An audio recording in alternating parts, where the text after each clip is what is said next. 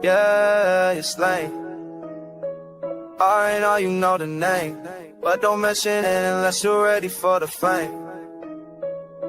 I'm just almighty lame, chillin' in my lane, but they keep on talking, tryna ride my wave again. Everywhere I go, I hear my name in the wind, but you ain't on my level, you ain't even my kin. They gossip in the shadows, but I'm shining in the sun. Buying all the game, we the only ones who run. You keep on mentioning, but you ain't ever done what we did, how we live, you just talking for fun. So stop mentioning my name, stay up in your lane. We are not the same, you ain't built for the game. Hey, you just chasing clout, we just chasing change. So stop mentioning my name, stay up in your lane. I see them online, always typing, never real, trying to get a piece of what they never gonna feel. I ain't got the time, I ain't got the chill for the ones who only talk but never keep it real. Wanting all the fam, loyalty in my veins. You just wanna ride, but you can't handle the pain. We built from the struggle, you just built for the fame. So why you keep on talking, always mentioning my name? So stop mentioning my name, stay up in your lane. We are not the same, you ain't built for the game. Yeah, you just chasing clout, we just chasing change. So stop mentioning my name, stay up in your lane. Yeah, keep my name out your mouth, that's the code. I ain't not forever, we stay on our roll. You do you, I do me, that's how it goes. Stay up in your lane, that's the only way to grow.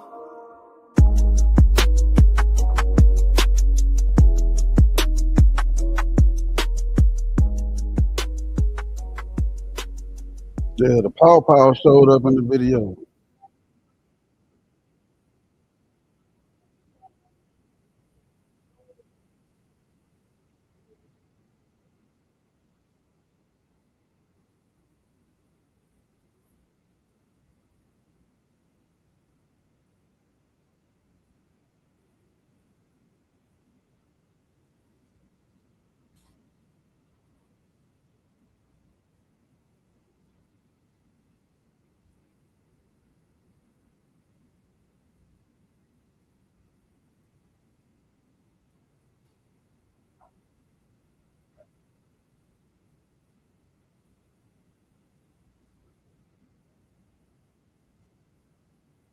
Stop.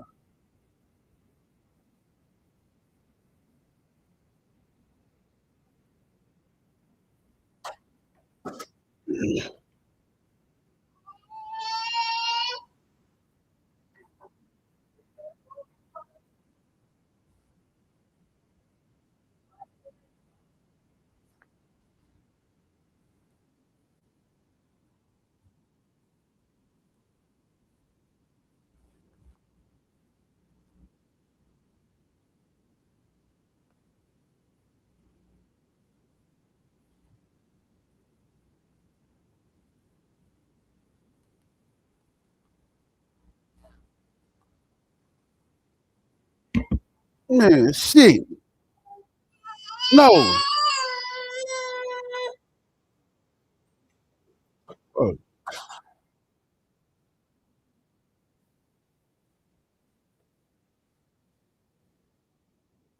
oh, man, the gun, man, they showed the Pow Pow in that bitch.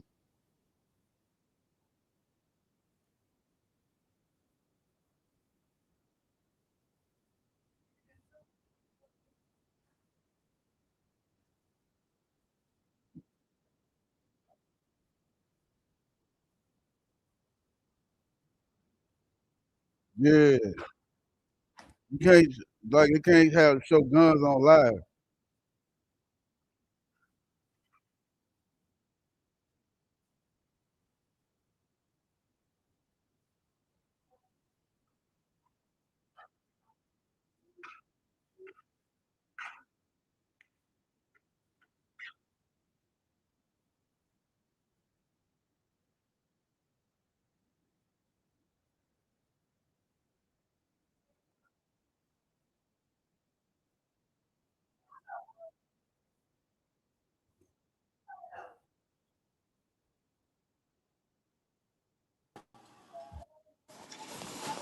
I understand what you was saying.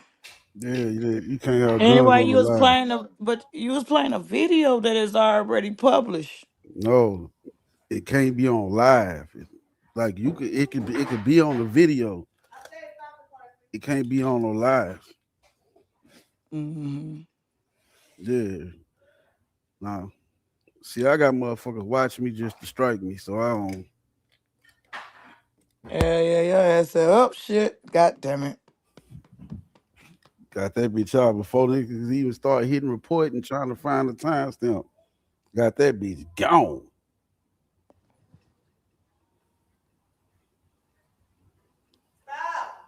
That's fucked up. I was having fun doing reaction. Damn. Nah, we need to go back to it.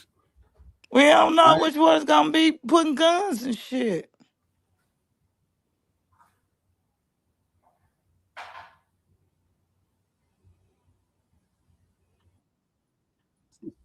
Ain't no guns in jail, so I'm done. These are rappers' most disturbing prison moments.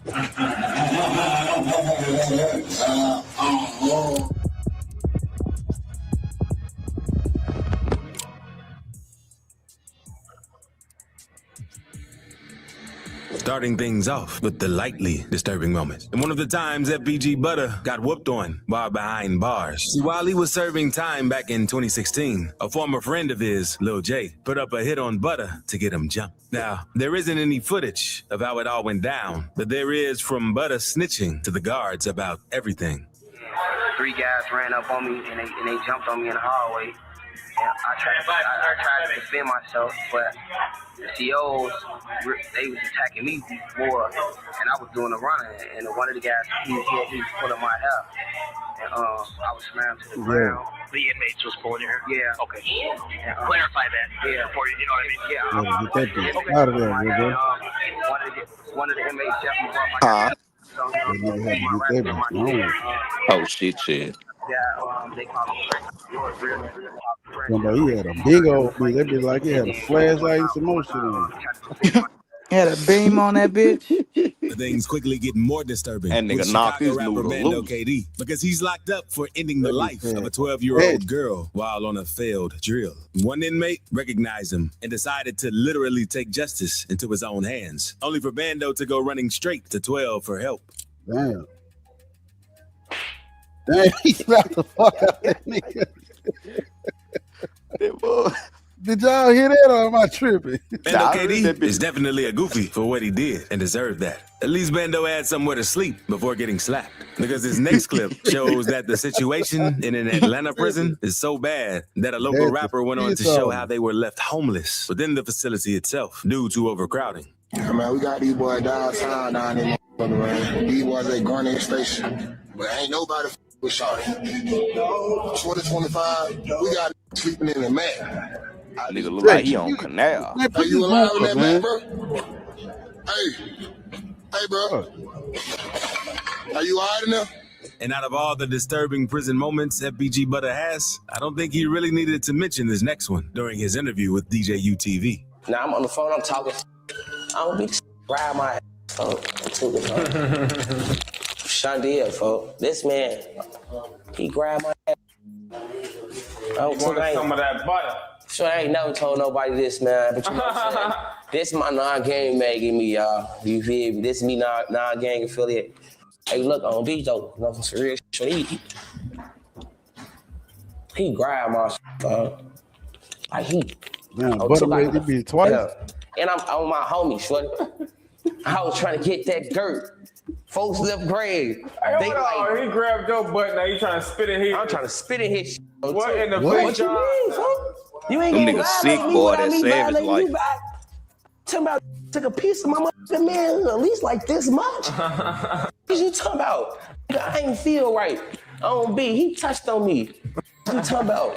And the video only gets crazier, because now, let's move on to the medium disturbing moments. Because what happened to Lil Baby signed rapper Dirty Tape behind bars is just crazy. See, he's been locked up since 2022 after hitting a 3-year-old during a drive-by, and he just became a target for his ops as soon as he was sent to jail. But by far, the wildest thing they've done to him is snatching his permanent grills and posting a story to make fun of him. That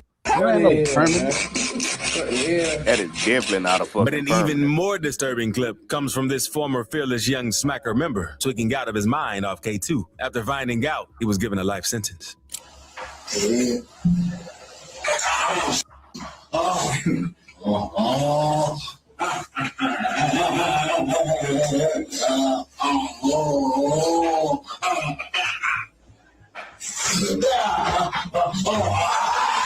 Demons don't do back bad, not gonna lie. And we're only scratching the surface when it comes. Say, y'all, if y'all ain't never been in that back, that shit is the most uncomfortable shit to be around ever in life, bro. When a nigga tweak off that mojo next to you in jail. That shit is highly disturbing.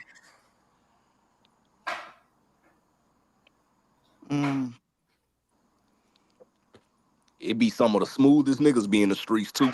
Be tweaking for them drugs. Nigga used to smoking weed. He going straight to that back and hit that mojo and flip out.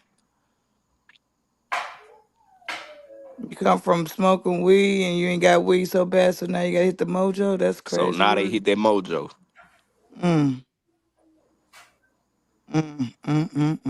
I swear to God, I done seen niggas I never thought of hit that shit in that bitch. I'm talking about real, like, smooth niggas. Nigga won't get high so bad, they in that bitch hitting that joke.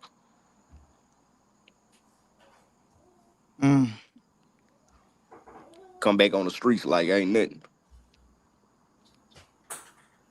That tripping. That's the worst fucking place to get high. Motherfuckers bringing that shit in from the streets, huh? Sneaking that shit real good. You can make your own shit in there too. All you need is like some roach poison and shit. Like rope spray and all that. Get you a barber paper, spray that bitch down. You got you some mojo. Y'all kids be on it tough in Louisiana, I ain't gonna lie. Things just keep on getting they darker. on it bad. Like when Atlanta rapper Inside a Menace was so high off the K2 that he held a random cluck from his block hostage while recording one of his freestyles. Halloween, like Michael Myers, this night. I'm not a good boy. I'm a man. Find my actions out the tree. 500 in his head. My young shit, I'm sorry about the life I live.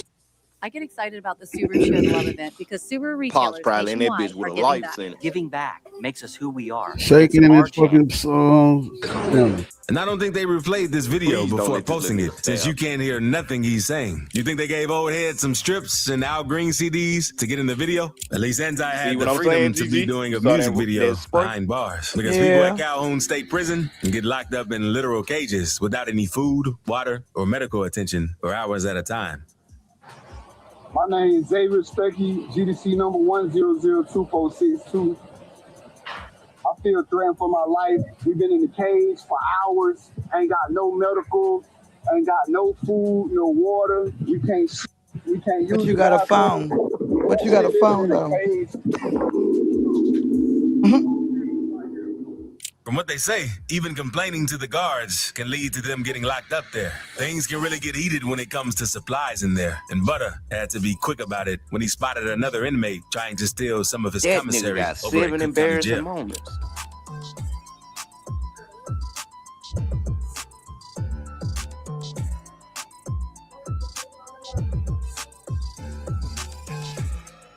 Good thing Butter was there to come out swinging, because that dude was about to run off with his store. But things get even more disturbing when there's money involved, like in this next clip where a rapper who used to go by Play for Keeps kept extorting one of his ops, and things get ugly real quick. I want 50. We want 50. Stop playing. $50 on cash. And say follow my Twitter. Say follow Play for Keeps. Say that. Say it. Wrong with you? Oh shit! It ain't funny. Get your out here, shouted. Get up out of here. And you really don't want to owe money to your ops in prison unless you want to end up like this next rapper. Yeah. Come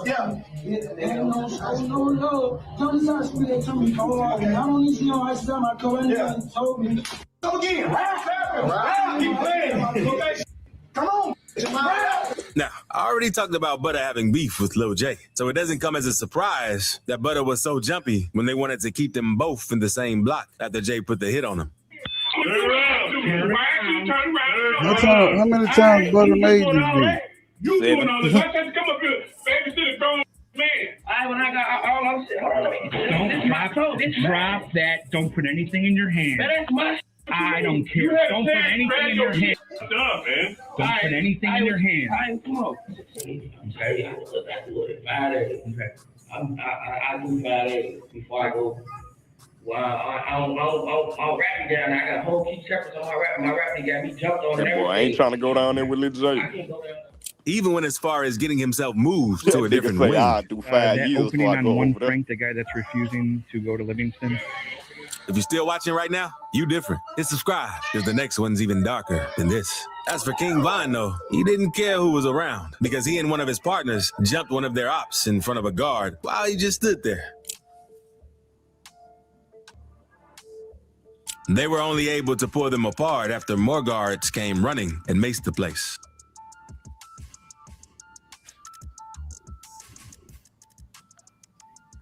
Even then, Vine just kept cool during the interrogation and didn't say nothing. What happened? I got mixed. Why'd you get made? Out in the hallway. You was in the hallway. Get the corner. Who makes this shit? I don't know. Somebody makes it. In the case of Atlanta rapper SRT Felon, he didn't want to do the dirty work and sent one of his members to smack another inmate for doing something dumb. Face the wall! Yeah.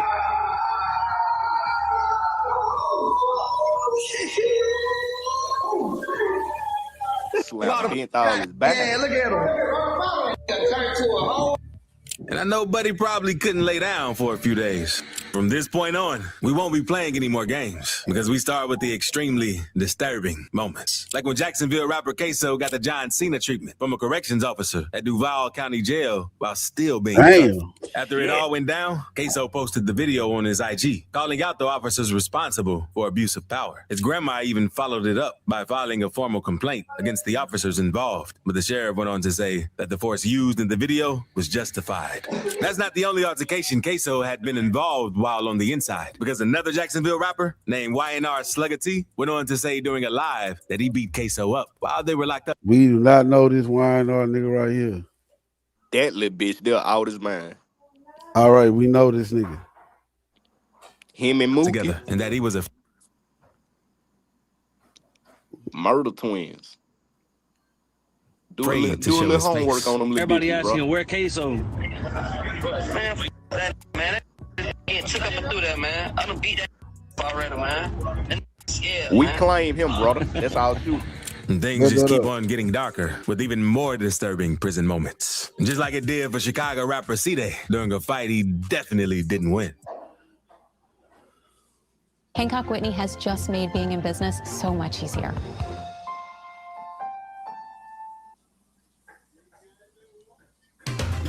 Welcome to the neighborhood. Yeah, welcome.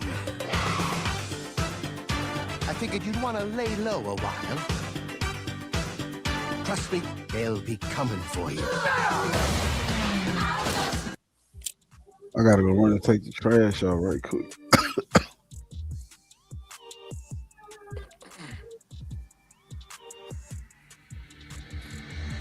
But that's nothing compared to what happened to one of Lil Baby's homies, G5, because they've been Yeah, terrorizing they him did that ever since he got nigga locked up. A few years ago, the video started circulating of him getting whooped on by a bunch of other inmates before stuffing him under a bunk. And it gets really disturbing. Damn G5, Lil Baby can't save you this time. I can't even fall Teddy, bro.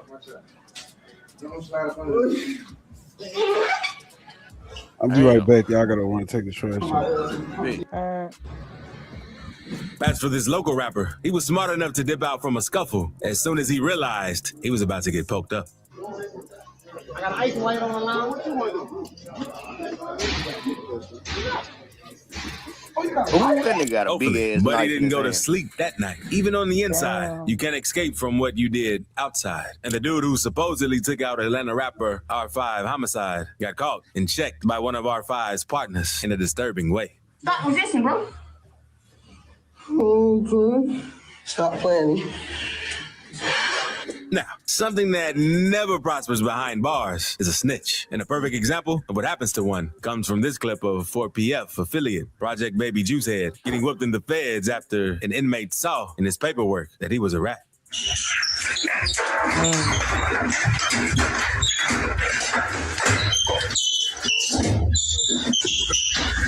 And I know Juicehead wish he had some yerks after that fight, as he took 1,000% damage. But Butter was the one who caught his op lacking and got into a disturbing brawl while the whole block was watching. Somehow, Butter looks more disturbing after the fights than during them, as you can see from this interview they did on him after getting into a scuffle. How am I getting? Hold on, let me ask me. Hold on. Let me get my questions out first. Do you have any place to protect the custody? No, sir. Okay. Do you want to press charges? I don't want to press charges. I just want to get that. Okay. Listen to me. Okay. You got anything else to state? Yeah, I do. Okay, go ahead. I just want to be left alone, bro. I don't care. I don't care about the sergeant, bro. I mean, sergeant. I apologize, sergeant. I don't care about the fame I hold or none of that. I just want to be left alone while doing my little time. That's me. That's all. You know what I'm saying? And now is when things get crazy, because we're getting into the most demon time disturbing moments. Starting with a 5L member getting shook down the road by a 4L member in prison. All after 4L rapper Baby Drill put some honey buns on that 5L member's head. Hey, throw it 4L. Throw it 4L. Throw it 4L. Throw it up. The beat weight.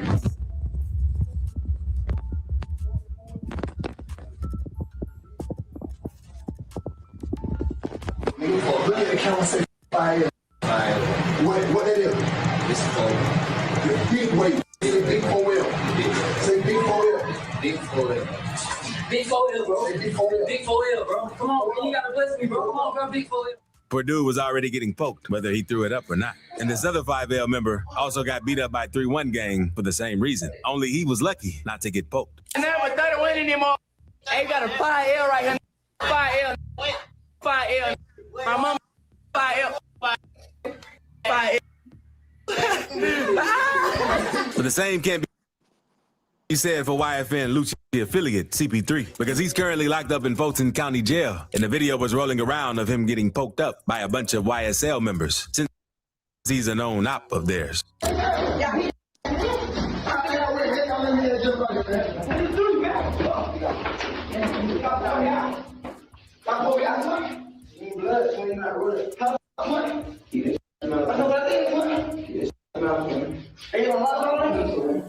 Thankfully, he was able to walk away from that situation, since it was clear they wanted to take him out. And things get even crazier at a prison in Georgia, with this next rapper from Atlanta trying to drown another rapper after fronting him some snacks and never paying back for them. Yeah, you made sense. I gotta tell you some messages. Bro, this man crazy. Yeah. Do what happen when you don't pay. Yeah. What happen when you don't pay? But at least the guy got the shower, because Doc Casket and some other members from his Casket gang gave one of his ops a swirly after he caught him lacking. Show what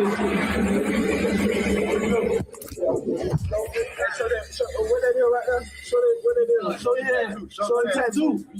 Yeah. Make him. Let me see that baby. Let me see that baby. Yeah. And remember about what happened to CP3? Well, YFN didn't let that slide. And right after it went down, they went straight to get a YSL member for revenge and posted a video of him tied up and getting whooped. Your neck.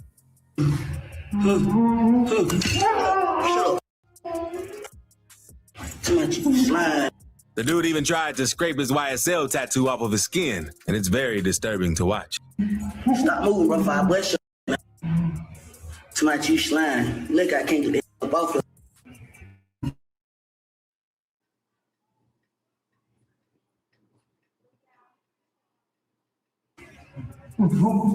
Stop crying. You went crying when you was slime. And speaking of disturbing rapper moments, one rapper got into a police chase with his baby mama and his child in the car, and another one was violated by his ops right after getting out of jail. So click this video to see rappers' most disturbing live streams.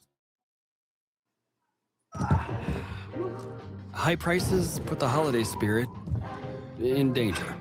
Whoa, whoa, whoa, whoa, whoa, whoa. Aldi just saves the holidays.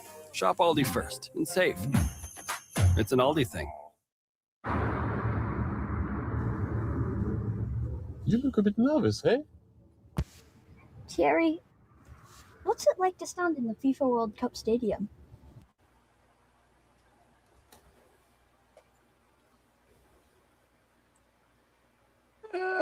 Shit. These are rappers' most disturbing live streams. Let's see the bells. You know, we saw that one, did it?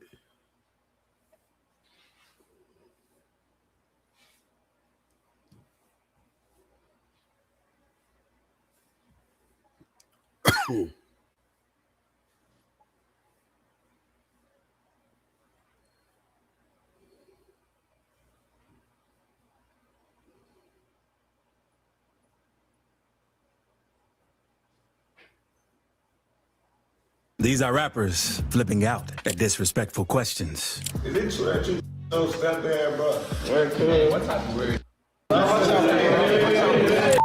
Quavo, do you have any thoughts on what's happening to P. Diddy in the trial? Any thoughts? Move forward, man. You want me to just get out of jail like these and just go forward, don't speak on shit. Just go forward and live my life. Just what to do? And we have to start things off with Young Thug, because he's been getting a lot of crazy questions on every interview he's been to after his snitching allegations came to light. So he ended up flipping out multiple times during a recent interview for the show Perspectives with Big Bank. Because after going at it for a while, Bank kept comparing Thugger's interrogation room recording with Yak Gotti's own interrogation with the police, since he ended up snitching on Lil Duke to have him take a plea deal. So what's the difference between Duke in the interrogation room and that interrogation room, you in the interrogation room? What's the difference? Duke never was in the interrogation room. I mean, like Duke. The difference with me and Yak's situation is Yak in the interrogation room telling that Duke did the crime. Yeah. Not no bullshit, no funny man. Go ahead, yeah. Ain't even no harsh feeling. I ain't mad at nobody, none of that. I live and learn. I want to know what the difference is. I want to know your perspective on what's the difference between him being in the interrogation room talking and you being in the interrogation room talking. The difference is he was locked up for these crimes. He told the police what Duke did. We ended up going off on Bank for asking it like that, since he wasn't about to take the disrespect and had to set things straight. I ain't bringing no name up. You acting like I'm in this motherfucker saying, oh, Big Bank Black, a nigga who the police don't know. I'm naming Superstar. The police know every one of these. You acting like I'm bringing the name up there. I ain't saying you. I'm just saying, I ain't saying you. I'm saying like the world. Y'all acting like I'm goddamn bringing up a name, putting a nigga on the police radar. Man, I'm talking about full-blown superstars. I'm talking about signing. I'm signed to Guap. What the f could I do to get Guap in trouble? By saying I was signed to him. Like, what the f can I say about to get Birdman in trouble? Saying that Birdman and Wayne got a problem, not Roscoe and Wayne. But it didn't end there, because just a few minutes later, Bank straight up told Thugger how he came home playing around and that he should have been more humble after all he'd been through, which just made him almost trip out on Bank, but it led to an awkward silence. I don't feel like you came home humble, bro. Enough. And I don't know. I'm just saying, I'm from the sideline. I talked to you when you first got out, first day you got out. You gonna live and call me on through. I was like, what I say? Call that, get home and get to it. Nothing else. I don't feel like you did. I feel like came home playing again. And it just kept on getting more heated from there, because Thug started getting mad at Bank for asking him why he couldn't just move forward. Then he just went off on Bank for asking the question in the first place. What the f you move forward, man? You want me to just get out of jail like these and just go forward, don't speak on shit. Just go forward and live my life. Just what to do? Yeah, I got blessed. They let me out of jail. What to do? Bro, that's a whole different game. You're not ready for it. Bro, man, this bitch gonna turn. Bro, I've been over there every day. I've been over that bitch. Yeah, boy, they talking about share that bitch out. That bitch gonna be shared out and all your people. I was all over that bar, and all the people. You're in the middle of this beautiful sci-fi environment. That bitch, You're seeing the intrigue, the espionage, the alliances form. I can't. I don't know, man. 2 years trying to heal it, but you know, I'm a heal in the midst of the fire. How am I heal in fire?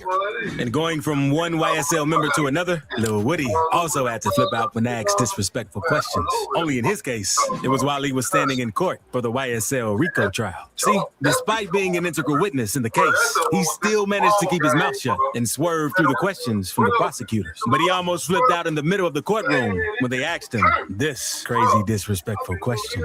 About how old were you all when you took this picture?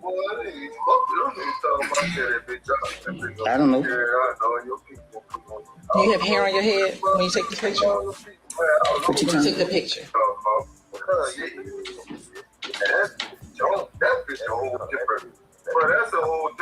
What's in his mouth? Like I got hair on my head. Okay. How long ago have you been bald? Man, cut that shit off next time.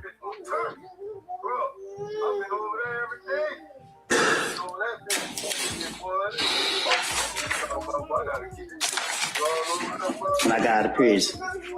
So this is before you went into prison? This is an old picture. And that's what I need to know. Thank you very much. And Woody might have been able to hold it in then, but he completely went off on the prosecutor after they kept dragging him to court over and over to ask him the same questions every time. I'm telling you again today. I'm gonna tell you every time you keep asking me a question, because if you want the truth, Yo, I'm telling you the truth. man. So my question to you, I'm not done talking, because you keep asking me, and I keep telling you I made these things up. You're trying to make it seem like I was telling the truth about what I said, and I'm telling you I wasn't. And you're sitting right here, keep asking me. I'm tired of it. Keep telling you that. You keep going back to interviews I told police. You're playing the calls. Each one contradict each other. If I was working with the police and I was scared as I pretend to be, I would have been in protective custody. I'm in the streets every day. And all the people I'm afraid of is y'all. Y'all sitting right here, locking me up, knowing I'm lying, trying to make me do what y'all want me to do. I'm tired of it. Y'all can leave me alone at this point. Y'all bringing me here every day. I don't get no sleep. Every time I gotta go to court, I stay up all night. My brain is in overdrive. Like, y'all doing too much, bro. Like, come on now, y'all gonna do the law, do it the right way. Leave me alone. I made it up. I'm telling y'all, Lil D told me to say this. You hear the call, I'm mad at Lil D because he wouldn't say what I want him to say.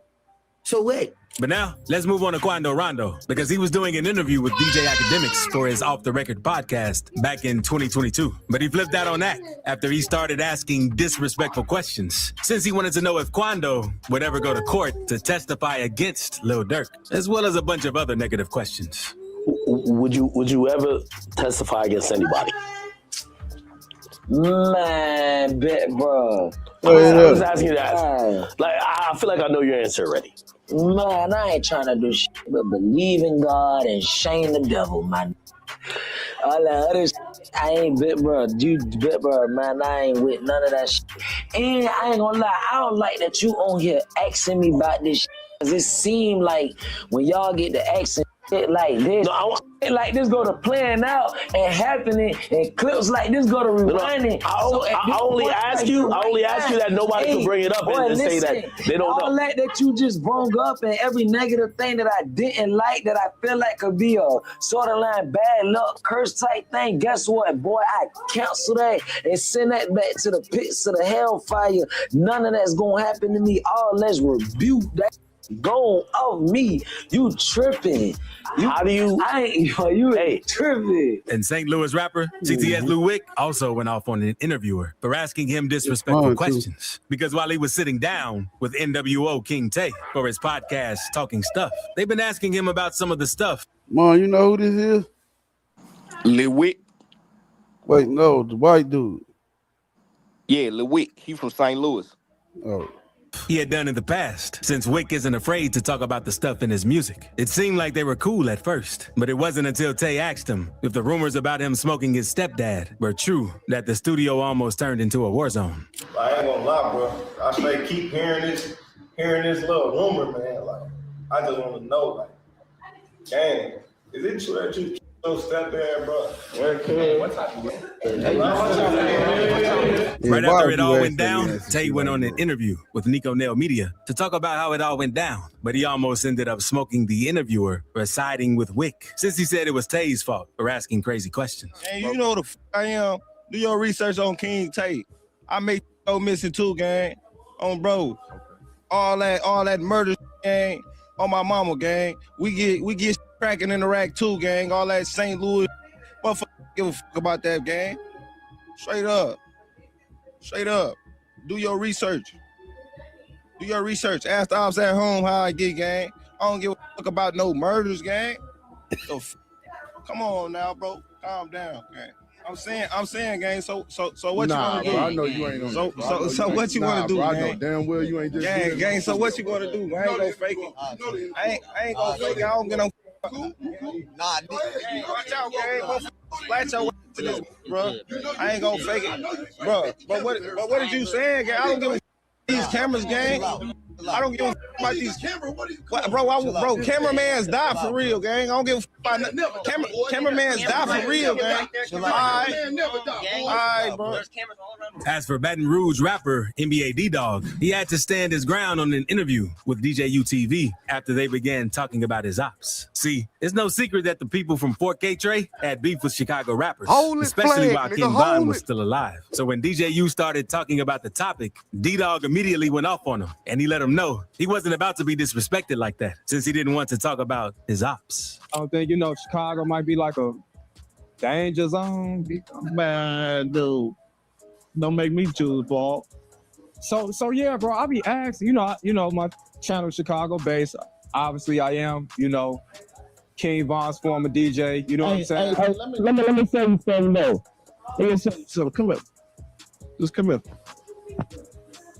But look. Hey, look. Oh, look. What's this? Hey, this how this show like that motherfucker. Chicago come to that motherfucker rank and take over. Hold this. What the? Hold what? Your life? Hey, man. Hey, hold this. Hold your life? Man, hold this flag, man. Hold this flag, bro. Hold this flag, man. Let's do the interview, brother. Hey, man, this interview.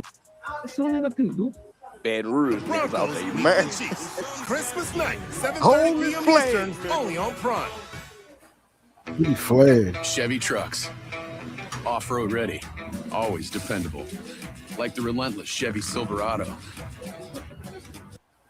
And another Baton Rouge rapper who flipped out at disrespectful questions was BBGD, because back when he was still for the streets, he showed up in a documentary that Hood Rich Kevin was recording to showcase one of his most dangerous hoods in the United States. It didn't take long for Kevin to ask something crazy to D, since his trademark face comes from having survived getting shot 6 times. But D was quick to check him for the disrespect. My cousin is rich. He brought you back to life, bro.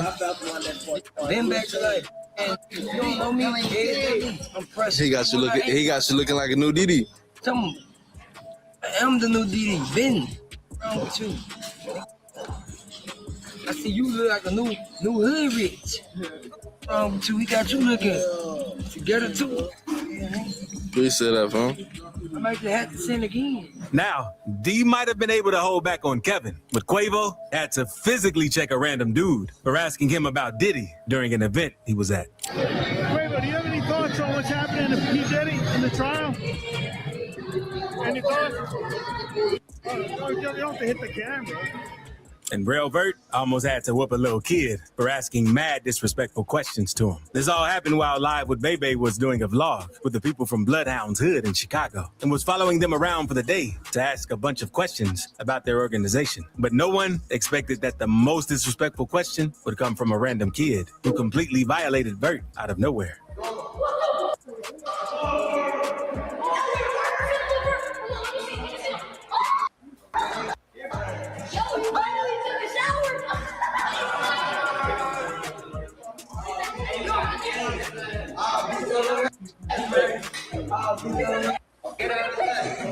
Hey.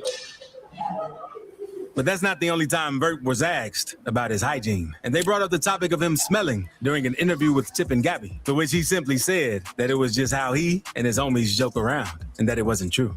Another thing that you've been going viral for, which the fans are speculating, is a smell coming from you because of the facial expressions or something that your friends was having. Look, that's like, if my homies felt that way, they wouldn't even let me record no video, and come outside. Once again, and that's how like me and my homies play. Like don't know. Like I do the same thing to my homies. Like it just that was caught on camera. You understand? The internet gonna take whatever they gonna take it wrong with. I sting right now. Another Bloodhound member who flipped out on the fan for asking disrespectful questions was Q50. See, while the rapper was doing a collab alongside Von Comby, one of his streamer friends began playing too much, asking Q50 over and over if he wanted to have a boxing match. But he let him know that he didn't want to catch his hands because he would end up sending him up top if they ever got into a fade. Hey, let's get boxing gloves. Wait, we on the boxing. Hey, I ain't gonna lie though. Hey, on my dead. You ready to shut? I got something for you. Nah, on some cool stuff like this. Hey, look, we cannot fight out when I box. I can take you right outside. Stop the door. Stop the block. I ain't lying. Now look, on my dead, we get in the gloves, and if you hit me on my right hand at Jesus Christ, I'm gonna name my face. I'm a fuck on my dead. Listen, I just mercy on my granddaddy asses. I'm a fuck. So stop. Hey, look. Look on some. On my gonna be paying him on look like not even on no stream. On my dick, I'm gonna stop playing with me. Alright, on my dick, I'm gonna fuck you up for real, little boy. Stop playing with me. I'm gonna smack this you. Alright, I was trolling for the stream. Stop trolling, then. Stop playing like that. On my dick, I'm on the grave for real. Let's be cool. I ain't even no funny right now. I just mercy on everything. I just mercy on every dead homie. Just chill. Alright. Be cool, folks. 607 Nut also had to go off on another interviewer because while he was doing an interview with Cam Capone, he got pissed that he brought Blueface into the conversation since he didn't want to talk about other dudes during his interview. He even went as far as to start talking ill about the baby Blueface had with Kashawn since it would get more views. Well, they're saying that he's in there fighting everybody. Come on, gang. Why are we talking about Blueface? Blueface not even really famous, gang. Talk about this dude funny, bro. They got the retarded baby to talk about. He said Blueface not really famous, gang. He had to grow on me, but that nigga is hilarious. He is, bro. He had to grow on hilarious. me too. He is though. Why he do Blueface like that though? I think Blueface ain't really famous, gang. Tell you one nigga who broke his motherfucking character. Who? That nigga DW Flame and 4 Extra. Oh yeah. That nigga was playing and quickly stopped playing when them niggas said, boy. What is this?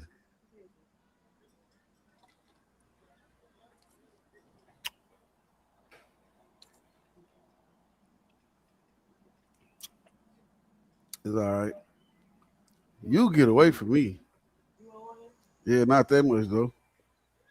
Old niggas always gotta taste some shit.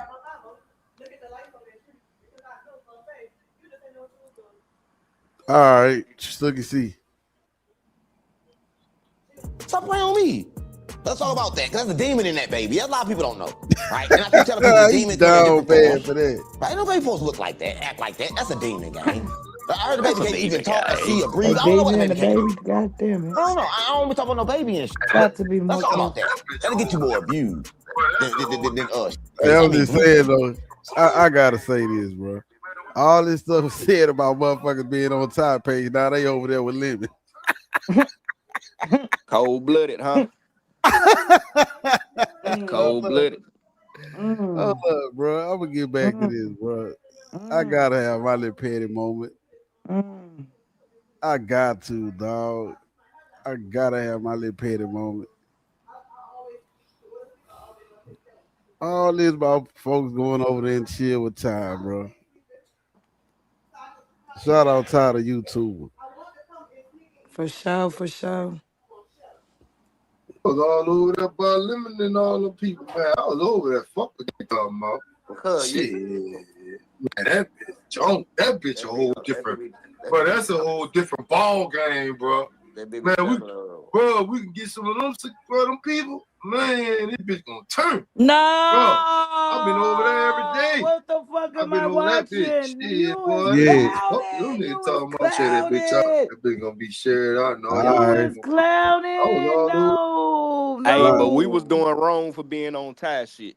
Not Miss Shakur. That We shit must crazy, took bro. a wrong turn somewhere. Hold on. Miss Shakur, I need you to keep that energy. You said I saw No, her be I was not monetized, here on the panel. I was not a witness. But we was wrong for fucking with my nigga Ty though. You feel me? What the fuck? One more Fuck time. all over that by Lemon and all them people, man. I was over that. Fuck what you talking about. Shit. Just like you fuck with everybody else that talking bitch a whole about. different. But that's a whole different ball game.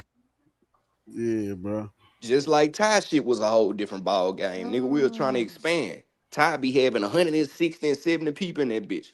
When we was over there, everybody was calling us every name in the fucking book. Now niggas going hang wrong with known you know what. Like, man, say, bro, this shit here, bro. Man, boy. I just want to put that on the board. Was that I'm glad too? We were just Hey, glad. That shit crazy. I was not ready. I'm telling you, bro. That favoritism shit, idea. all that shit, man. But niggas was looking at us like we wasn't even human. Bestseller. You feel me? Do it. Damn, that's cold-blooded. Receipts is crazy work. Crazy work. Come on, man. Hey, what happened to the drink? Damn. Niggas looked at us like we had diseases when we came back over here. Like, what that is you eating? Nah, everybody be over there because that bitch be jumping. Oh. Well, what the fuck you think we was at Thai shit for? Don't look like pizza. Come on, man. We gotta stop that pussy ass shit. I know that's right. I know that's right, Mom. I know that's right. Man, people had went in. Oh, my mother-in-law. I can't really. I have to become Darius now. But people went out their way to, like one say, dehumanize people for going chill with a solid person. Nah, that's a fact. That's a fact. Yeah, it's a fact for sure.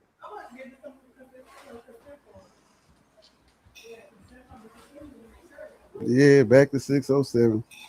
Because there's a demon in that baby. A lot of people don't know, right? And I keep telling people the demon come in different forms, right? No baby supposed to look like that, act like that. That's a demon, gang. I heard the baby can't even talk or see or breathe. I don't know what the baby can't do. I don't know. I don't be talking about no baby and shit, but let's talk about that. That'll get you more abused than face. I mean, Blueface. So why on me? I don't talk about no Blueface. Now, let's move on to FYB J-Man, because he also had a heated moment with an interviewer for asking disrespectful questions. Back in late 2024, the Chicago rapper went on an interview with Say Cheese and Mo3 manager Rainwater to talk about one of his upcoming projects. But things were heated from the start between J-Man and Rain, since he thought he would talk crazy. First of all, why the fuck is Rain here? We gonna start that. Why is he here, Sean? Like, is he here to troll me? And he was right to be on edge, because it didn't take long for Rain to talk about the hit on FBG Duck. So Jay went off on him for talking like Duck was just another body. Was what genuine, bro? The Tay Savage or the Dirt? The Dirt. You know it was genuine. Like, that's stupid. But that's just stupid. Nothing like that. That's stupid to think that it wasn't genuine because he never had to do it. Why the fuck do you have to alley hoop a 63rd? Why a 63rd alley hooping a 63rd? What the fuck is that? Tell me how that's gonna help his case, Rain, since you so smart. How the fuck is that gonna help his case? Why the fuck is he still locked up then? If it was Junior, have Mama Duck up there. Man, that's cap. That's cap. And you sound like you mad because it wasn't Mama Duck. Other mama. You sound like you mad because it wasn't them. And he had a mother that represents them and all their kids on my door. When he didn't have Duck, Mama Duck up there. Why? Because I got Duck tatted on my back. He know what the f going on. Why? The same reason I was at Dirt Show with a 63rd chain on. Stop playing with me, gang.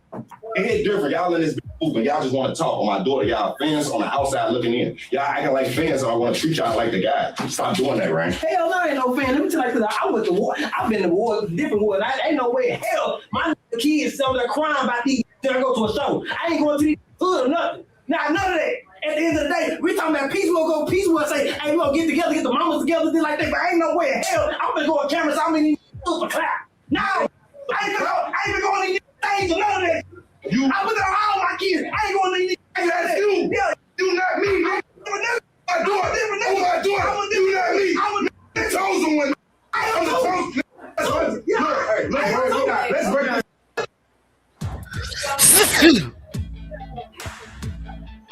Thank you.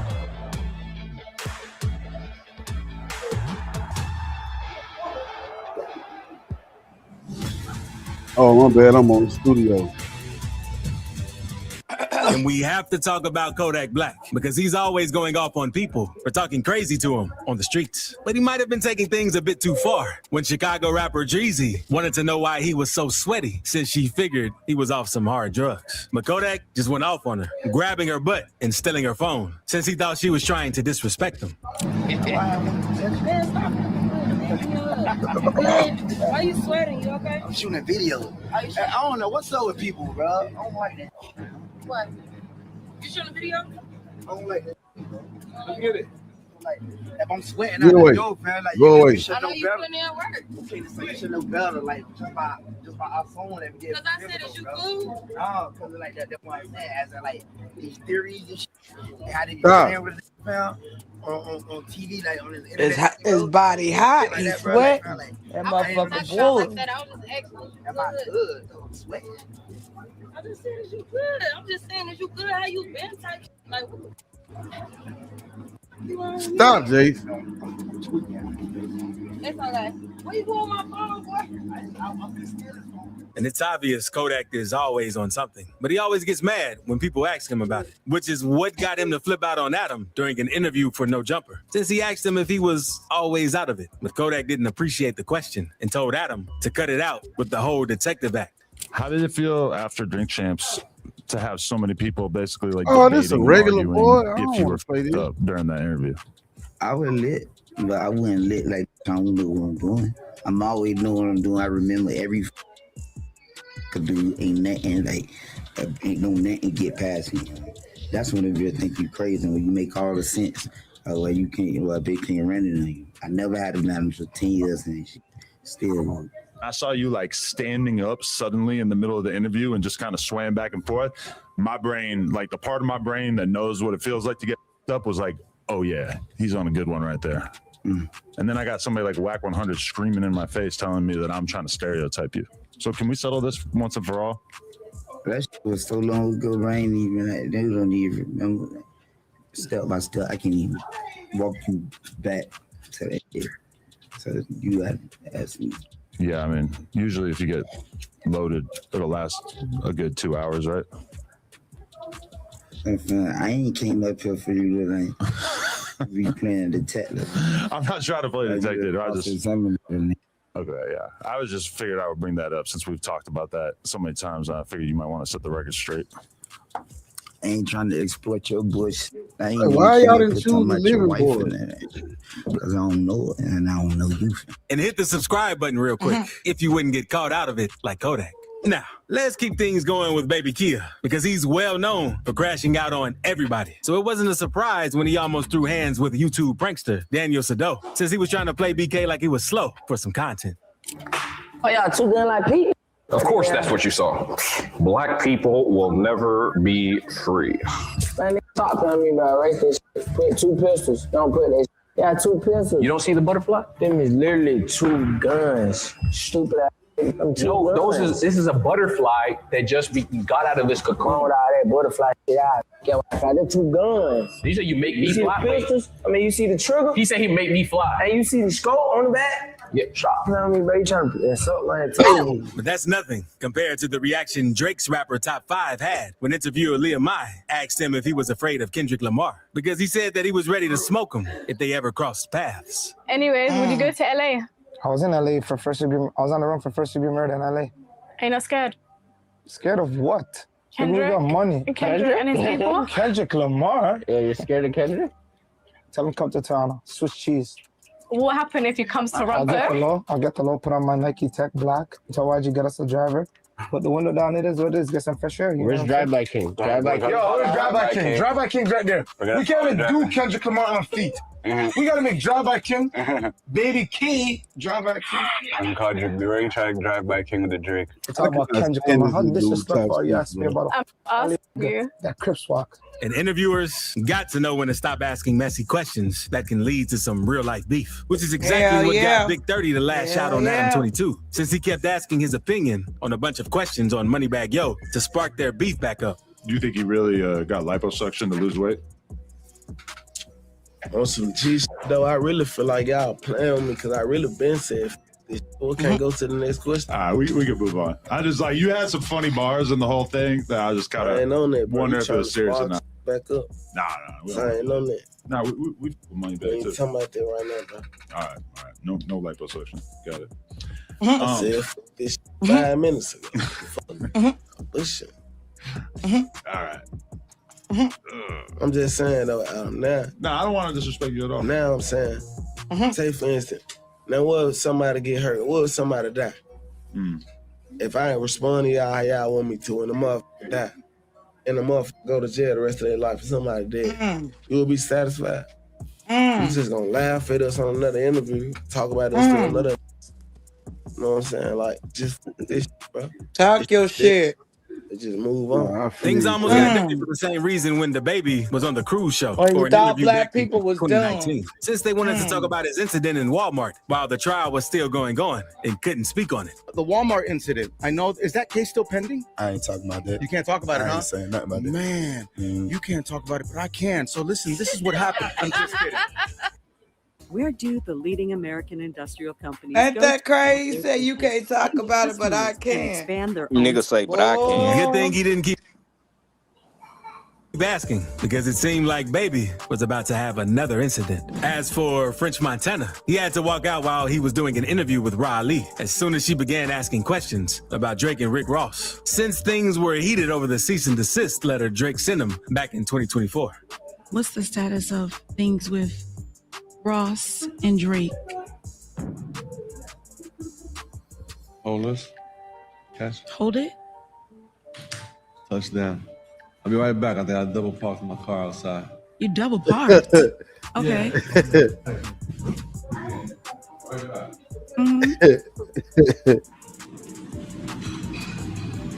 Where is he going? He double I parked. think he lied.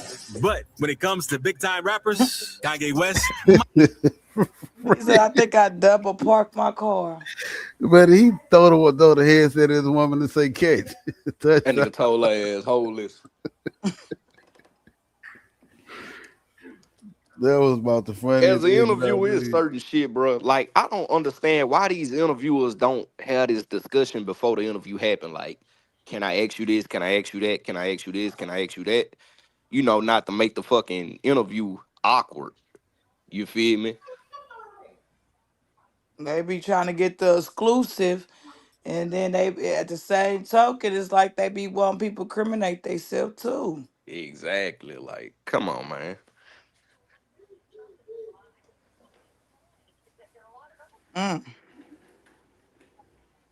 might have the most memorable walkout during his interview with Piers Morgan back in 2022, because he actually managed to tell him off on live TV for asking him dumb questions, all before putting an end to the interview when he kept getting disrespected. I have a question.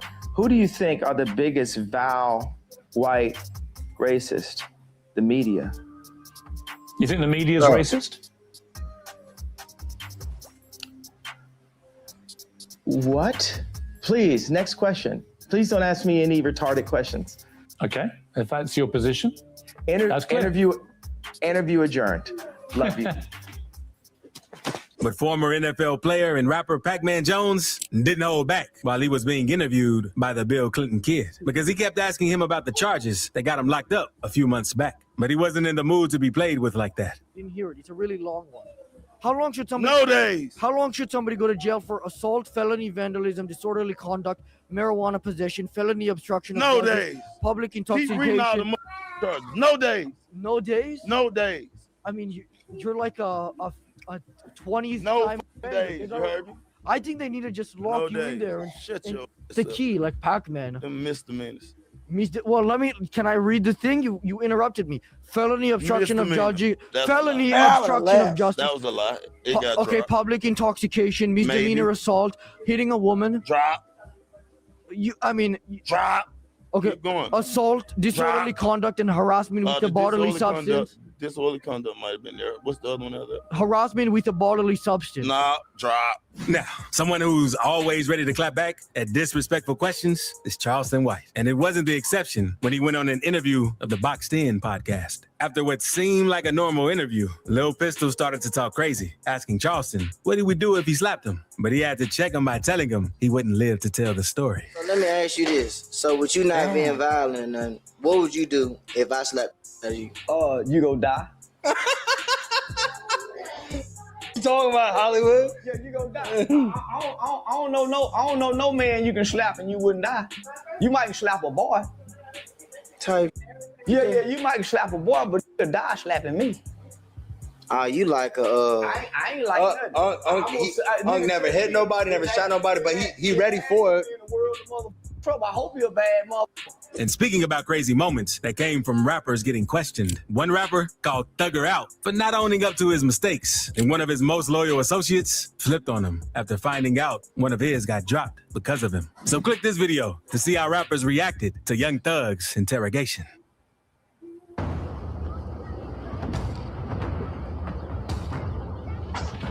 That motherfucker said you gonna die. He said, shit, you can slap a boy.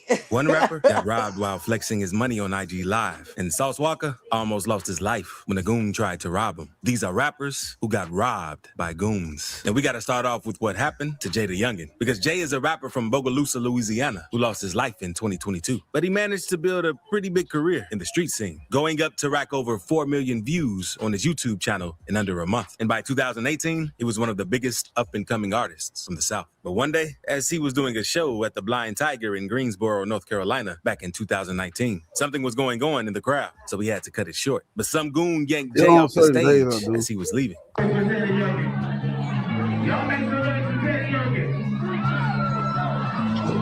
You just need to watch out. It was then reported that he'd had his chain snatched, even though he tried to play it cool on his Twitter, telling people not to jump to conclusions, and that his ATK chain just fell off and someone stole it. Right after the chain got stolen, some guy went on live to brag about Jay's chain. I'll show that, but y'all know I gotta show for what?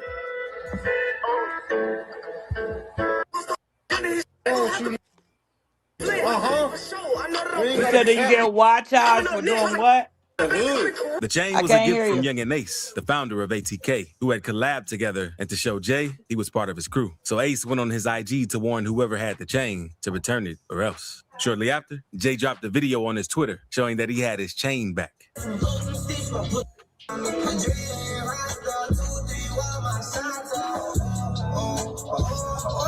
But that's not the crazy part, because then rumors started to float that the guy that had snatched the chain, a man named Aaron Thomas, was found dead in his house just the day after the chain had been returned. But one of Aaron Thomas's friends, Lil Murden, spoke about the situation, saying that Aaron had nothing to do with the chain and that Jay and the guys from ATK were just trying to make it seem like they caught a body to get the chain back, when in reality, Jay had paid him to get it back. Bro got his chain took. I got it back for him. You feel me? I wasn't even gonna speak on how everything was going, but he got. Hey, bro, you ever heard any of his music, man? Mine gone.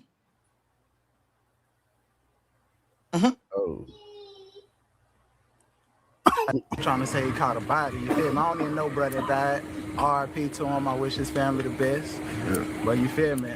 The guy that took it. I was talking to him. He even went as far to FaceTime the guy that had actually snatched the chain on the video. That man ain't had to do with that situation. You feel me? I could call him that snatched. Right here, that took the chain. Right here. Just like Jay, Lil Mosey is another rapper that made some waves back in 2016 after making it big on SoundCloud. But he's had more talk from controversies than from his actual music. And in 2019, he was hanging out with his crew when a group of gangsters pulled up on him, told them to stand next to the wall, and took all of their chains and any jewelry they were carrying. All while Lil Mosey kept saying that he didn't want any problems. You know, like it's the issue. I'm not even tripping about none of this, bro. I'm just talking about the video. You just gotta respect that my video. It's not even respect that my brothers, bro. You gotta respect that my brothers, bro. Like, so I don't even know why you ain't one of them. Like, you just gotta respect that all my family. Bro, we just talking, bro. One of the goons kept talking about respect, so rumors started circulating that they pulled up because Lil Mosey had some beef with them during one of his only concerts a two of while them back, things and it on was there. all for get back. Sometime later, a couple of guys managed to get the Yeah, chains the back and ones took you them to a collect. jewelry store, only to realize Yeah. they were fake. Maybe that's why Lil Mosey and his crew were so quick to give them up in the first place. What it do? Hold on, it's supposed to turn what? Ooh. Hold on, is that?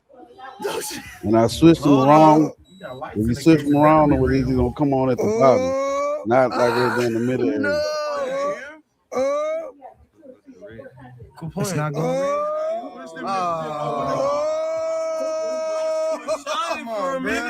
But Bugatti Casino got a hard check for being in the wrong hood because he was chilling in his car on an IG Live, just hanging around and chopping it up with fans. When a random guy approached him and told him to leave because he was parked in front of his crib. Ain't you that rapper?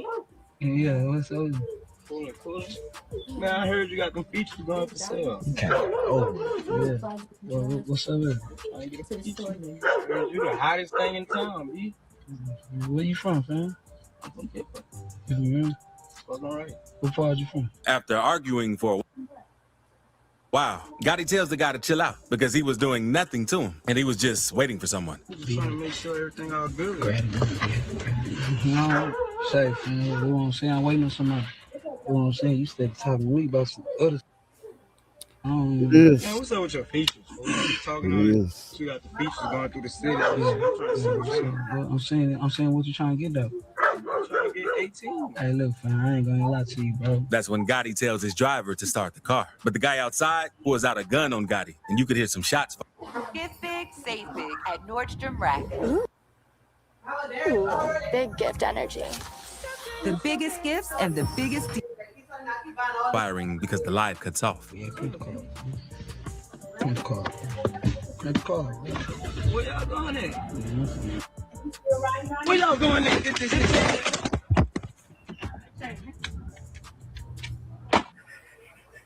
It's not certain if someone got hit because Gotti just kept on posting and releasing music as usual after the incident. But that's a crazy way to take a live from 0 to 100. And this Now you got fingerprints on my bag. How am I supposed to get home to you? You always trying to keep me at your house. You know I can't see. You know I can't see because you did some. You always put your hands. This other rapper also got into some trouble during his live because he was out talking to his fans on Facebook and he decides to start flexing his bankroll. This car stops 3 6 inches blocking.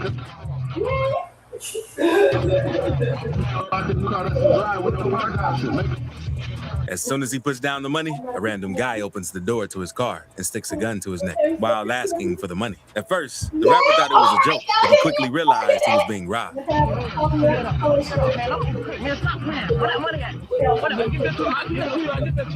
As soon as the guy leaves, the rapper starts driving away, saying how it was all a setup because he knew exactly where. You was that a recent clip that you slide in there? Was that like a recent, like a couple of days ago or something? Or was it an old one? Nah, that was just today. Shut the fuck up. You a motherfucker. Hey, that's somebody else clip. You ain't see what's the name? Put it in the chat. What he said? And I wasn't looking in Let the me go chat. back I right was just quick. happy to see you just slid that bitch in there. I didn't know if it was old or new.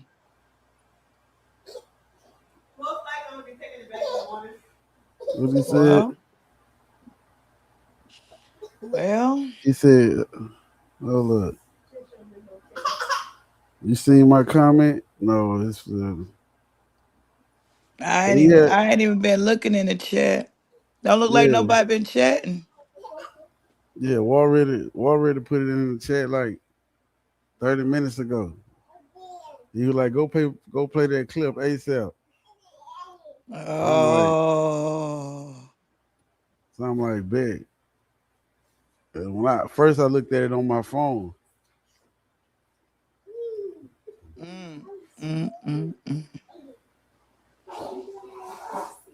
You ain't gonna do no commissary on it. I mean, a commissary. You know what I mean? Commissary. Commentary. No, it ain't really much to say, man.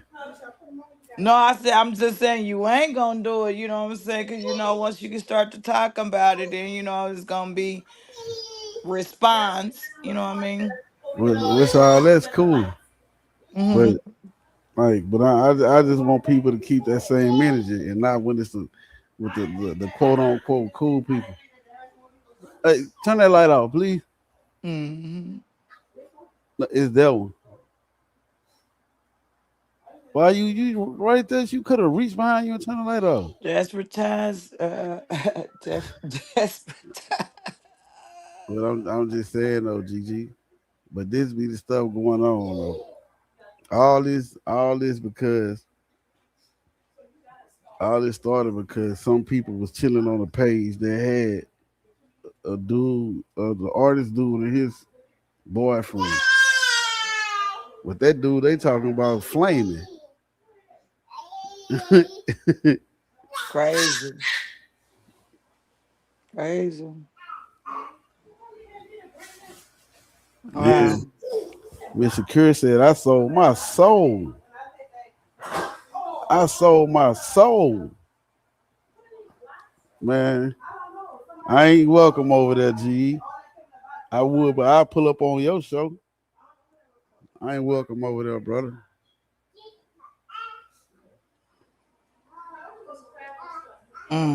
But I mean, a lot of people lately been turning to over there lately to help them out with their numbers and shit. I ain't gonna lie, I've been seeing a lot of that lately, especially in that small town. And I know people been keeping their eyes and their ears to what's been happening over there, so I could see why that person could be moving like that too.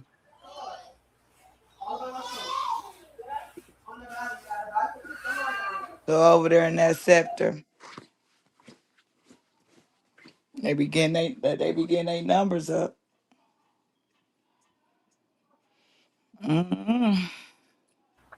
man, I don't know, G. I ain't lying to you, bro. Right.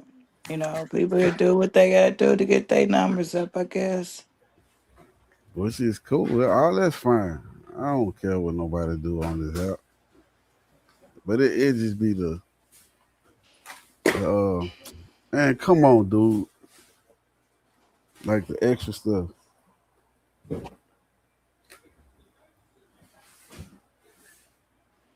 At the end of the day, Lane, you gonna come out good. You gonna come out good, Lane. You is. You gonna come out good. You know what I'm saying? Your season gonna come. Your season's gonna come. And when it Yeah, come, yeah, I'm gonna just keep working, man. I'm gonna keep working. it's gonna come. It's definitely gonna pay out too. And everybody who stuck behind you, man, them gonna be the real motherfuckers. What up, G? They gonna be GG, real. happy holidays, man. Thanks to Listen, you, bro. man, bro. Since I've been knowing you and Diggs, and this is some real shit I want to talk to you. I forgot yesterday to hit you back, bro. I never instigated with somebody that I really fuck with you and Diggs, bro, because I genuinely fuck with y'all. And the shit I be fuck with you, bro, just be on some play. You know how I fuck with you, I man. know, You G. feel me? I Yeah, know. yeah, yeah. I never, ever, bro, you know what I'm saying, will want you and Diggs, bro, from the bottom of my heart to really to go out and hurt each other, brother. So that's why I always fell back and never said anything to instigate no shit, because I really fuck with you and Diggs, like how you fuck with my cousin, bro. Because I really fuck with y'all. You feel me? Right. Same thing with Judd and Cole. Man, I never told Judd to go fight the Cole. You know what I'm saying? Because I really fuck with y'all. You feel me? I do Right. my thing and troll, but man, I wouldn't want to see nobody on this motherfucker really like to crash out and hurt themselves. You know what I'm saying? And I still be trying to figure out, bro, like, how did it really go wrong with you and Diggs, bro? Because it should be fucking me up. You know what I'm saying? because I really don't know like how I really just like, you know what I'm saying? You know, like I never like wanted y'all to like bump and you know what I'm saying, like get to where y'all at right now. And that's real, bro. No, I already know that, G. Yeah, that's why I never like instigated the shit or nothing like that. Cause if I fuck with somebody, I fuck with them, bro. And I fuck with you and Diggs. So that's why I never like instigated on anything for nothing though, for y'all to like go out there and do, you know what I'm saying? Yeah. And that's real, bro, because I fuck with both of y'all. So I still be trying to figure out like how did it really like get to where it's at? I still really ain't got no genuine answer. Man, I tell you this, bro. Whenever D's ready to have a real conversation, bro,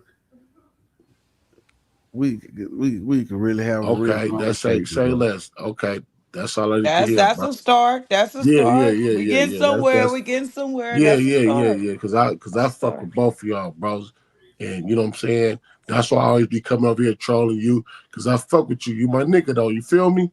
No, I know that. Yeah, you my guy. So that's why I never like, you know what I'm saying, told hey man, I fuck with Lane. But Lane know I fuck with him, Diggs, so I fuck with him. But I mean, I would never want to see even Cole and Jet. I never like want to put no battery in nobody back. Like, hey man, y'all need to go out there. Nah, man, that ain't my thing, man. But this right here, though, you know what I'm saying? You know, we definitely gotta get this shit straight. Yeah, bro. Whenever motherfucker ready to have a real conversation, okay, we can have a real conversation, bro. Okay. I was just trolling Gigi on my G shit because I fuck with Yeah, I Gigi. put it on my community wall. I seen that bullshit. Man, you know, for real, man. But okay, it's all good. Like I'm gonna try to, you know what I'm saying, bridge the gap with this shit, bro. Because I really fuck with you, Lane. You know what I'm saying? Like, no, I know that. Yeah. You my nigga, man.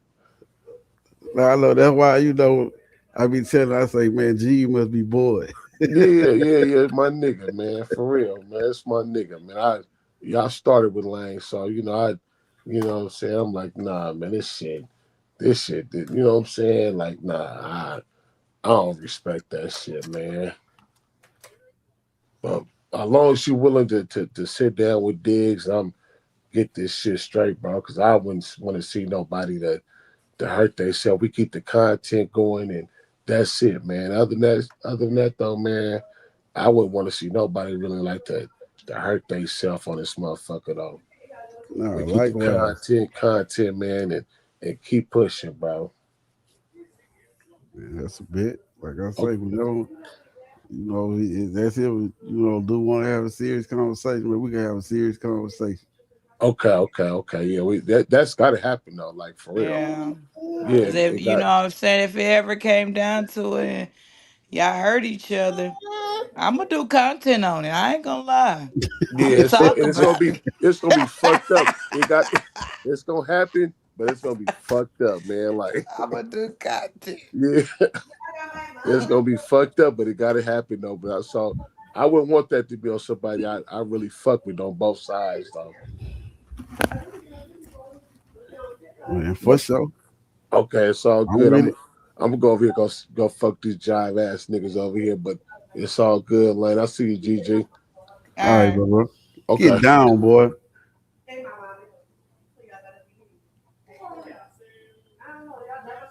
CGG, I'm growing. Yeah. I'm trying. Yeah, you is.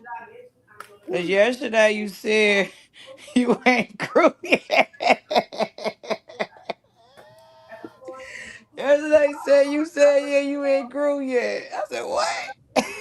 Talk about you ain't grew yet. I said Lace is something there. Talk about I ain't grew yet. Shit. But you definitely I definitely see you making it. You gonna do good. Yeah, because remember back when I ain't really had a subs, it was really just a pastime. But then, for some strange reason, I was like, man, let me go to the YouTube studios. Oh, my partner on the spot was telling me about some stuff in the studios, and I was like, wait, you can get monetized with this? Whatever. I'm like, hold up, man, let me. And then I just started getting on here. Like that was a goal, almost like a milestone. And I started celebrating every little milestone. Like, okay, we got 200 subs, y'all. Well, you put in a lot of hard work and you put in a lot of motivation, dedication to this thing. And every day you show it. You know what I'm saying? Even if you do take 1 or 2 days off every now and then, you feel what I'm saying? You put in too much work. So hard work always pay off no matter what. That's one thing that's guaranteed. Never lies to you. Hard work always pay off. When it comes, nobody knows, but it's gonna come. Right. You know what I'm saying? It's going to come. It's just gonna be wake up and one day it's there. That's all I can really say for you. You're gonna wake up one day and it's just there. It's just there. Now what you do with it is on you. But it's Nah, gonna for real. come. Yeah. Yeah, like I be it been this just been my little whole thing, right? Cause I'm gonna keep it like I'm gonna just go ahead and just say this and be totally honest. When all this stuff happened, right? I seen this sector push a line so hard on me, GG. And I'm like, damn. But y'all ain't even do this to them people over there. Them people, like, man, why y'all pushing the line so hard on Lane? Like, these people that nigga been on the panels with for the past year and a half. Almost 2 years, like, damn. So, how you come out saying, well, I kind of knew this was going, hold up, what you mean, homie? It ain't never been no problem.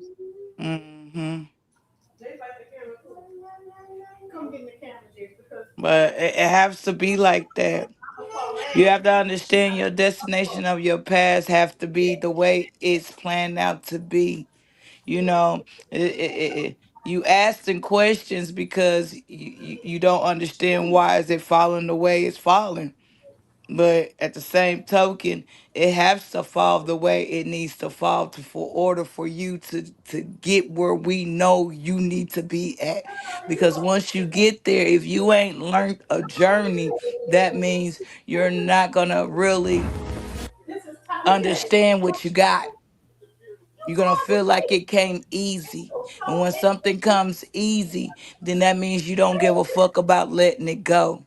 But anything that you work for, you will not let Yeah, somebody snatch it from you.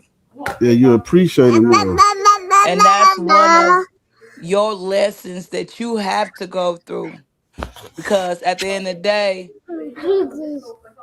if something comes easy to you, you probably wouldn't. Like, you wouldn't give a fuck about it. Right. Versus if you work hard for it, you would care. So those are lessons that you just, you have to go through more harder things with you. And that's gonna always be your journey. Your journey in life will never be easy. It's just something, is what it is when it comes to you. But when you get there, it's gonna be, man, you wouldn't change it for the world.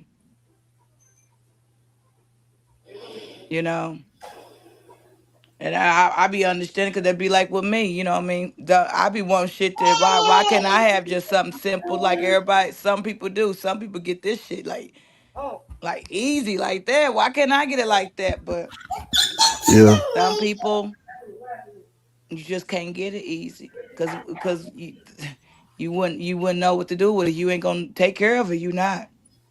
You wouldn't give a fuck about losing it because you would think it, well, shit. If I got it once, I could get it twice, and that's not how it goes.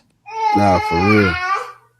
Cause look, I tell you this, but see that's why I kind of like the way, I get my subscribers. They come too infused, but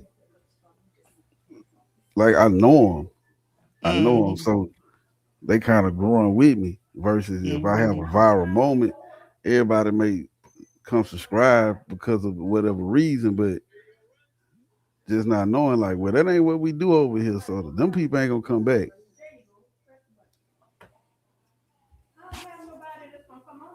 Sometimes it ain't about what you don't do over here. Some things is just about when you get new people. You just show people how your channel is ran, and you allow people to sit back and like you and enjoy you instead of telling, we don't do this, we don't do that, we like this. No. Sometimes it's better just to shut up sometimes and move in silence and show a motherfucker. I'm not saying motherfucker like a one, but new subscribers. You gotta open your page up to new people. You have to. Right. You can't be a small church forever, a family church forever. That's not your calling. Your calling never to be that. You can't force yourself into being something that is not designed for you to be. Right. You gotta grow with your opportunities are coming to you. You gotta grow with them. Hey viewers, how y'all doing? Hey y'all. You just gotta understand that it ain't nothing you could do. This is what you work hard for. This is what you strive to do. Then now you gotta elevate yourself each and every time. You're doing content now. So now you're going to bring in more people that's interested into the content that you're doing. So you just going to have to. You have to let your people know we're not here to run out people. You know what I'm saying? People got to sit there and greet people when they come in, even if you don't know them. Thanks for watching the show. You know what I'm saying?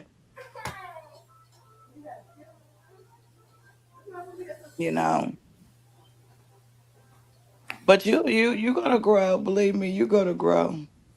You're gonna grow. Hey y'all, I don't usually go live on here because the most I ever get is 1 or 2 views. And plus, you got a good team of men that got your back though. I mean, man,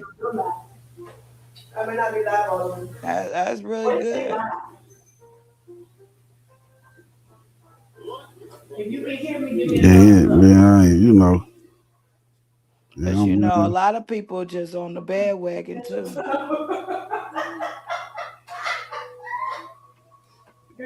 I'm gonna keep going, GG. I ain't gonna let. Keep going.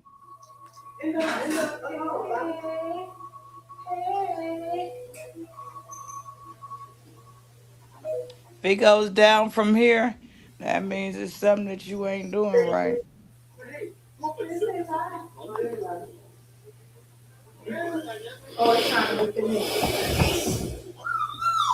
Girl, she done balled the whole pot. I'm not finna get up. You see how comfortable I am? Yeah, you gotta peel it too. Well, I'm not finna do that, man. You don't see And start putting stuff in your title more professionally. I do. Like I have been in a way, like, but when I just be making these little quick lives, just the jokes and. Yeah, but you could always change your title at any time. Yeah, I want to start making pre-recorded videos too. You could just chop your videos up, your live videos up too. When you ain't doing nothing, go and pick one of your lives, scan through it, make about a 45-minute video from it, and post it as a video. You could do that, chop it up, and then give it a good title. This trying to be based on You know, especially when you have certain people that might have a name for themselves, for they trending, like the dude Stan G when he came on here. You could have went back in there, made when he was on your panel, could put that into a video and post it and drop that the same time that the No Jumper interview, where it would have went down the same algorithm type of shit, where after the No Jumper went off, maybe your video would have came on. It would have followed behind it. It would have trend behind it.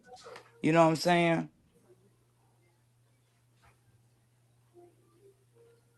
And then you Yeah. have other people on here, like that one time when that KP dude come on here. When he come on there, come on and hit your panel. All right, shit, you chop that up in your live, chop it up, make it in video, post that motherfucker. You know what I mean? Title that motherfucker right. You know what I'm saying? So just utilize each and everybody that shit that best fits you, to be honest. I mean, shit. Just learn how to, play the game more better without feelings. I always remember YouTube is designed not to have feelings. No feelings. You got to realize, put your feelings in your back pocket and sit on them. Like, YouTube is designed to not have feelings. Feelings will get you fucked up on this YouTube. It will hold you back and it will stop you. I'm not saying don't care about people. That's not what I'm saying. But feelings is a no-no. Nah, you could trust and believe if my feelings was involved, I wouldn't be doing this. You know, the only thing you care about is the people in your background. I'm not saying don't care about people. That's not what I'm saying. But this is a business. YouTube is a business. It's a business at the end of the day. It's business. Now, what you choose to have personal, you do that on your own time. But when you on YouTube, it's a business. You here to make money. Stop.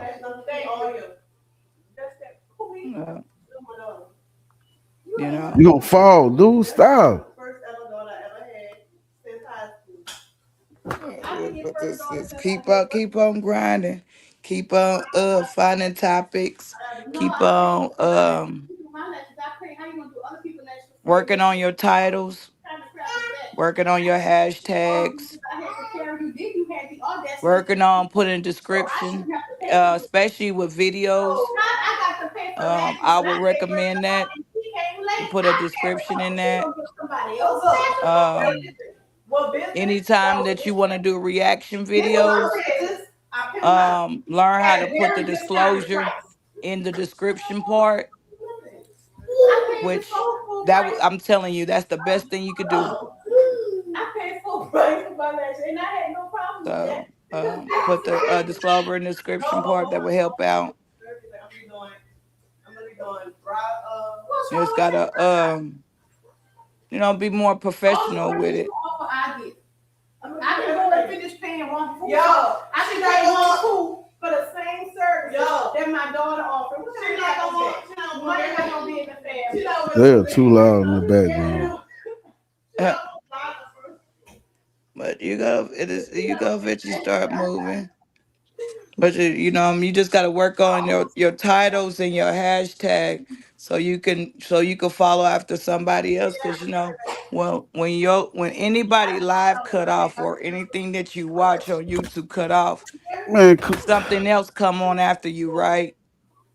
Your goal is to make sure you come on after that. See what I'm saying? mhm. And when you go to your your YouTube studio, the app one, right? And underneath it, I mean, on one of those I can't think right now which one it is, but it will tell you what your video is trending after. And your goal is to try to get yourself to trend after somebody that is trending. So if Charleston White is trending good, right, you will want to trend after him. Cause right when his shit cut off, then your shit cut on. So that means there's a good chance that people might continue to watch. You see what I'm saying? So that's the whole point of learning how to title and hashtag your stuff right. Help me understand. I don't understand, y'all. Help me understand. You know what I mean? You might get trend after Glad or No Jumper or somebody like that if you keep doing it right. How I get her personality, y'all? She's old. You might start trending after them. Believe me, I had a couple of my videos trend after good people. I remember that's how I got 10,000 views on one of what's his name? I forgot what that damn comedian name called. He in Georgia. A seafood boil. Damn, I can't think of his name right now. Supposed to be decorating the Christmas tree for the baby. And it'll come to me, shit. I can't think of him. Oh, what's the score on the game? I got to figure this out. Oh yeah, and never over hashtag too. FYI, never over hashtag. Stop. Give me here. You hear me, Lane? Yeah. I don't no.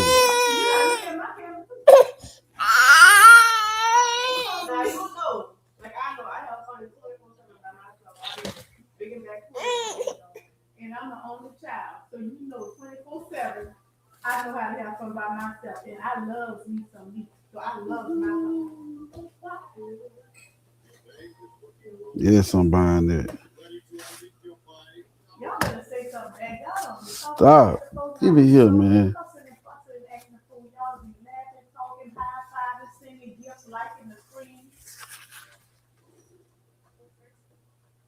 Hey. Melissa said make her eggnog. She said make her egg something. You're gonna fall, dude. That's right. Oh my. That's right. That's right. Do you do videos? I ain't never paid attention. Do you do videos? No. Oh, okay. Yeah, just go through your lives and chop up the good ones that people on your panel, like the good ones. Shit. Man, I got over 600 some videos. I got so much content, but they be over here trying to strike though, Gigi. So it's like it really be hard. Like just dealing with the people over here in this sector, they kind of kill the fun for this shit. I'm gonna keep real with you. Shit, I know what you mean. I ain't even monetized. It be pissing me off. I be seeing everybody else get monetized like I don't want to be monetized. I want to be monetized, but since I'm hated, everybody strike me. I can never get monetized.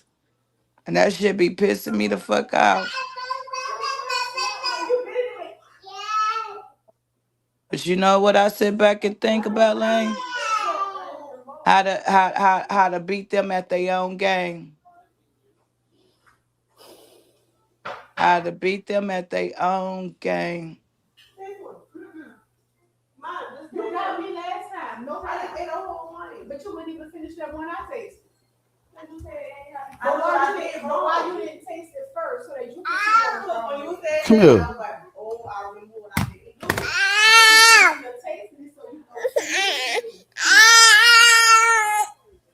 Stop. CJ should be on his way home from the UV. Spit it out. No, it don't have to be spicy, but it has to at least have some kind of taste. You're right, it don't have to be spicy, but it should taste like something other than onion water.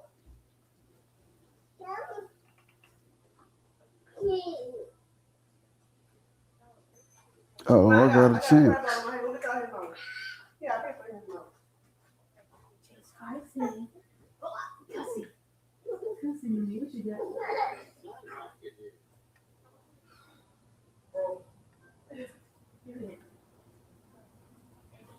Man, this dude really gave this man my old fucking do you boy, have bro. do you have someone that that is on your team is trustworthy? Yeah. But then, you know, you probably need to have them where shit, maybe they could go in your videos and start editing some certain ones and make them into videos for you.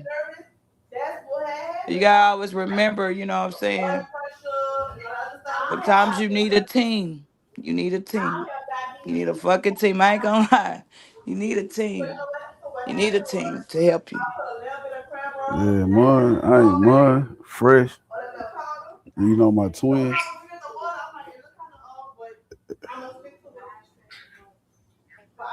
Who your twin? You know who my twin is, Gigi. I know you lying. Yeah, my twin. I wouldn't trust that motherfucker with a goddamn. No, you don't. 19,000 viewers, baby. How many you got? 2. You messed up your life. What you doing? You got 2. Don't mess with the camera. Let me like my own video. Boom. Y'all ain't gotta like it. I like it Straight, let me see. Oh, girl, you don't do that. I just gave my look. I'm liking my own video. You know, somebody did my video over 20,000 times, and guess what? I thought it was gonna be the likes on my wall whole time. Come on. Stop, Let's dude. go, ho-ho. Give me some likes and some love. Y'all show me something. Let's go. That's for mom and daughter to do. That's for both of us. Do it just for me. Damn, they loud. That shit starting to aggravate me. Shit. I got the red coming through though. Me and my daughter do it. Y'all better tap this screen. All right, y'all, come on. Let's go. I got the red horse. You gotta get more people sharing you out, and you know what I'm saying? And you gotta move around. That's one thing you don't do. You don't move around. You gotta move around. You gotta start moving around. I ain't lying, bro. It be a little bit too much of the extra shit going on around here. You got to move around. You got to move around. They want to hear how we hands and rebuke the devil. Clap that teeth. You got to start moving around, showing people, you know what I mean? Clap that teeth. We did good. Clap that teeth. My granddaddy taught me because I was doing this. She said, that's strong. If not, then shit, you gotta Those have who watch field me, people some to move bitch. around for you. You gotta have field people moving around for you. And I just if you walk in because I have a walker, I have some stuff that I need to be giving away. She has so many toys. I have so many new toys. Hey, y'all, come on in. Well, hold on. Let me talk like where I'm from. Come on up in here, man, because we got a seafood grill going on, and we about to just go on by and eat the doggone thing and share with all of y'all. Baby, it goes down in the end of baby. The 504 is where it said, if you don't know, now you know. Where you from, man? Where you from? Sound like they on live they damn self. They all getting on my fucking nerve.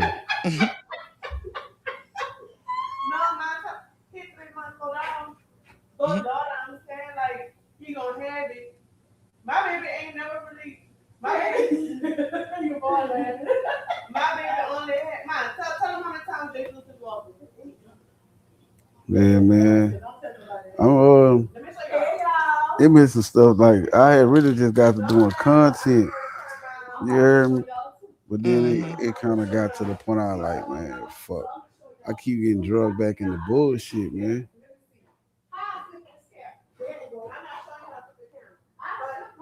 Like I say, bro, I'm gonna only go for so long before I let motherfuckers just keep playing with me, man.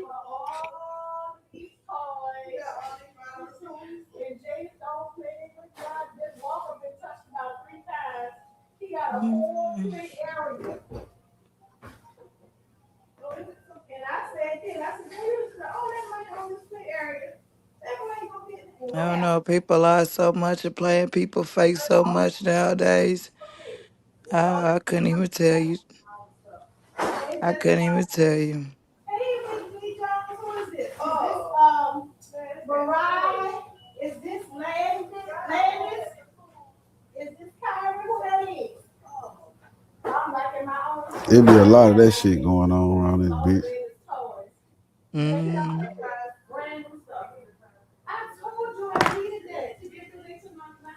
But it's some solid people on here though that I ran across. It's some solid people on here. Yeah. Yeah. Yeah. I agree. I agree. I definitely agree. I done watched. Definitely agree. Like I. Everybody, she got the calls to do the most. Yeah, I hear. Everybody's sitting up, huh?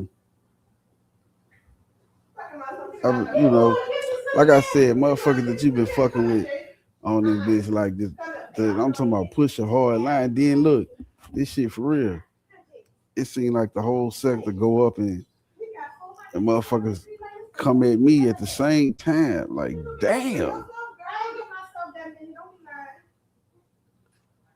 It seemed like the whole sector break bad on me at the same time.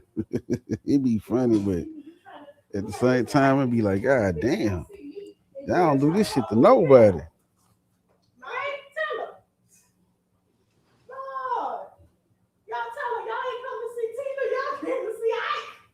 I don't know. I never really seen it, so I really don't know. I never really seen the setback and watched the shit that be happening to you to keep it 100. I really haven't. I hear you. I hear you talk about it, but I really never really witnessed it for myself. What people are doing to you, really. Not saying it's like, all right. Let me put it to you like this. You know how some motherfuckers like been want to tell you stuff and say stuff to you, but they wait till they wait until this going on and you got something going on with other motherfuckers, and then they pop out the woodwork. Now these motherfuckers got so much shit to say. Like, damn.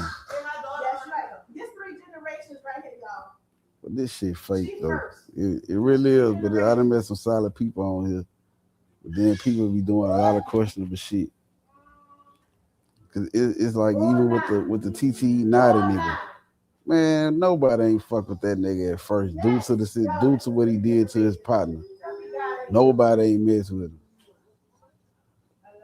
But now everybody, you know, my stance ain't never changed. I'm standing 10 toes, regardless.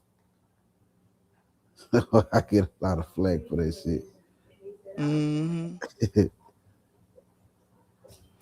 As you should, but shit, you gonna talk about him? Shit, you gonna have to start getting your content to trend under his name, cause I know. I don't want no content out, dude. Oh. Yeah, Okay. I don't want no content out, dude.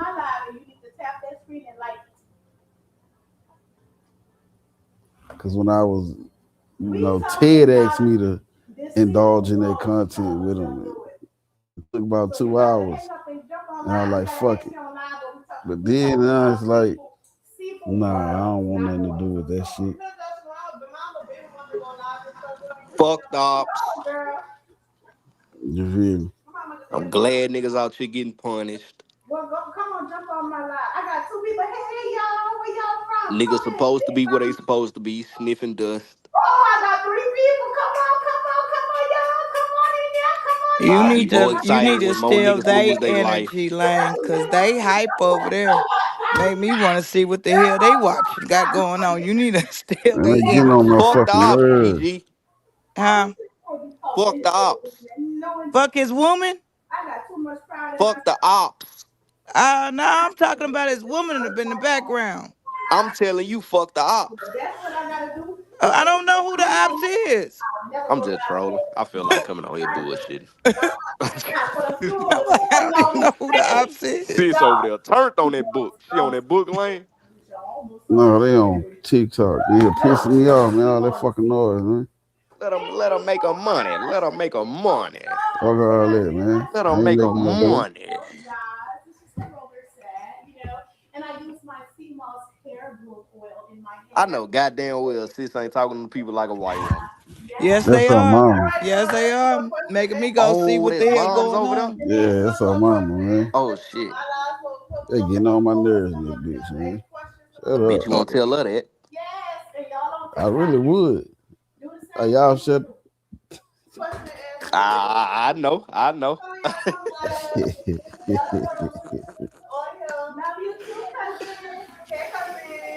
Darius, oh my gosh. Y'all, my cousin came on here. What? Somebody loves me, baby. Oh, no, they singing and Man, that everything. bitch singing. They over there turned. Man, let's go over there. I know, right? We about to leave lanes right now. Man. GG, We let's about to go go over on there. that shit. Come on, Come y'all. with us, Lane. I know you too, girl. I ain't going over there. Y'all ask a question. I'm forward. Y'all know what Lane was finna say. Man, I ain't going over there, man. That shit trash. Man, that shit is trash, man. I ain't fucking Look. He's my baby girl, my sunshine. I have my oldest son. He's my firstborn son, my promise child, and I have my baby boy. So no, they all have Somebody loves you, baby. grandchildren, and they all Oh. I don't think that Lil Wayne singing too. that God sit damn, yeah, down we need to thing go is over there. gonna happen. I don't think it's gonna happen. With who? Nah, As it I ain't. said it yesterday, try to see if you'll do it. With who? I don't think it's gonna happen. Man, G popped off. You know how that a nigga. And I like, bro. I have a serious conversation with dude. Man, niggas can't have no serious conversation. You can't come back from that shit. And I'm gonna say this here because I'm a real nigga, man. I ain't got nothing with dude. Like, niggas really don't even know how this shit started. Like, I heard niggas saying how it started. Woo. I know how it started for real. I know how it started for real too. You That's hear why me? I wanted Like, to be honest. I could tell was- niggas how this shit started from the beginning for real. Y'all know Mungo keep that shit all the way gangsta, all the way thorough, no sugarcoat, no none of that. I don't know how to sugarcoat. I ain't a pussy. I've been raised around gangsters. Man, I know how this shit started firsthand. And if y'all want the ilk, I'll run the ilk how this shit started. Run it up, brother. Right. Not only that, is it gonna be online or offline? I'm finna run the ilk online. Fuck all that. Run it up. All right. Man, this how this shit started. You hear me? So this ain't start from this specific situation, but I'm just finna throw in a little bonus.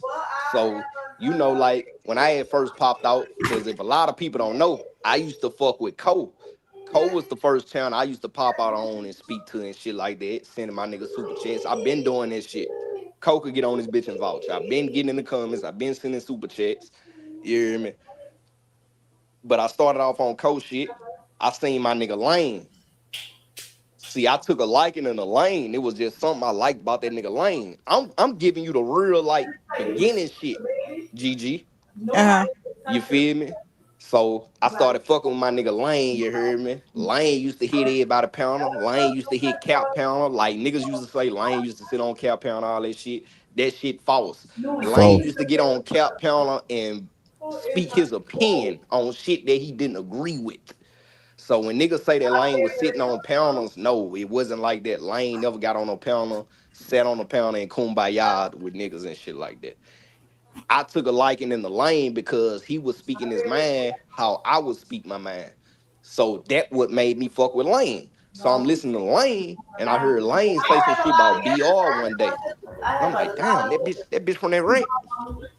So happened, I started fucking with Diggs' page. You feel me? You feel me? Because that's the side it was up on. Like everybody over there turned up. You hear me? Like I fuck with that type of shit. I started fucking with Diggs, you hear me? Sending Diggs super chats. We all in different age groups. Lane started going live. So when Lane started going live, instantly, I'm going to fuck with that nigga. You hear me? Like, I was waiting on that. Like a real nigga going live, yeah. Lane made me pop out. I'm in Lane chat typing this shit. We talking about some real shit that done happened in Baton Rouge. And he picking up on that I know what done happened around here. So he probably like, man, that little nigga really from that rack. Man, you got to hit the pounder one day. I fucked around, dropped my nuts. I hit the pounder.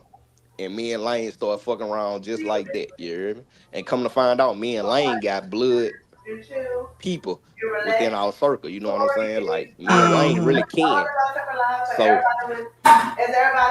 fast forward, Lane going live. Niggas ain't even fucking with Lane because Lane figured out he could do this shit. You know, he could do this shit. But we all still fucking with Diggs now. Like, it been plenty of days, man, that bitch Lane to be live and that bitch Lane to be like, man, say, brother, that bitch Diggs just went live. I'm finna end this bitch. Let's go over there. And we do just that. We go over there and fuck with Diggs. So fast forward, woo-woo, my brother doing this shit. Niggas ain't coming over. Only time niggas will come over, like, once every 2 weeks when some shit really pop off.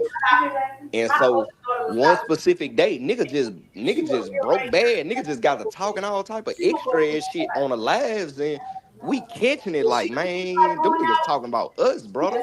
Like, niggas just talking For about real. that was the first situation. Niggas don't talk about how they broke bad first months ago. Months ago, You feel me? right? This was months ago. Niggas got to just saying all type of extra shit. And so it was that. And next thing you know, niggas passed that shit up. Diggs jumped on a pounder. Everybody talked about that shit. That's dead. Okay, cool. How this shit here really started, we all on Cap shit. No, we all on Ty shit. And so they into it with Gems. So Gems come up there, and keep in mind, Cap been already spreading lies on my name, GG. So Cap come on Ty shit, Cap say some shit, woo about me. Everybody dispute that shit. Everybody like, yeah, like that shit dead. Like, Mon don't fuck around like that. That shit disputed. Cap get on everybody else on the pound. So niggas broke bad, you hear me? I fake broke bad on Gems for like an hour or so. After that, I'm like, man, Gems brought that bitch ass nigga up to do that, woo. And then I had to think and talk to myself like, no, that shit wasn't really for me. You know, everybody at walk. So Cap came up there and talked about everybody on Ty Pound. Fast forward, nigga posted a screenshot the next day of a motherfucker named Mio Mai saying some shit about me in the chat. And Diggs posted the screenshot on his page. My whole thing is, if you fuck with me, why even post some shit like that of me for people to joke off me?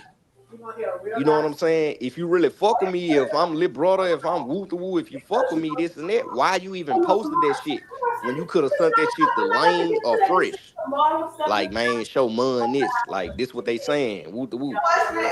So why put that shit on your thing? So I flip out. Like, I'm like, man, fuck all that, man. You a bitch ass nigga. Why you posted that shit?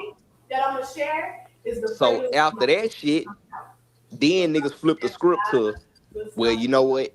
Everybody who was over there, you a bitch ass nigga and you go that way. Stop. That's how that shit went, man. Yep. And then we on live one night. It's like we on live just chilling. So man, everybody just popping out on like, damn, bro, what y'all did to Diggs? Man, what y'all did to Diggs? Big facts. So I just so happened to catch it live before he deleted it. And I'm like, damn. So then I broke bad. And the whole time, bro, ain't never once want to fuck with that, bro. Brother never wanted to fuck with that. Brother just kept telling niggas, man, I ain't in that shit. Like, and I was telling brother, like, man, them bitch ass niggas playing.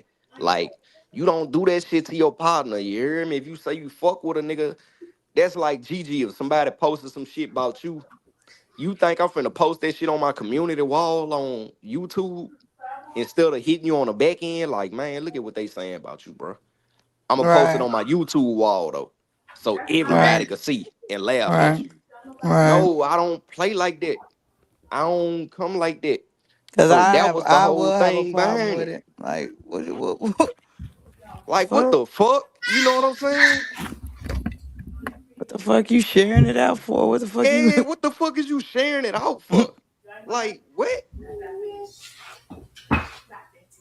Stop. Stop.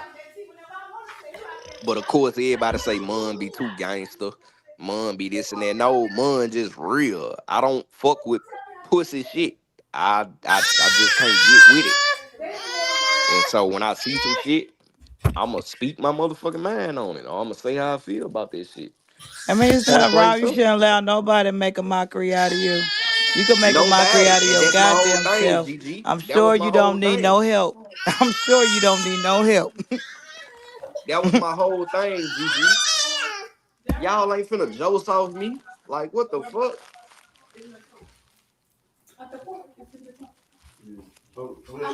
No. You got your remote? That's why all that shit You got started. your remote? But niggas can't come back from the shit that they said, especially when a nigga met you in real life.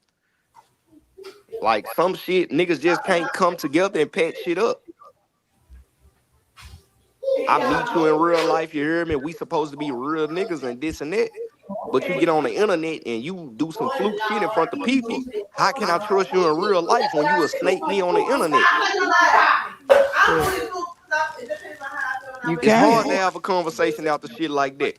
You had a conversation with a nigga who got on this bitch and exposed shit about you. You can't. But you I can't sit down and understand. talk with the nigga who actually helped you when you was in need. Right.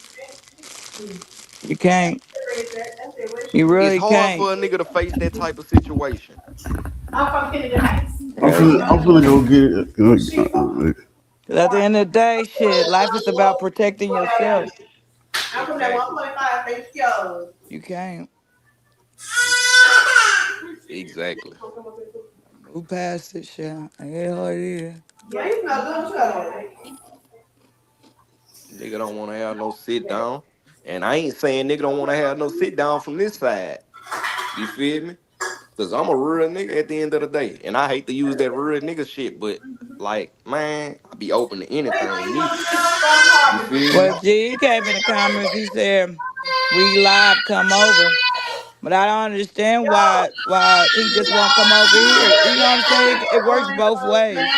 It But you, works you both heard what I ways. said though, Don't GG. have me come over there, then you go pull some old internet ass shit, cause Well, that's you how I get look at you boxed now. out.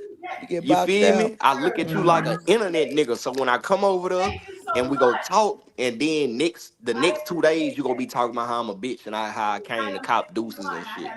I can't That's what fuck with I'm that. saying. Like that's what Like, I'm like. nah.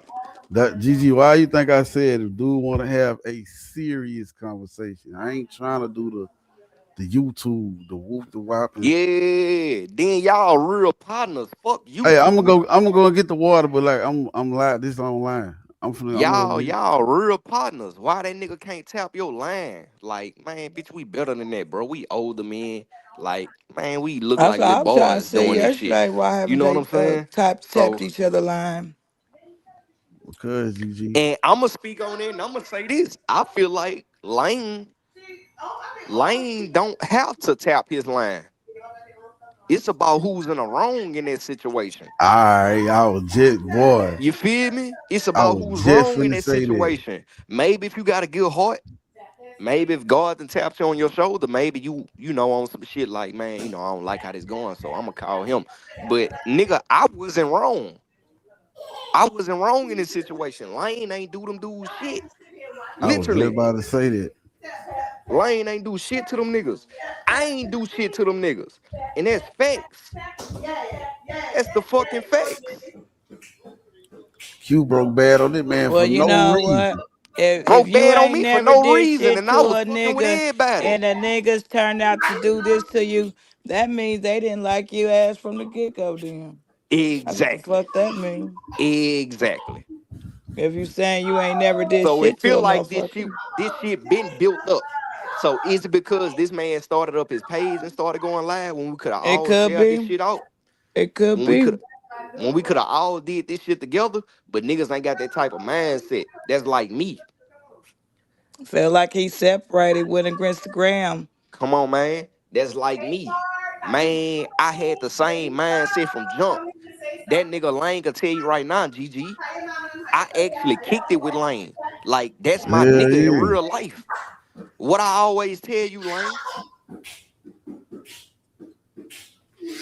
And they know what's going on, brother. Come on, man. I always tell my nigga, man, you want that shit, brother. I don't want that shit. Want that shit? Yeah, I'ma for get on real. that bitch and fuck with you When you because I started fuck with you. your own channel, I think they probably, and it's my opinion. So I think you start looking like competition. That's facts, GG. But I'm just saying that's my own opinion. I don't want nobody to, I'm just saying this is just my own opinion. GG, that's You what just it start is. looking like That's competition. what it is, GG. That's what it is. It don't have to be that, is what I'm saying. But It it's don't like gotta this be though, that GG. shit. Like it ain't no competition with a nigga I call my partner. That's like me. It ain't no competition with me. If that was the case, I'd be on this bitch going live 5 hours a day and this and that. No, I'm sticking to my heart. I really don't want to do this shit every day. Right. I don't hit my own motherfucking live button until I'm with my girl, probably. Out on the weekends, drinking and shit with my girl. And then I might just so happen to hit the live button. I literally mean that shit. Like, that shit genuinely makes me happy to see my partners on this bitch winning. We done talked about this shit so much on my front porch. You know what I'm saying? Like, Yeah. so, like, I ain't gonna lie, I would like to have a little partner to make it, cause if he make it, I make it. that's how I be feeling. That's why I ain't fucked up with it. My nigga made Nah, it, I for made it. real. When they send super chats, it Shit. feel like I got a super chat. Fuck. Yeah. Like, shit, we both got a super chat, nigga. Shit, nigga, I'm enjoying this shit with you. He gonna keep that right at his mama's house. Come on, man. It ain't like, nah, man. Maybe that's right. Like I said, that's just my opinion. Maybe he felt like that. Your opinion is very valid. All right, Bill. Very much valid. Are you still in the Like, a lot of niggas be crying wolf and shit, man. I ain't do shit, man. Nigga literally ain't do nothing from off this side. We ain't snake nobody. We never spoke on nobody first. We never did shit. Niggas started doing that shit to us. Well, a lot of times too, is always be somebody in somebody's ear. You know what I'm saying? Somebody's always in Them somebody's same ear. batteries that they be hollering about be getting put in other niggas back. Them niggas be doing that same shit. And I ain't gonna even say them niggas. It's one nigga over there. He know who he is. I know how GE fuck with this shit. GE don't give the type of nigga to do that shit.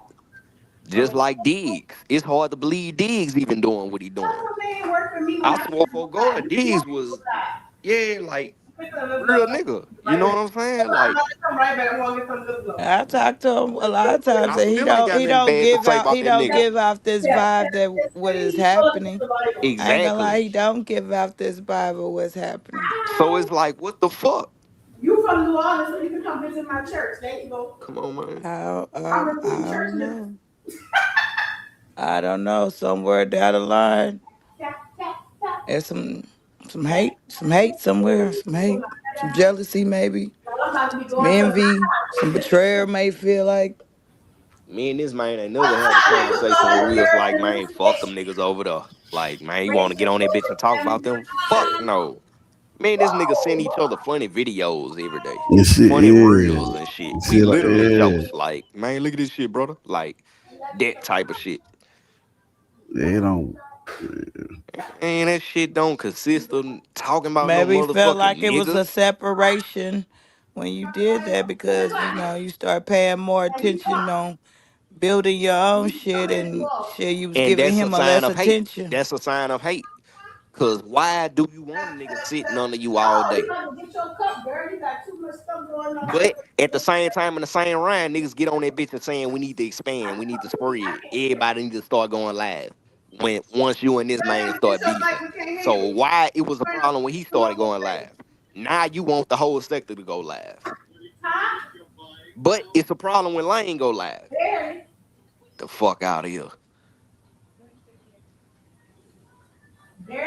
It's a problem when Lane go live. Now everybody hollering about niggas need to expand and everybody need to go live so we can build a sector and do this and that. Then when his man do go live, he open the sector to everybody. Lane damn near don't even run his own panels when he go live every day. Anybody could jump on Lane shit and run that bitch. Hey, you know I call that bitch the people pay. Come on, man. Anybody could jump on Lane shit and go live and do this and that. We need a nigga like Lane in the sector. Man, you know how bored motherfuckers be at home? Niggas don't watch TV. Lane made a name for itself. Niggas know one thing. When they click on YouTube, they hoping to see Lane live right now. Motherfucker be hitting nigga when man, go live. Why you ain't on live? Like, for real. So it's just like when all this shit, like this initial started happening, I'm like, damn, what is? Where this shit come from? Yeah.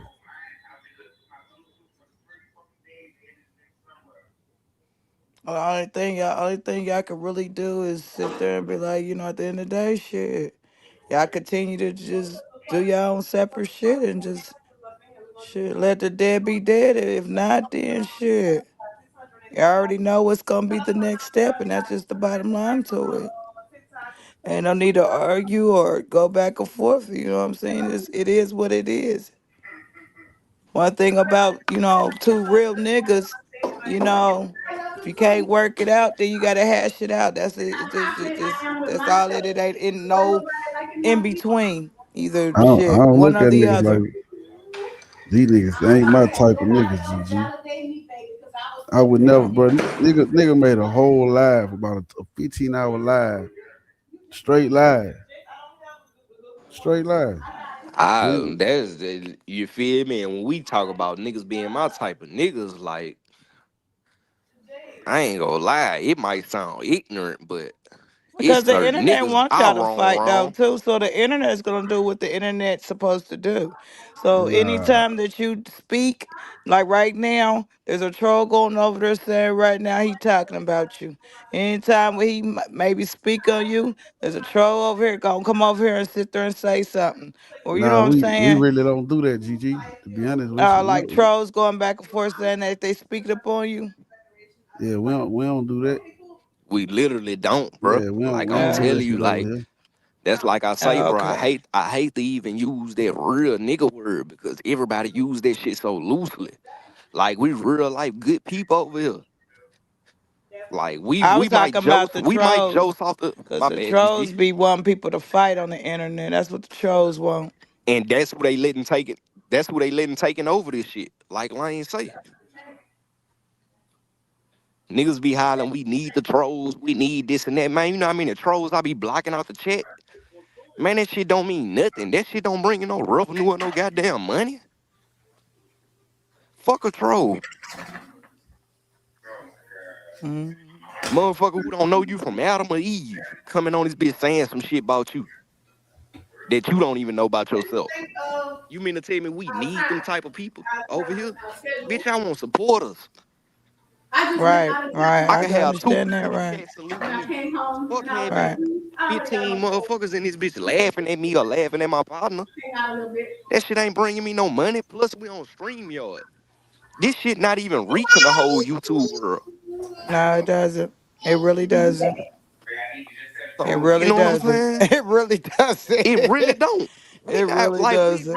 we not on virtual live. We on StreamYard. Mm, yeah, I'm off work for 2 weeks. it really doesn't. So how is we gonna sit here and continue to let the motherfucking, you hear me?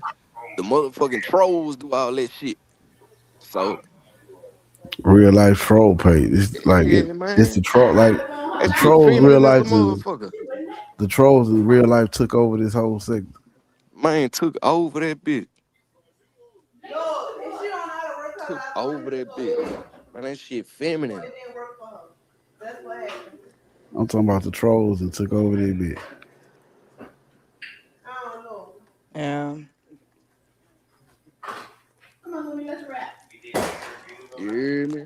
I'm talking about on some whole other shit. I did reviews on here. I was some reviews on here. But that why I be man say, I don't even be. I don't know, brother. What's that, brother? The only thing you could Cool enough. possibly do is You shit. get You two got of them, just right? let it go. That's the only thing you can really do is let it go. Shit.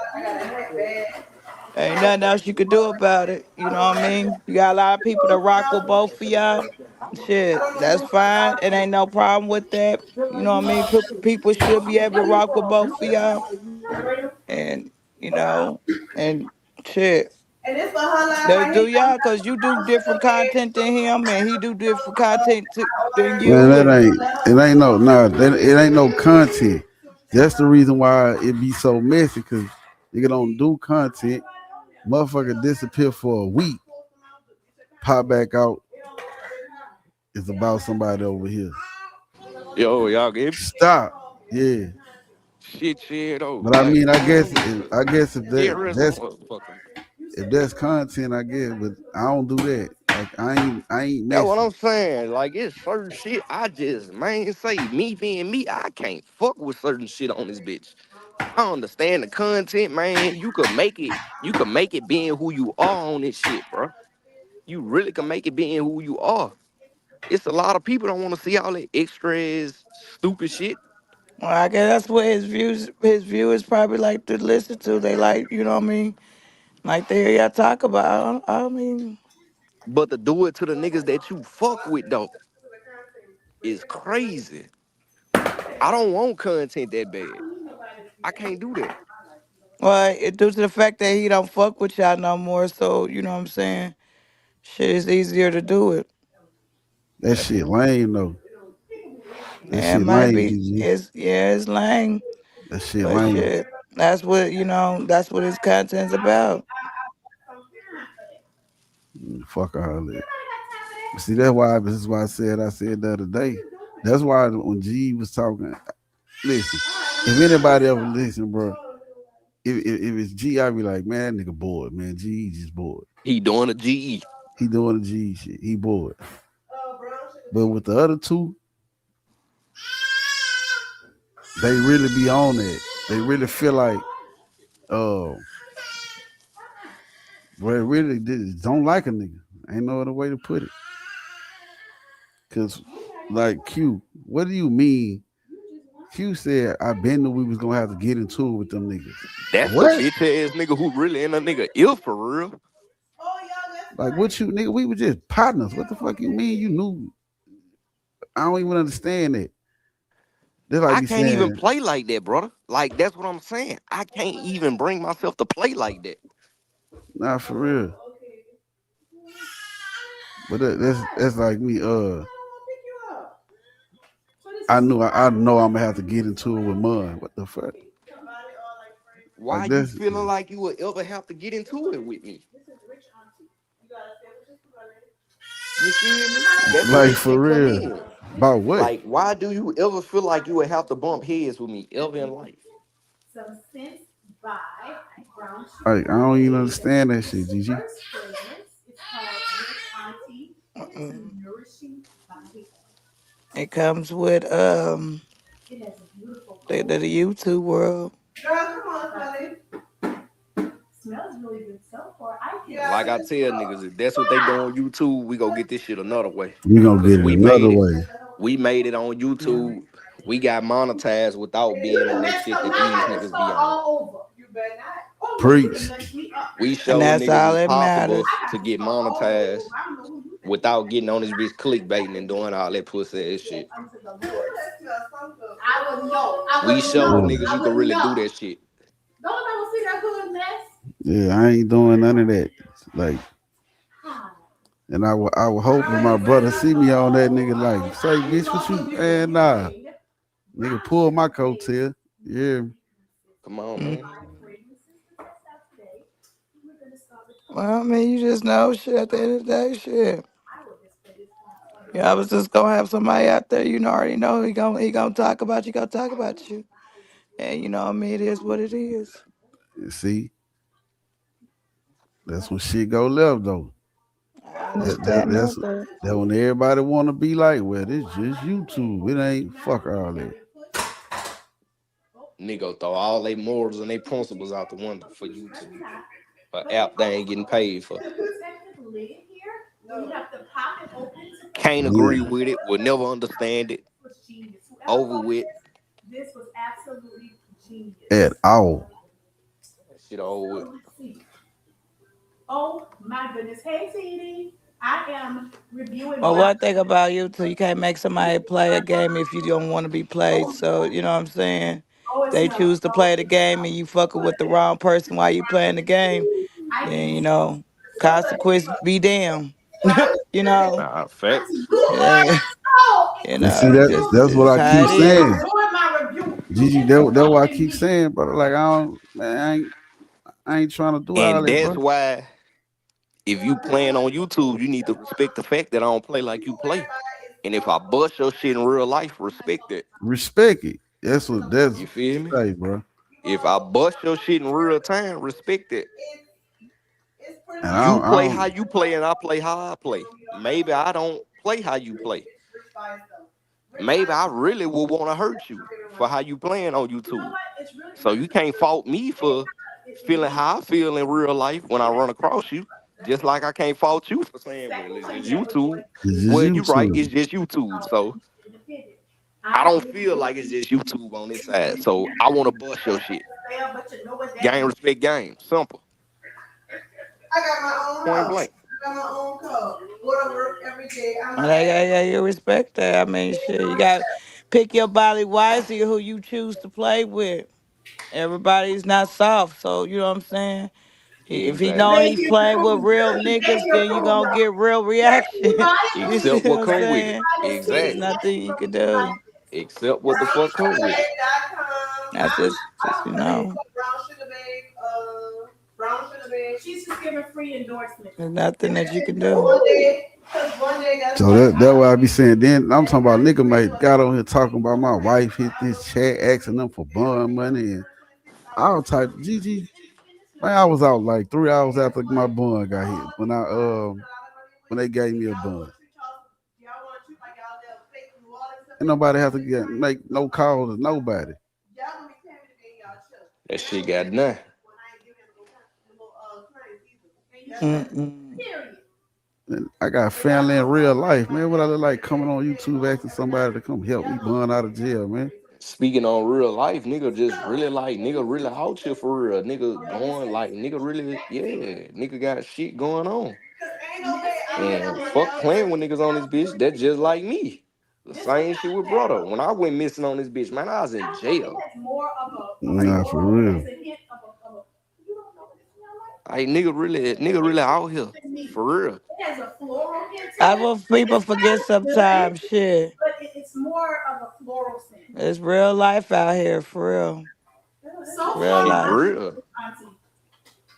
Real life. No, Real life, for real. It ain't easy out here, shit. This next one. Ooh. So I took 3 years of French. So I am going to tell you this one is called Crème de la Crème. It is not crème de la crème. It is crème de la crème. That's all I be saying, man. Nigga, I don't want to play, nigga. I don't want to troll with you, nigga. Leave me alone. I don't mention a nigga till nigga start doing all that extra shit. That ain't what I do, bro. I'm gonna need some coffee. Because not everything and start to smell the same, and I already smell good. That ain't what I do, Gigi. I don't even. Well, for G to come over here, he must be seeing it's getting real on his end, and he must be hearing it getting real on your end. So people must be feeling that it's getting real. Yeah, but that's the thing. Why a nigga won't keep playing though? If I keep telling you, bro, I real life crash on it. Like, man, look. See, people used to use motherfuckers on this, getting on this app, saying this and saying that. I don't be playing when bitch, I crash on a nigga right there in front of that. I don't care who right there. Bitch, we can get maced and tased, but y'all crash on you in front of the law. I done did it. That's what I'm saying. I don't play like that, man. All that old extra ass shit, bro. Cause when all this shit was going on in Austin with them niggas, that was one of the first things I said, bro. I couldn't be in the city, the same city with somebody, and all this extra stuff going on. Like, I couldn't do it. But it smells like food. I'm like, what up? And then everybody keeps saying y'all, but won't nobody be like, say, Diggs, bro. We know that ain't the truth, bro. Just leave the man alone. None of them niggas won't tell that nigga that. But then nigga keep saying y'all. It ain't no y'all, man. Ain't no nigga gonna keep playing on me, man.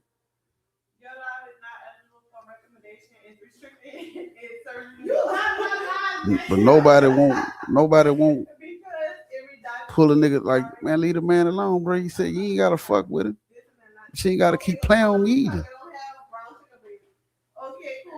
I ain't asking no nigga to be my friend.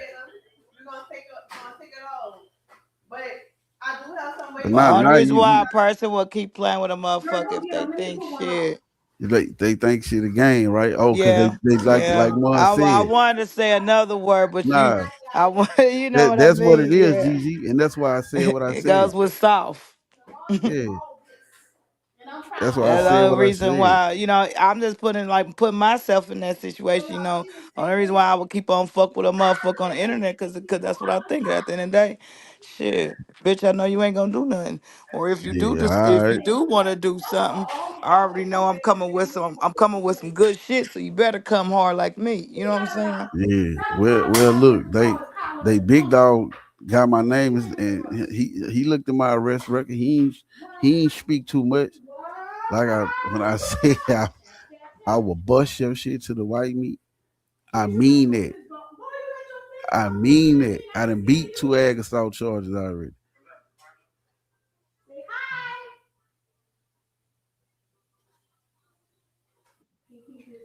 So all this cool.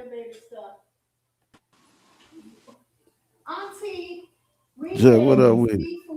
Man, all this cool, man. Nigga need to stop playing so much though. Simple as that.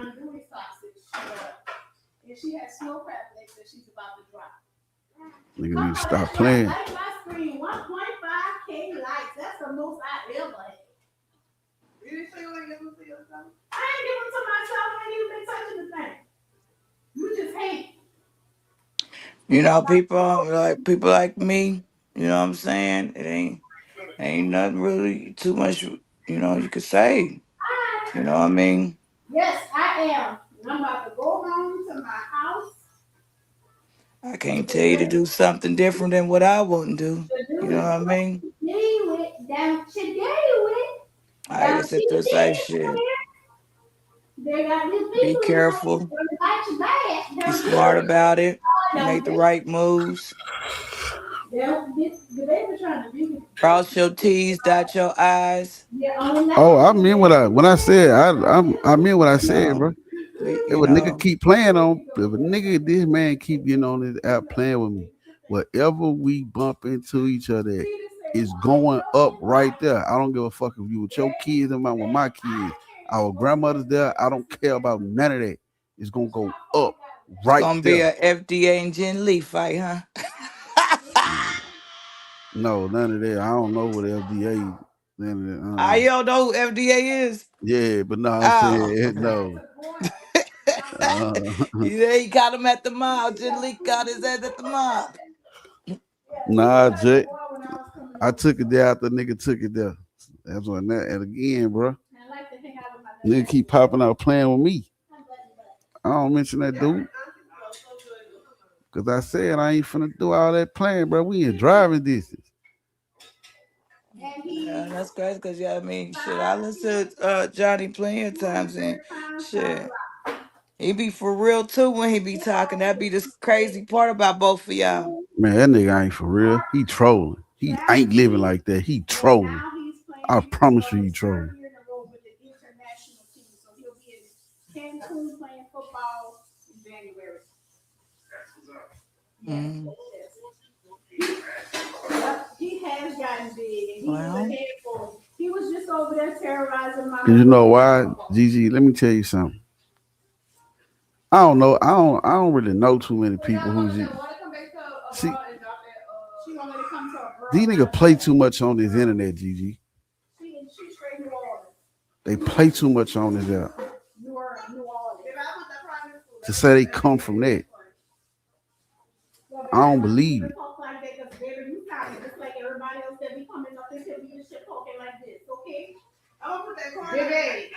Get your mind right. Like, I don't disrespect nobody until they go there. And even still, I don't just get it all the way disrespectful like that. She quick to say I'm her daughter. Hey, thanks for the likes. She quick to say I'm her daughter. Make sure you screenshot that you can show them how your daughter got all them likes on TikTok. Then it's like the little nigga, like cute, almost like he want this shit to. Every time it's almost some Carter shit. He the most vocal about everything, man. Yeah. That's why I said that. Said, you know, I don't know what to sit there say because I believe that I don't think this is gonna get better. You know what I mean? Because like I said, I've been over there. You know, I come over here, I go over there, and you know what I mean. I don't see. My husband cooks better than me.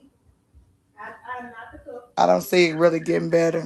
No matter that G came over here to say that, I really don't see it getting better, to be Gigi, honest. you was over there one night when he said he was talking to you. He said the worst thing he could have did was linked up with me. Gigi, I didn't call him and ask him that man needed a favor. I went and looked out. Then a nigga get on here and try to make it seem like he crashed me out or flunked me out or something. I just gave that nigga $30. I ain't even asked you for that. That's what I'm saying. That's why I said I don't see it getting better. I don't. It ain't gotta be nothing. This nigga leave me alone. Anywhere from 2.5 to 3 inches thick. It ain't gotta be nothing. Leave me alone. And before the game came on, everybody was laid back on the I ain't no fucking troll. Some were stuffed with cheese, some were, she said, yes, Lord. Some were stuffed with barbecue sauce. I don't even think it's so much of you even speaking on him. I just think, you know, if somebody come over there and say his name, it probably will be a problem. You know what I'm saying? It's gonna give him the right to talk. That's all it takes. It ain't so much of you talking on his name. It's just if anybody come over here speaking on his name. Don't nobody do that, Gigi. We don't mention them over here. I don't have no message channel. People might have certain issues with other people. They may get off their shit, but I don't have no message channel. We sit down and talk about niggas like that.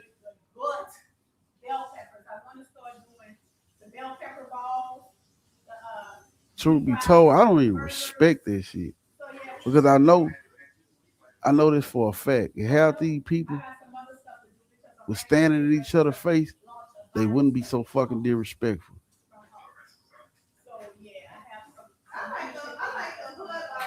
Yeah.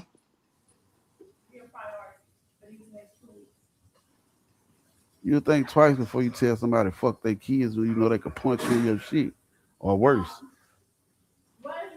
Hey, what is this? Hold on right quick.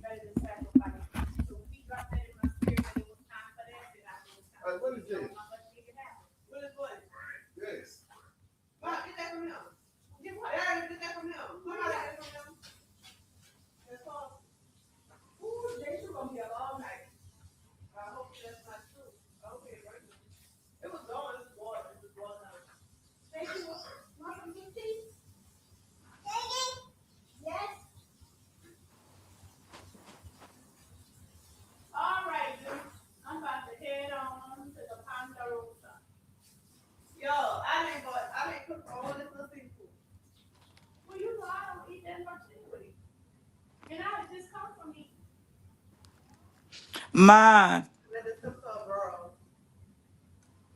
Ma. Happy birthday to you. Happy birthday to Nana. She on now? She was. I brought her to. Happy birthday, sis. That's what we were doing. We were celebrating her birthday. No, this was my tea. Can I have some? And I'm going to reuse this cup. For tomorrow. You eat my straw up. Because I didn't get no more of this cup. No problem. What's wrong? I posted my picture, but I didn't, I'm going to post the whole. What? I thought they had room. Well, send it to me and I'm going to post it like it's my phone.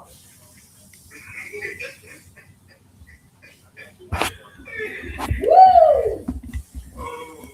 Just make the video and send me the video. You gonna post it on Facebook. I'm gonna post it on TikTok. You gotta pay me for that. Man, I'm not pay you. I brought you in. I'm the only one with a right to take you out. Don't give me a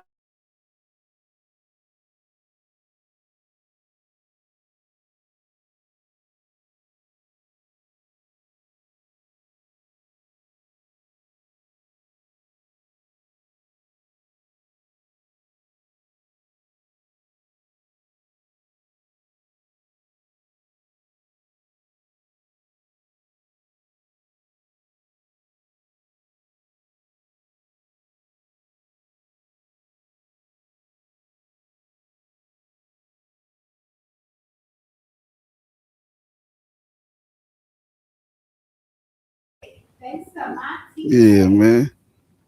Y'all, these are the crabs. So I'm just, man, I'm gonna just stay in my lane. You hear me? As you should. Man, shit. My little brother, I got some solid people that fuck with me.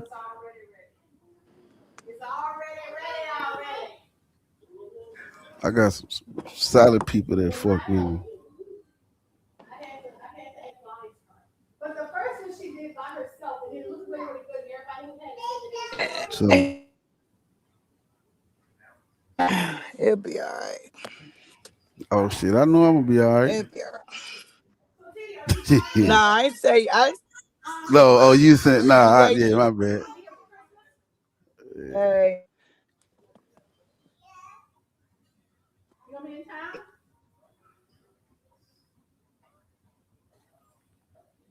Hanging out with us? Your son is taking all your stuff out. This same shit, so when you know you got, I'm not gonna say names, but you got people that came in, got name off of what's going on.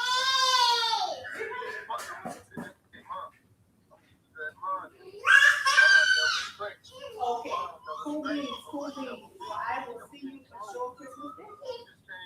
That's okay, gang. That's okay. What's that? What's that?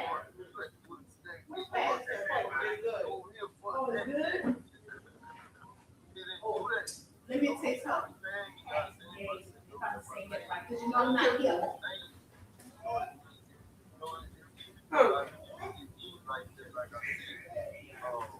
Oh, she's all right.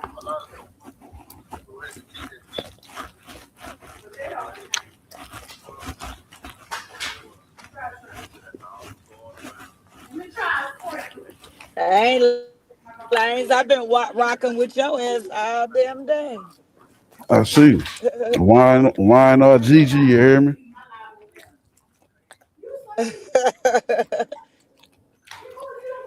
Rocking with your ass all damn day.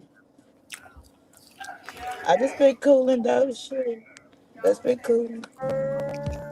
Why does deer density matter? Because having the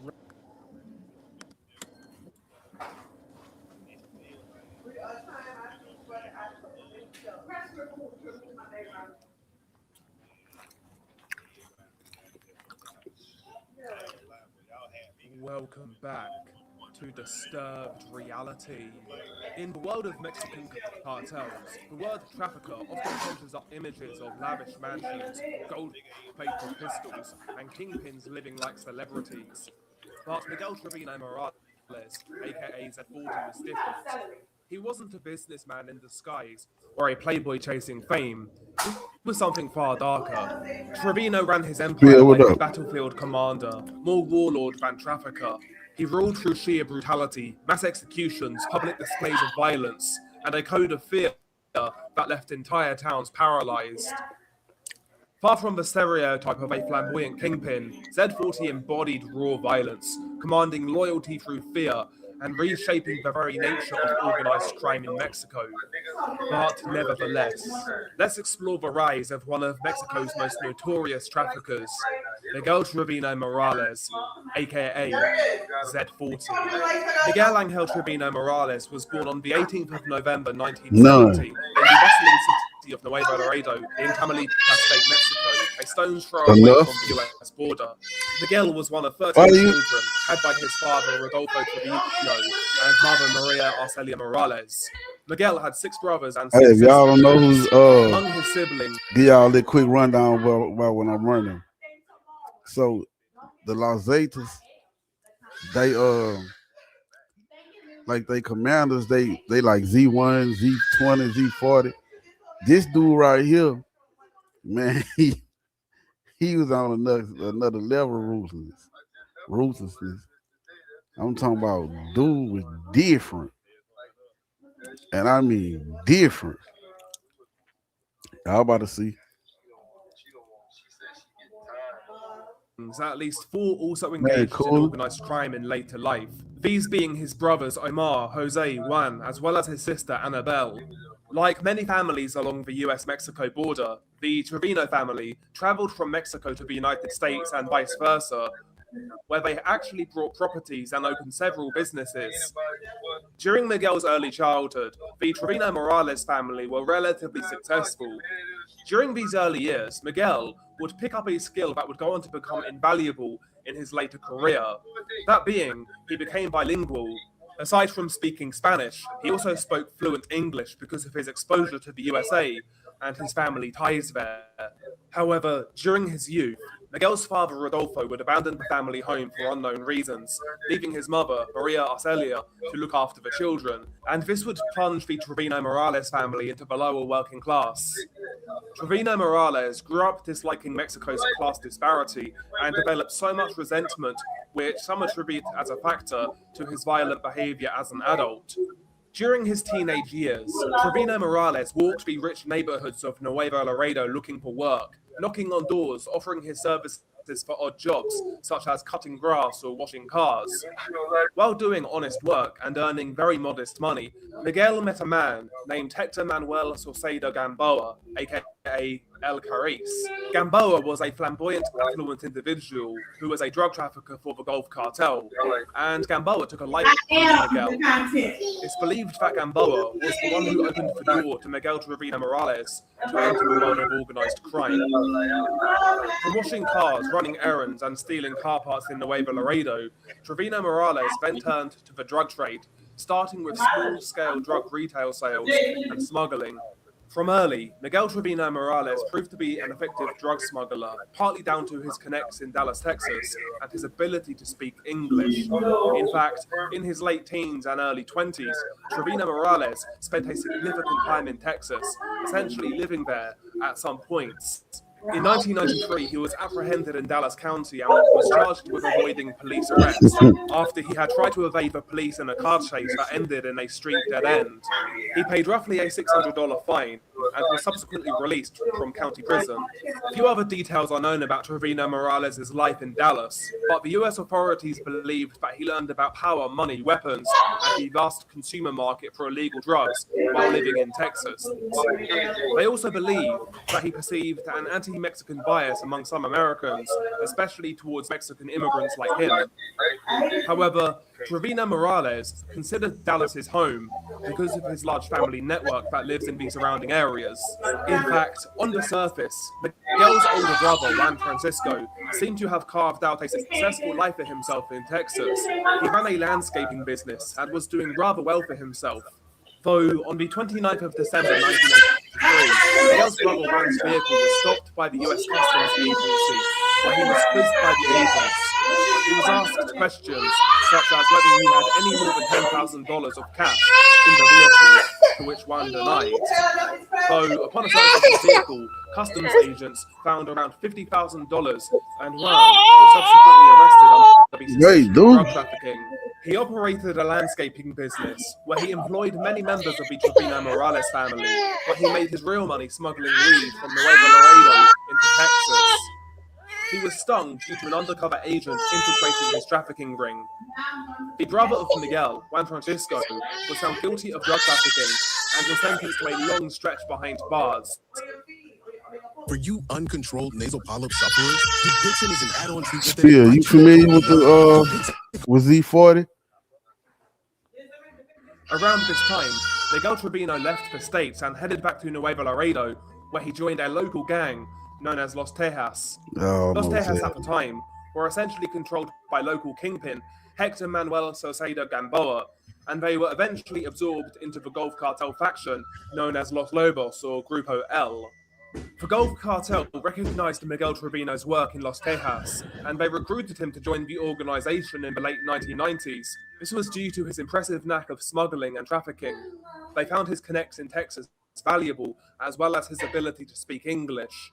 Miguel Trevino Morales quickly climbed the ranks of the Gulf Cartel and impressed the then boss, Osiel Cardenas. During the early 2000s, Miguel Trevino Morales was transferred to the Gulf Cartel's growing armed wing, Los Zetas. Not only was Miguel Trevino Morales an effective trafficker, but he was also an incredibly sadistic and violent individual, which the Zetas found appealing. He was also an effective leader of men and very charismatic. Miguel Trevino garnered the nickname Z40 or Zeta 40, and again, he quickly raised through the Zeta ranks. In around 2005, Trevino Morales was appointed by the Gulf Cartel as the regional boss of Nuevo Laredo, replacing his old mentor, Hector Manuel Saucedo Gamboa, What up, Spill? who had become unreliable due to his Man, chill. cocaine habits. You said who I'm familiar with. 2005 was the year when Miguel You Trevino familiar with Morales Z40? Z40? Yeah. All right. He he was one of the Los Zetas commanders. Oh, okay, yeah. Nah, Yeah. I ain't know who he was. Yeah. No. Nah, he ain't new. He actually He been around a while. yeah, he been around. Like he the one who kind of excuse me. Hold on. Is that the nigga that was beefing with Chapo in the beginning? The whole gang was. Yeah, he had his own little cartel too. Yeah. That's him? Yeah, but all right, remember the Gulf Cartel? Yeah. They hired them, who I'm talking about right now, as like a paramilitary wing to protect their shipments and, basically go take on their enemies. They got to the point they were like, yeah, we the muscle, what we need them for? Right. So they broke off from the Gulf Cartel. And they created the Zetas. I think I remember them because it was like three fractions. It was three cartels that was bucking on Chapo. Chapo had got everybody together, created this like coalition type shit. Yeah. Now you thinking about a Mencho. That's what you think about. He the new boss of Mexico. That's what you thinking about, a Mencho. Nah, because this nigga went out. He ended up going out. But he put up the like, hold on, maybe I am confusing the stories. You thinking about the nigga that Chapo sent to get his son back when the Mexican government took him. What? Hold up. Nah, I'm talking about the nigga that had Chapo going through tunnels and in the motherfucking rainforest hiding and shit. The Mencho. That's El Mencho. Yeah, that nigga had Chapo goddamn had him running. Yeah. He wasn't playing. That ain't him though, right? Nah. Okay. Nah, I ain't hear about him. Oh, listen, bro. This nigga here was different, dog. Himself, both within the Gulf Cartel and Zeta hierarchy, as at this time, Nuevo Laredo was in the crosshairs of Sinaloa cartel kingpin Joaquin El Chapo Guzman. Due to its strategic border location, Chapo wanted Nuevo Laredo for himself, and he sent hit squad after hit squad to the area to try and start a war and oust both the Golfos and the Zetas. However, it was a task too big for even El Chapo and the Sinaloa cartel, and Golfo and Zeta gunmen successfully pushed back the invading Sinaloan sicarios. Ultimately, the Zetas were better equipped and better trained. This brief war was the first glimpse that the mainstream had into the Zetas' capability and brutality. Very often, they would leave mutilated bodies of Sinaloa cartel sicarios in broad daylight, in public places as warnings to the Sinaloa cartel.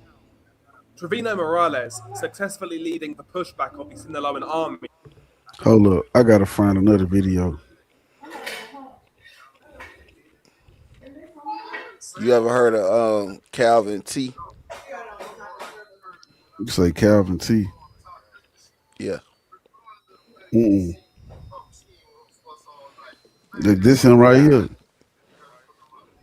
All right, talk to you later. That's E40 right there. You too. No handcuffs, no nothing. You don't see him? Yeah, I see him. Where he going to though? He in jail. That nigga not in jail. That nigga on some Pablo Escobar shit.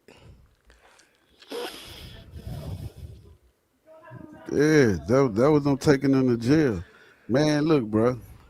You remember a few years back when they found them? They found it was like a mass graveyard. But they was putting motherfuckers in barrels of diesel, burning them up. Yeah, they kind of always had some old gruesome ass shit going on for real. Yeah, he the one who started it. Good night, love you. He the one started it. I don't know. I can't say that. Nah, I'm telling you, they call it making stew making. That's his work. Now you know of course they already had shit they was doing. Right. This nigga took it to another level, bro. I could go for that.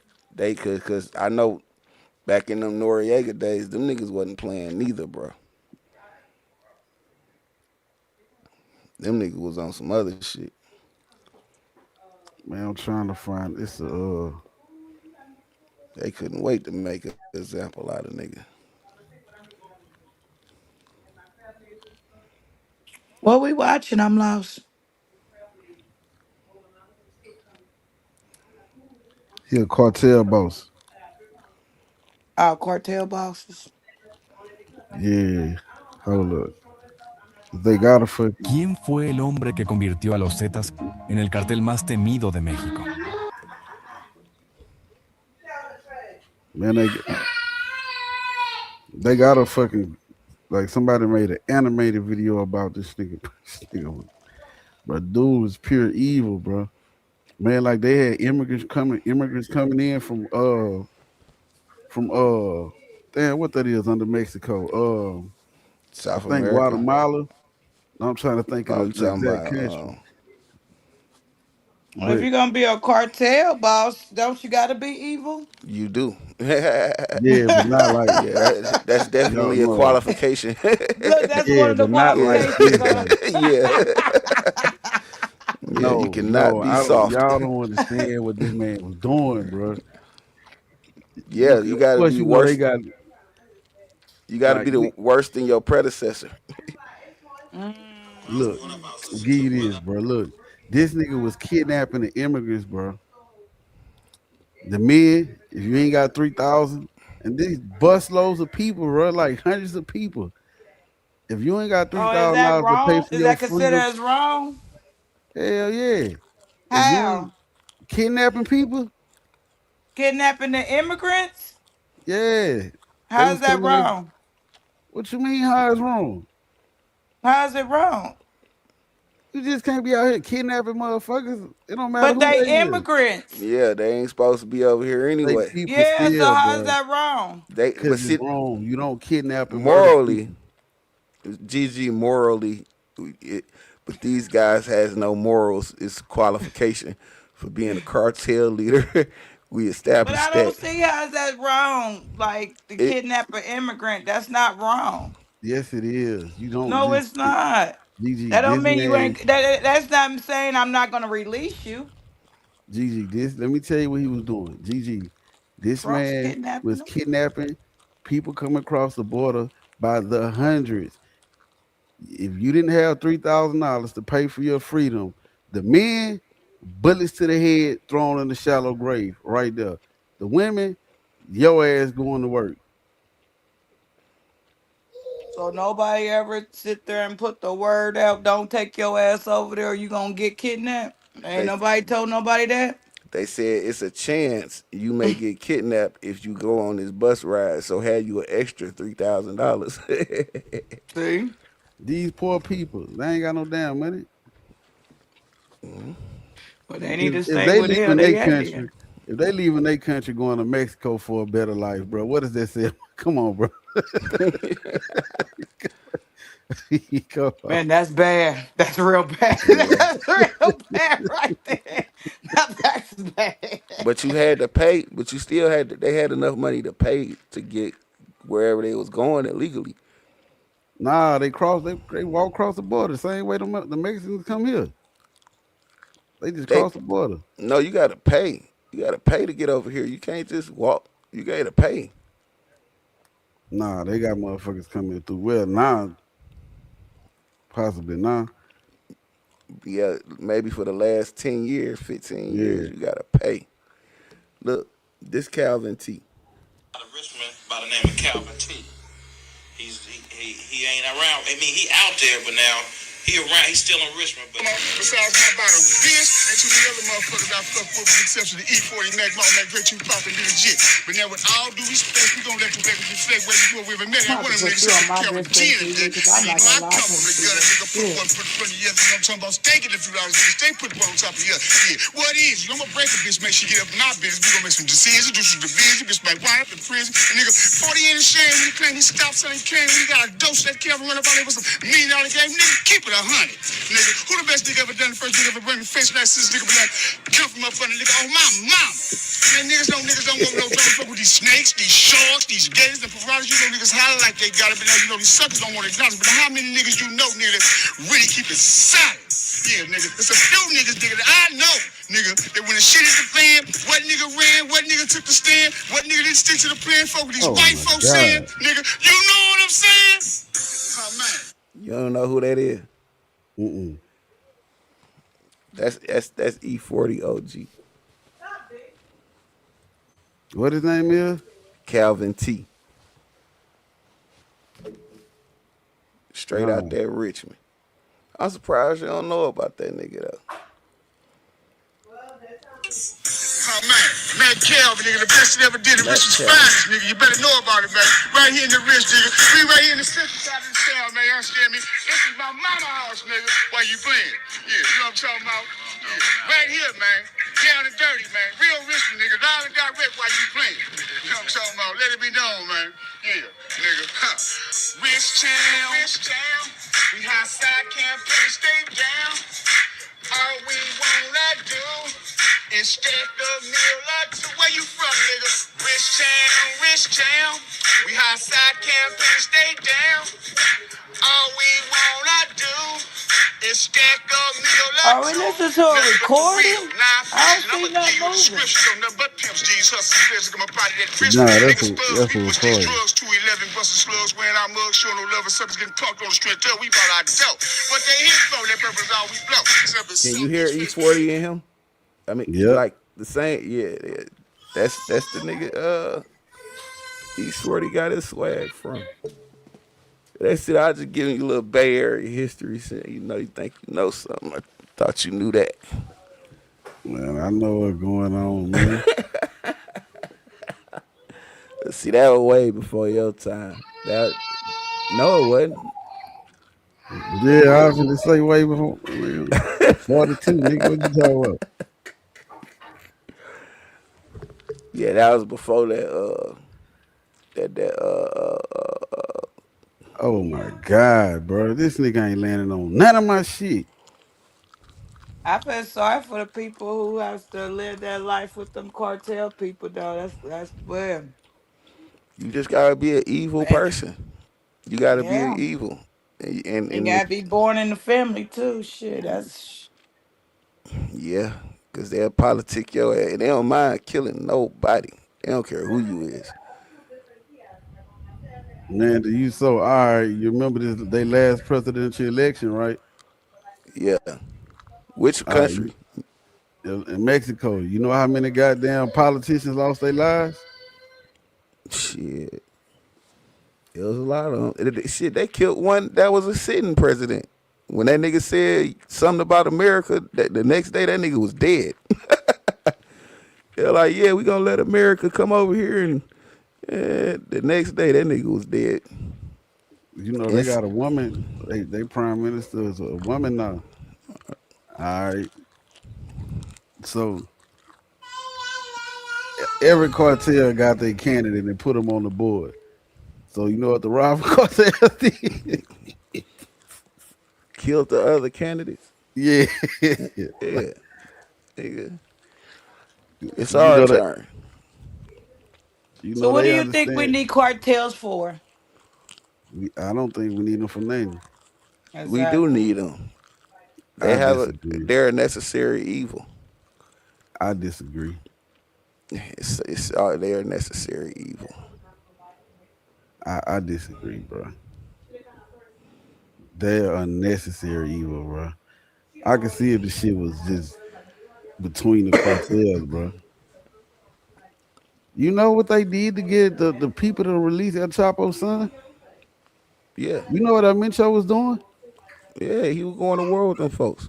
He gunned down innocent women and children. Let him go. Women and children. Let him go. Yeah, I don't. It's not fair. I ain't saying it's fair. It's definitely wrong. That shit wrong, man. It is absolutely wrong. But they don't have no limit to where they go to. You know what I said? They have no limit. And when you messing with folks like that, you got to understand what you putting at risk. So you got to kind of like kill the whole thing. You can't just take one. You have to get rid of the whole thing. So are they wrong for being in existence, or are the people who's after them wrong for playing with them? Because you can you can get rid of the whole thing. What do you mean playing with them, bro? You gotta have some type of law and order.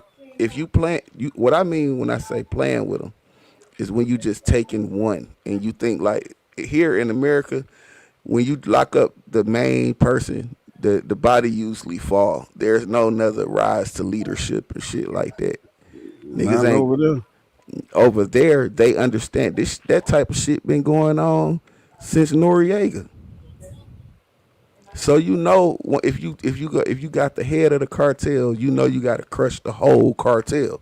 You can't just be like, oh, we arrested the head of the cartel. No, because that nigga up under him, you didn't get his hitman. His hitman is fucking crazy. And he don't care who he killed. So you got to get the whole organization. You can't just go over there playing and just think because you got the top guy that the rest of them just gonna bow down. No, them niggas is finna tear shit up. Hey, look, remember I told you this. El Mencho was gonna be the reason Mexico get. All right, El Mencho was gonna be the reason that Mexico get invaded by other countries. What other us? And why don't they ever go to United war? States. Have you ever noticed Mexico don't never go to war? Because they don't care. I mean, they army. How go to war? How they can't? They can't keep their own country intact. Yeah, I finna say shit. The I'm cartels just saying with that's one Mexico. place that they don't never go to war. Them motherfuckers don't never go to war. Yeah, because they at war with each other. But They got all these cartels trying to like the main thing over there. The main commodity over there is cocaine. That's the look, only commodity over there. This why I say Mitchell is gonna be the reason that other countries, if Mexico don't do something, they already done. But see, you got to see what's been going on. Every last cartel in Mexico been put on a terrorist list, same as Al Qaeda, ISIS, and everybody else. All right, they're not just fucking with cocaine. They got the fentanyl too. Yeah, you know what I'm saying is they stealing crude oil. Al, you know, they got a war with the avocado. What's the name of that fucking avocado company? You see their commercials all the time. They always on TV. But do they have a president? Yeah, they got a female president right now. They have a few. A female president. Oh. You know, they were just fighting in their parliament a couple months earlier this year. Yeah. Because you got some the crooked people saying no. Don't let America come help us. I mean, the people that's tired of that shit, they saying let America in. Let America in. They had a whole fight in their parliament behind that shit. Cause one of they They don't want to let America in. That'd be the wrong thing to do. Nah, no, it won't. Yes, Hell it will. yeah, because they gonna take it. They gonna take over everything. Yeah, they are. Bro, they don't have poppy. They don't have cocaine. Coca leaves don't grow in. They won't grow in Mexico. We know that. They don't have poppy fields in Mexico. All that shit coming from other places. Yeah, we know where it come from. They're just gonna eliminate the middleman.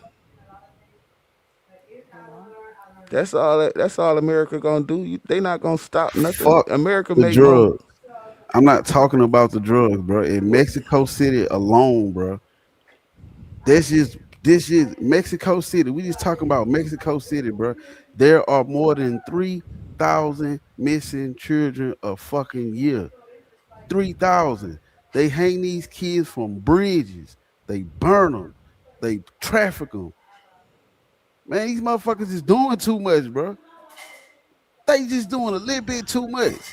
Just a little bit. So God can't make Katrina go over there. I'm just saying he washed everything else up. A hurricane won't do shit. It won't tear the whole country up. I'm just saying. I think it's time for them to have a rinse. At what point do we like, bro? Come on, bro. They do too much. Shit. I can't remember the last time I heard a disaster happen in Mexico. With all the devilish shit they do over there. Exactly. I'm telling probably you. The earthquake in Tijuana. That probably was the last thing.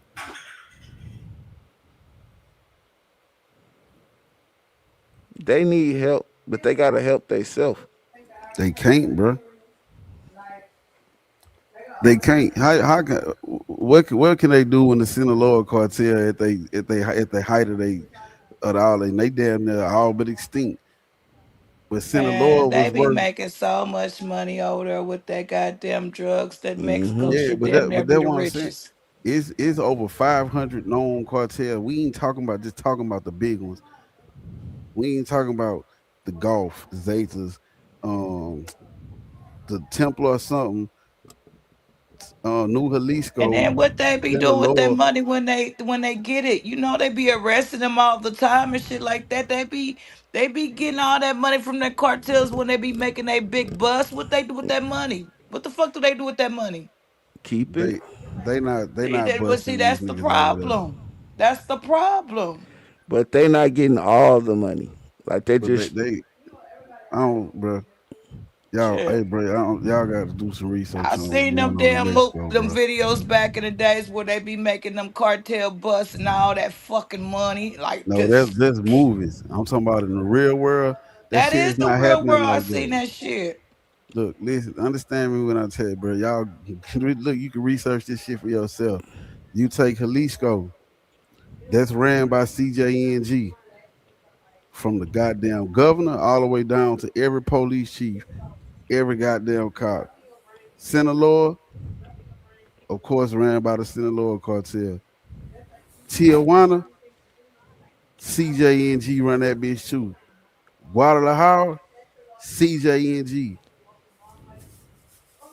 So, Lines, what if we send you down there to get a story for us? To get who? Man, I'm not going to Mexico. You Why saw what? not? Do you saw what happened about 2 years ago when them What they niggas got to do crossed the? with you? Hold up. Now I'm you not get scared. going. No, I'm not scared. I'm not stupid. I'm not going no motherfucking well where the police kidnap you and turn your ass over to the cartels. No, I'm okay on Mexico. I'm okay. Yeah, you can't God even walk damn. around with cash in Mexico. The police will rob you. So we can't even you can't even be an insider for us to go over there and get some little cola.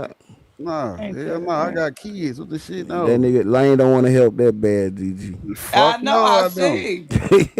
How we supposed to get the real story if he We don't want to get go over there and get it for we us? had a real story. They got people losing their lives putting the truth out there.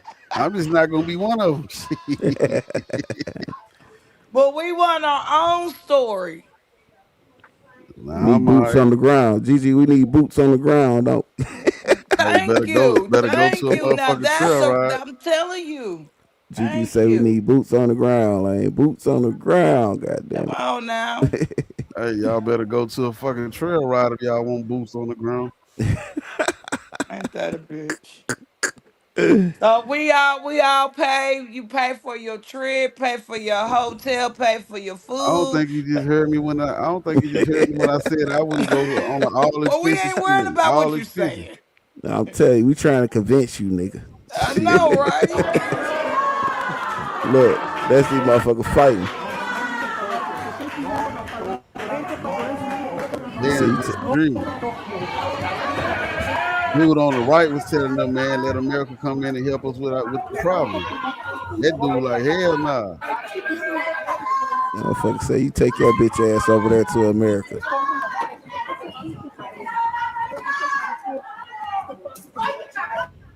Damn.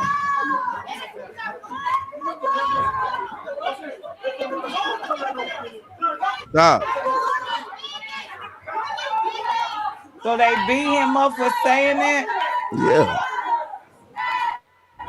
Okay, now you see who's on the you see who's on the But cartel payroll. but you stronger than them. We ain't gotta worry about that. No, I'm not. I ain't that strong. You know a little Espanol?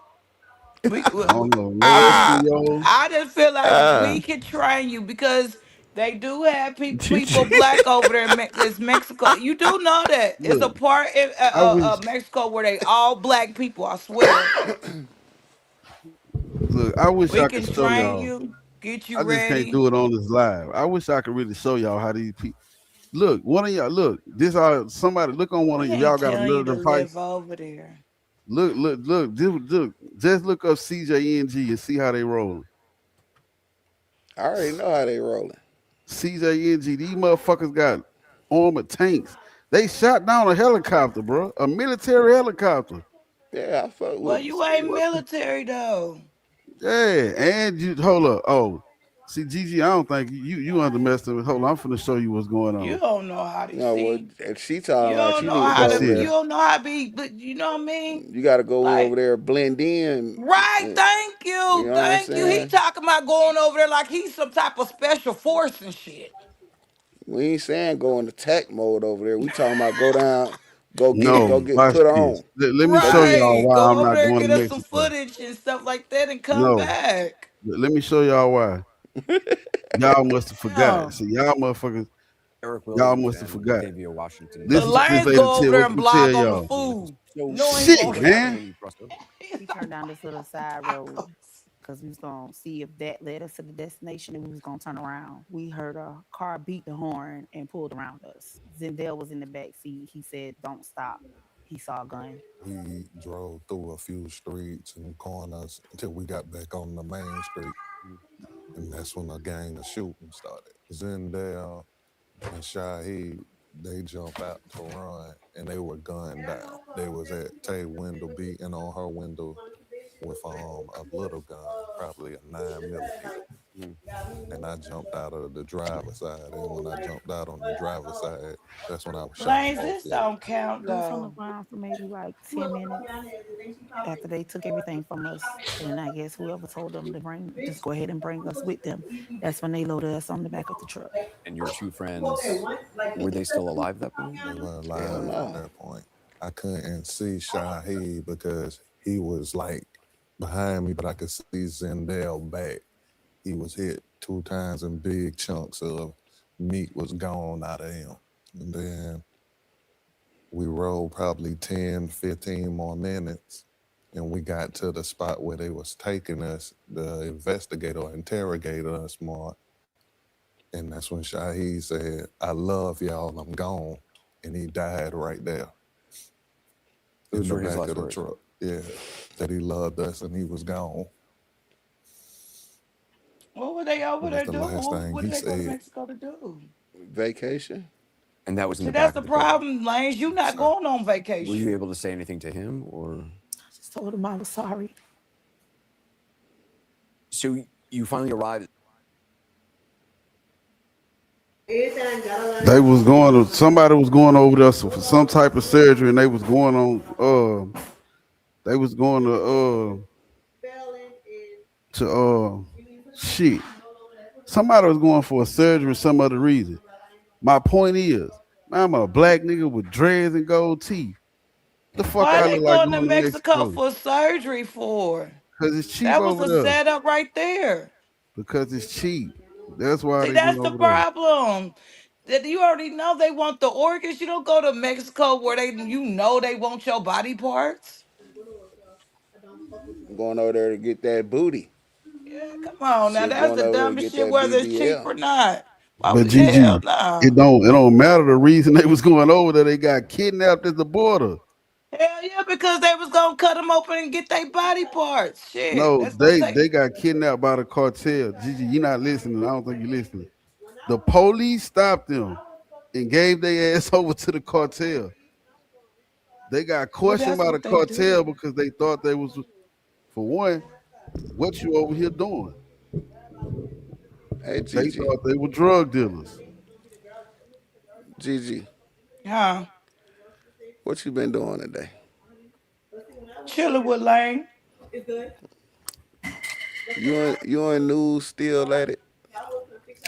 I don't know who you're talking about. Okay, don't worry about it then.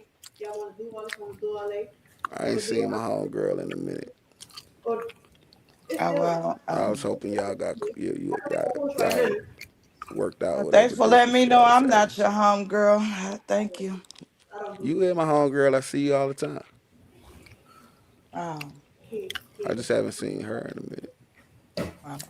I don't know who she is. You don't? Okay.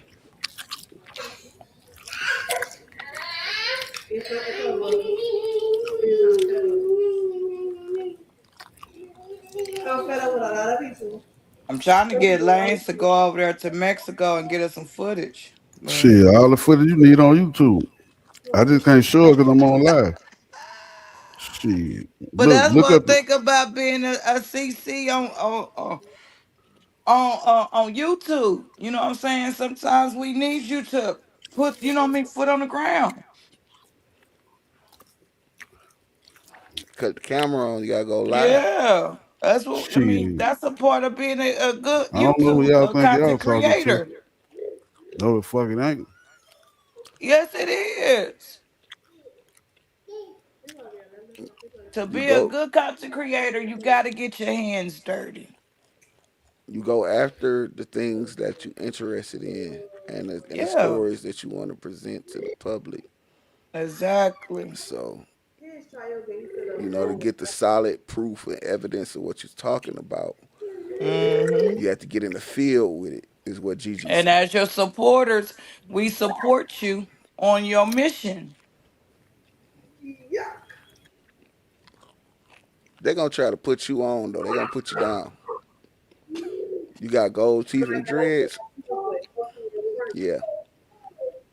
I think he'll blend in perfect. Number 1. They say that shit don't move without a black person. Look, In the dusty, sun-scorched Especially if heart he of wrap his northern hair up Mexico, in a scarf. there exists a Blend genre right of in. music that is more dangerous than any other art form on the planet. It is called narco corrido. watch These are this. ballads of Let bravery. me show y'all how what the Los Zetas did. There's 17 people. Booked they motherfucking ass headshots, every last one of them. Because they was making music about that dope shit. Nah, nope. They got booked. They told them not to go perform for another cartel. So they booked them and unalived their ass. Damn. 17 people, a whole group. You supposed to not went and perform. But I guess I they mean, was in a damn if you do, damn if listen, you don't. It was do a it the damn right if you way, do, damn if you you'll don't. be So all what right. happened when what happened when you Reporters tell the other asked him motherfuckers? point blank, No, we ain't coming. Then what?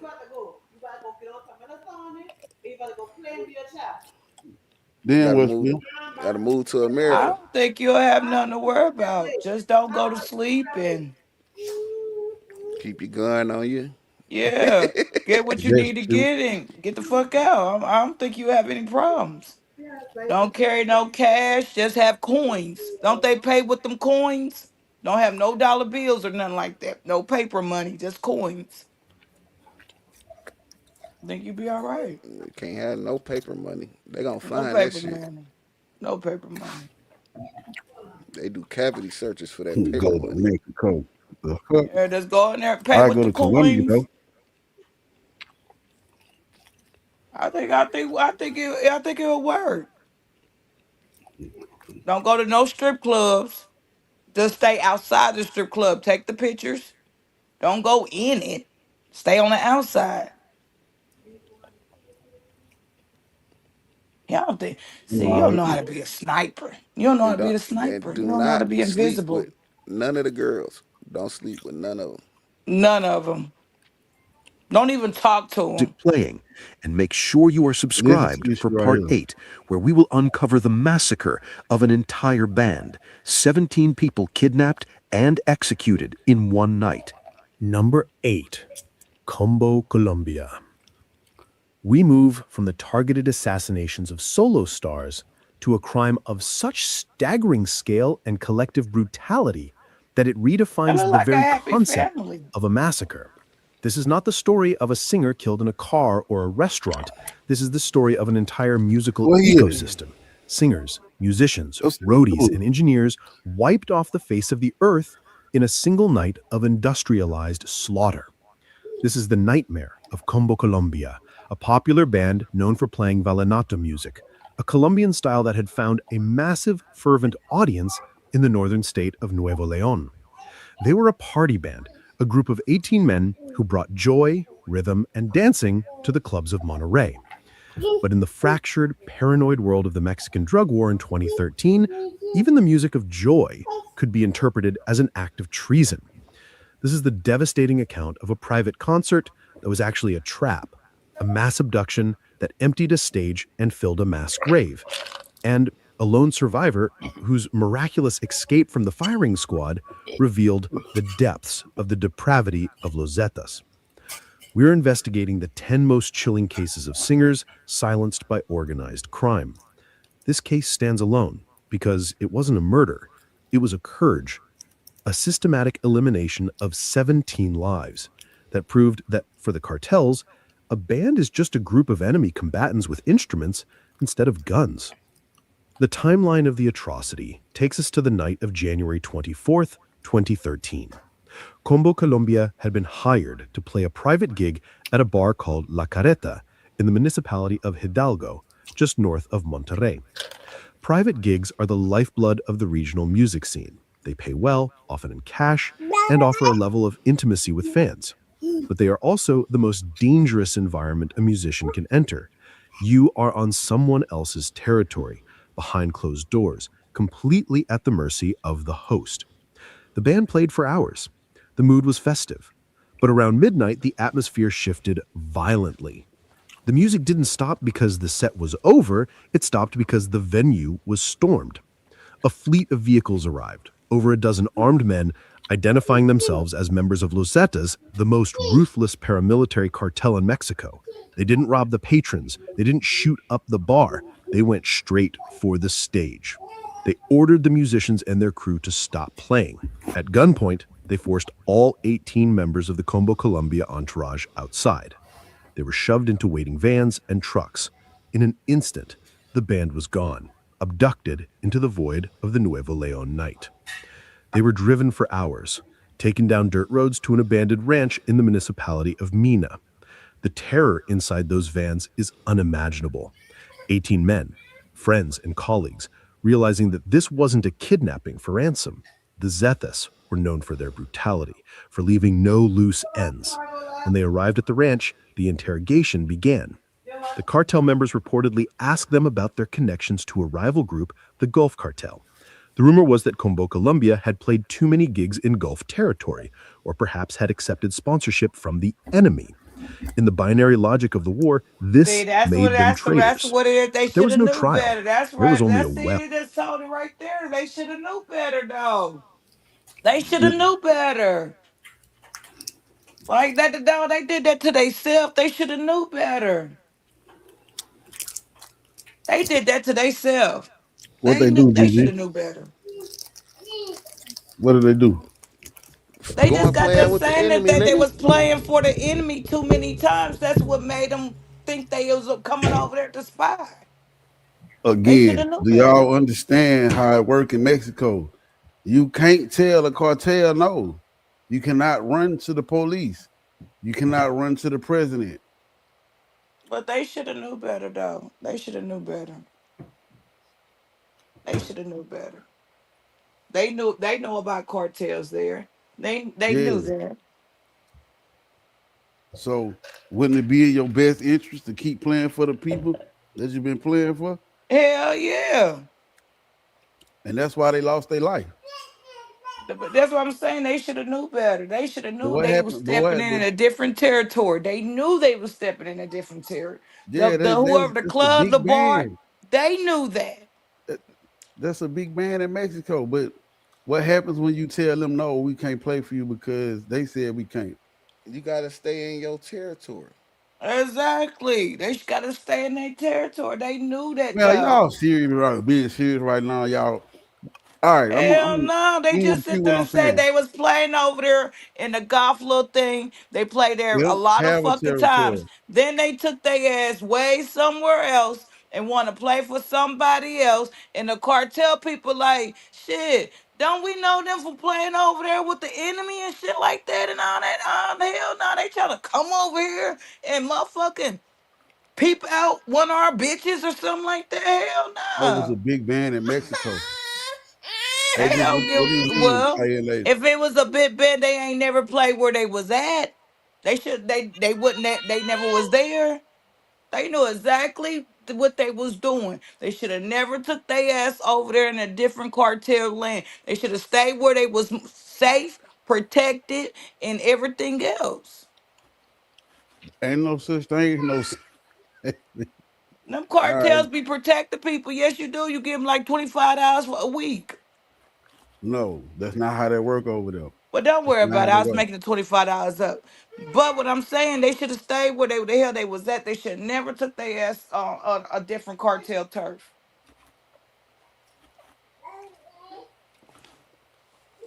The whole And then entire what's so country crazy of about it? I Mexico. bet you out of the 18 people, one of them motherfuckers probably fucking or cartel's woman or something. You know what I'm saying? One of them motherfuckers was probably in something with the other cartel What is this? somehow.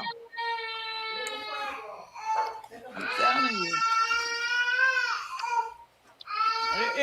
It probably was something. That shit like gang Like, banging. I like how y'all saying this. If you an Inglewood family gangster blood, if you stay in Inglewood and never go to the 60s, you ain't gotta worry about the 60s coming over there fucking with you in Inglewood. Now, There Spill, you we go. both know that ain't true, Spill. Well, even if they do come over there and fuck with you in Inglewood, you're protected by your section. But if the 60s book you to go over there and say your rap song, you don't go over there. You're like, nigga, that's the 60s. I ain't going over there. They didn't know they was being booked by the Zetas. And But then one of them probably got a background when they was younger. Maybe one of them, you know what I'm saying? Don't tell it what type of history. You know, you gotta Shit, remember people man. don't forget shit. Don't tell it what somebody probably did something. They should have kept their ass playing for the golf people. They should have never took their ass over there. But y'all not being reasonable right now. But that's not a local. Y'all act like y'all talking to some local jokers that play in a goddamn club Man, here and the listen, club they there. should have just heard them on the They're radio. not no Fuck local jokers, bro. What part of that shit y'all missing? But they from Mexico. They know about cartels. They know what cartels to play with and which ones not to play with. And even though they the bad thing, shit, they should have checked in. They should have sent one of the motherfuckers go over there, check in, make sure it's cool that we play at this club or whatever. They know them cartels be running the damn the them poor ass towns and shit. They know that. Yeah, can't say they don't know. Come on now, they should have checked in. They should have fucking checked in. They didn't even check in. They didn't even check in. You can't go to another spot and not check in with the cartels. See, Gigi could have been their manager. They'd still be alive. No, Swear they they would wouldn't have have, been. bro. No, They they would have wouldn't been have, still bro. alive. No, they wouldn't have, bro. Why wouldn't No, they they be? wouldn't. Yes, they would.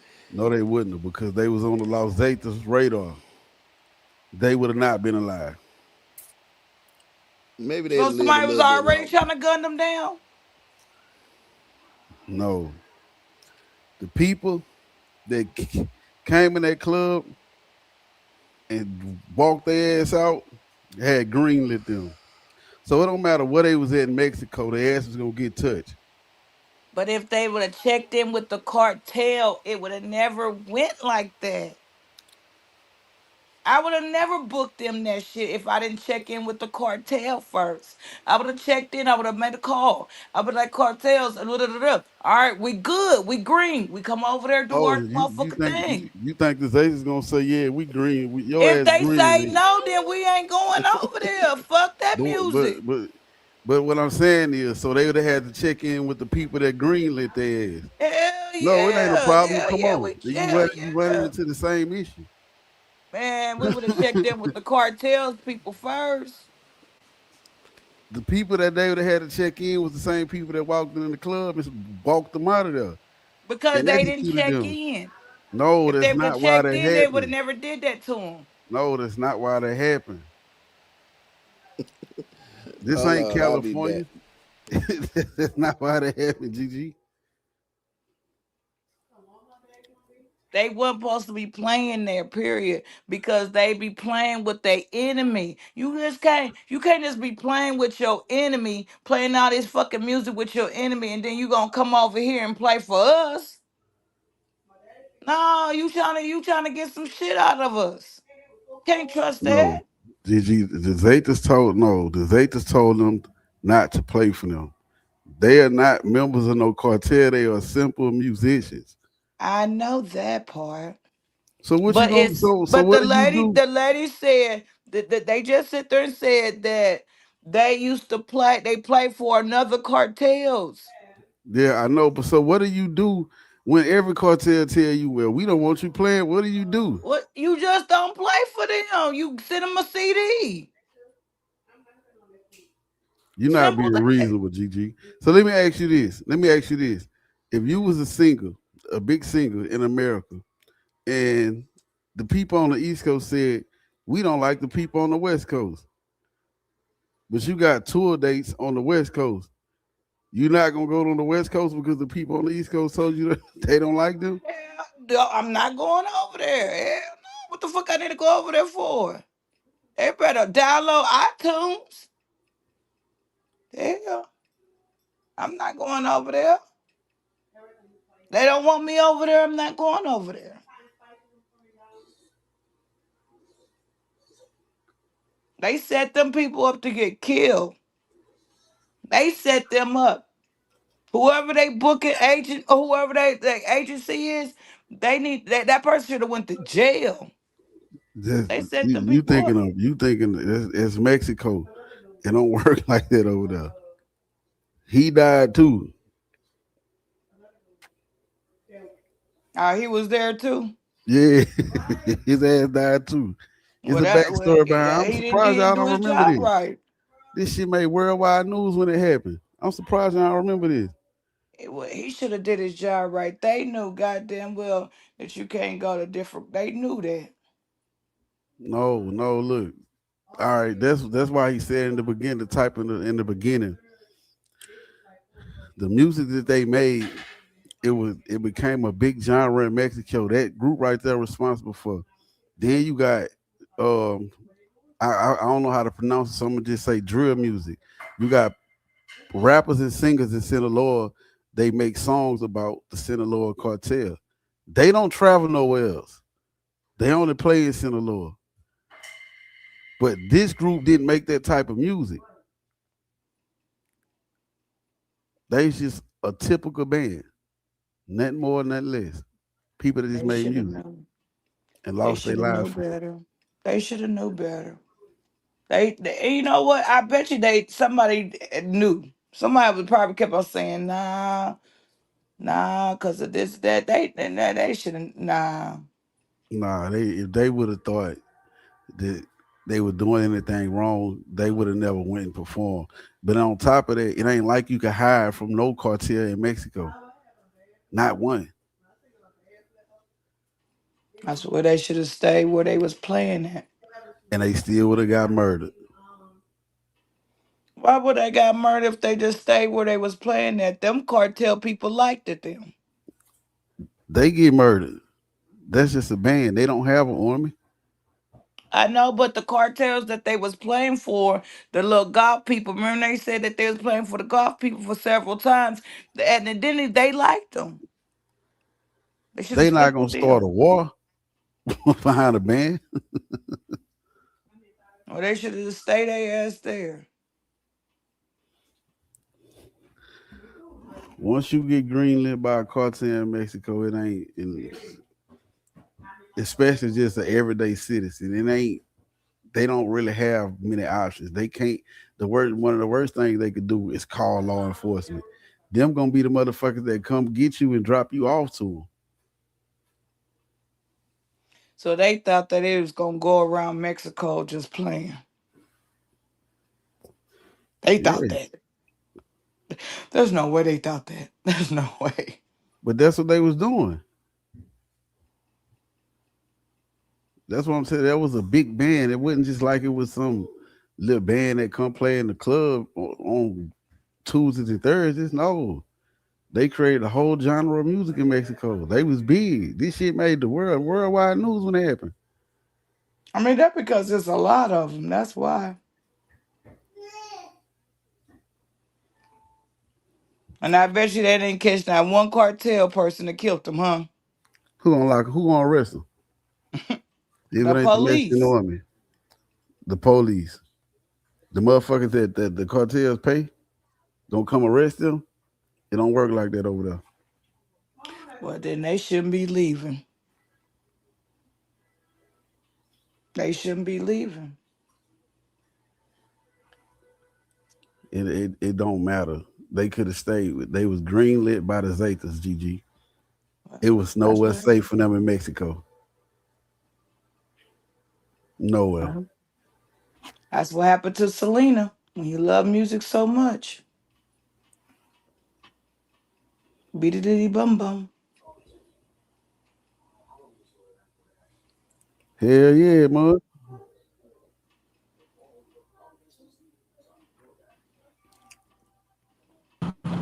Yo, Yo, business there. what up with it? Hold on, what a little nigga. Where he at? He from Arizona. This shit made world news too. This little rap nigga from Arizona. I think this him right here. What the hell are you The doing Sky in Zone Mexico? Holiday If you from Annual Arizona? Performing. Pass gets you 50% off annual membership. With Walt. Tenants of the Sinaloa cartel.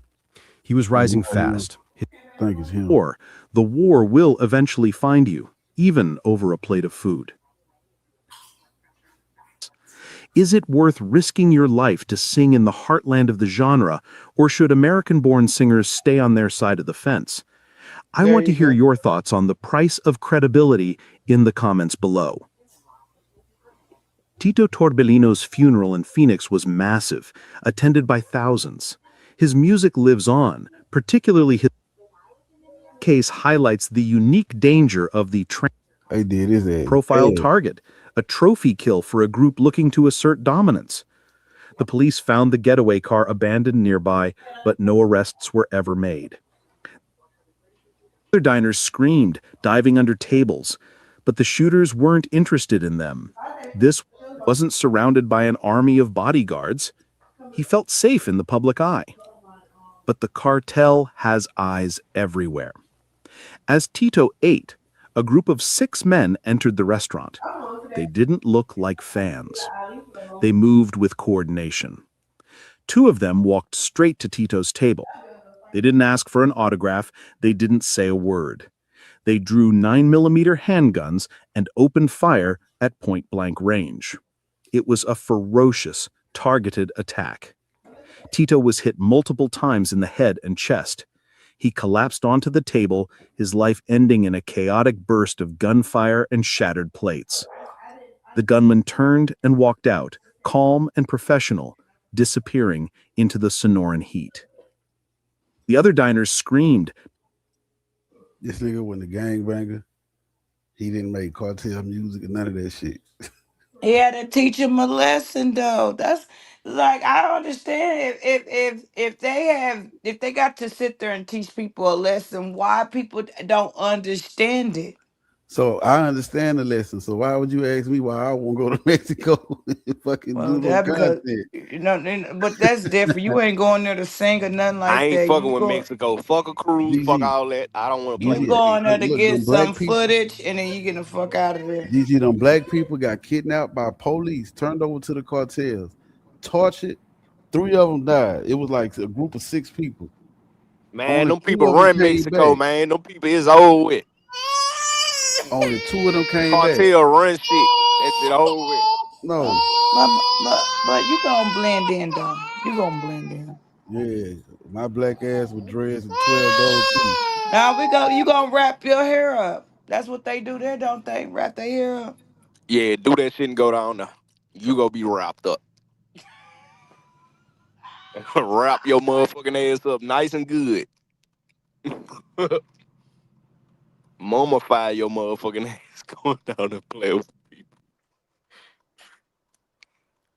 That shit old with. That cartel, that shit a different breed, though. That ain't no nigga gang. That's some niggas that cut your head off and send that bitch to your mama for Christmas with a bow on top of it. Damn, not with a bow. Damn, Big not with a facts. bow. Big facts. I know mean, a couple if they do Mexicans that, we just like gonna that. come deep on their ass. We gonna go to Mexico. We gonna tear that bitch up. We gonna I tear ain't that bitch going. up. You ain't coming, man.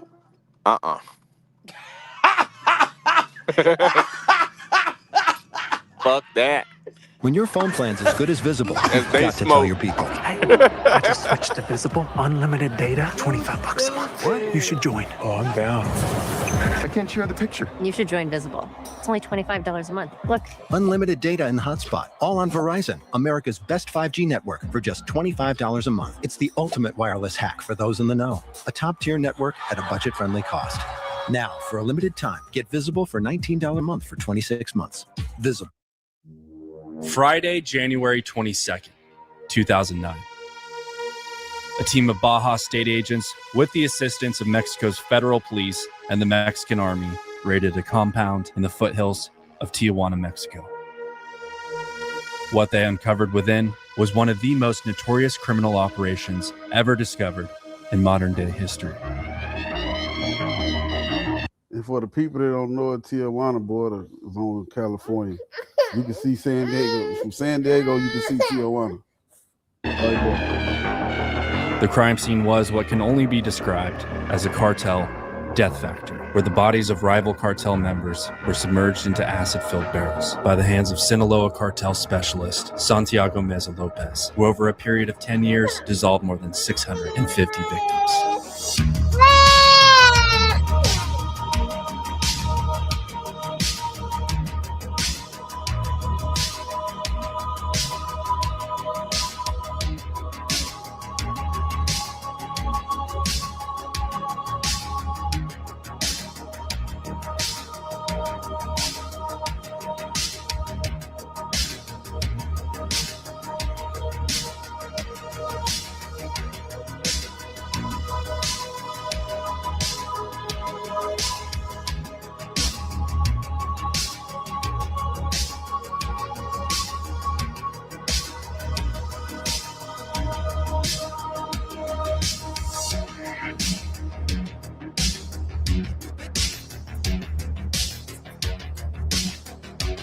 Man, we ain't saying nothing. What the hell, man?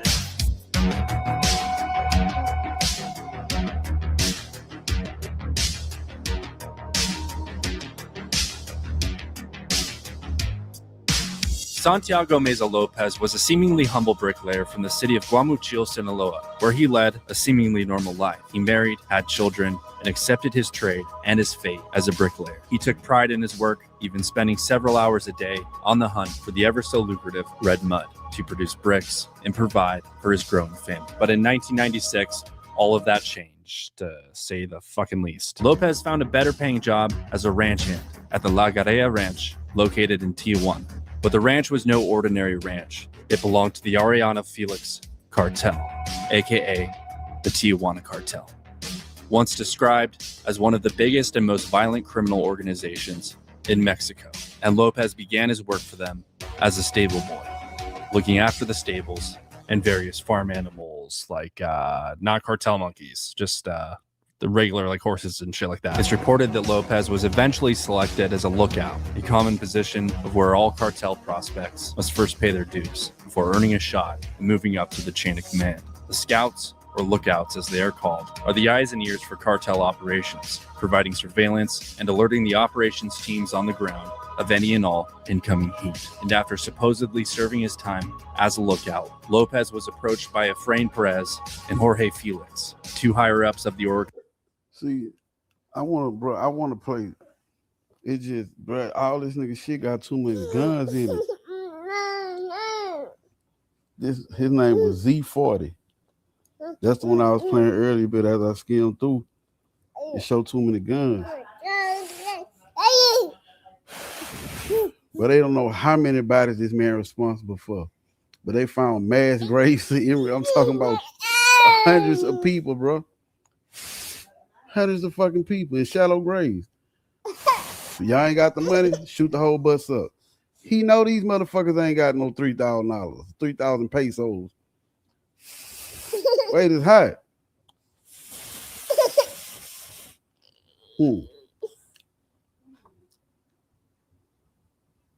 I don't see nothing wrong. You don't see nothing wrong with murdering innocent people? Not if you're in the cartel business, no. The innocent people ain't got nothing to do with cartel business.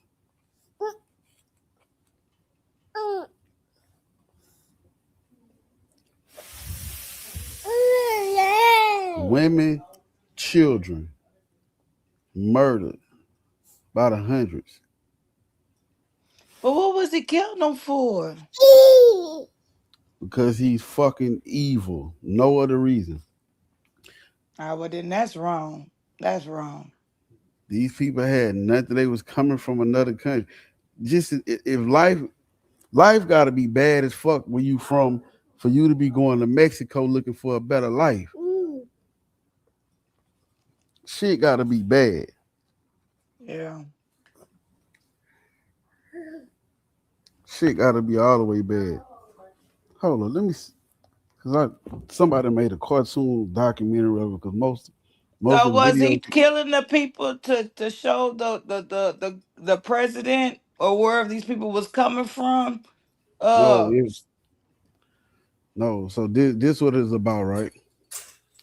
This was Z40 logic was. People respect money, right? mm-hmm, But everybody got a price. mm-hmm. So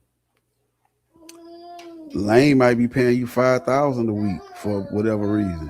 But what happened when Mud come with $10,000 a week? You'll betray me. So you know what Z40 said? Mm-hmm.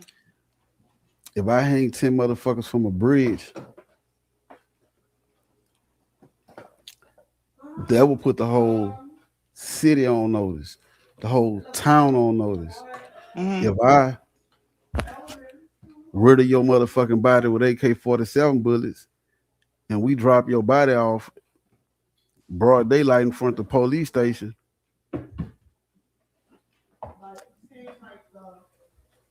his whole logic was people respect money, but the respect that is still in fear is totally two different levels. Not even the same thing, not even close. So that's the shit he did. He put motherfuckers, diesel burn slower than gas. This motherfucker was putting people bodies in oil drums full of diesel. So what was his mojo up like what it was like he has a purpose. So what's the purpose of the message? Don't fuck with the Los Zetas. That's what the cartel was called? Yeah. Oh, okay. Okay. So it's basically to be more of a higher part of the other cartels, basically. Right? Not solely that, because you got like Sinaloa. Well, Sinaloa, the only reason Sinaloa falling right now is because of all the infighting with El Chapo sons, El Mayo sons. Damn, what his name is? They fighting motherfuckers on the outside and they got infighting. But if not for that, Right. So it's the battle of cartels, right? yeah, it always been that. So the point of killing is to show other cartels that we the strongest, right?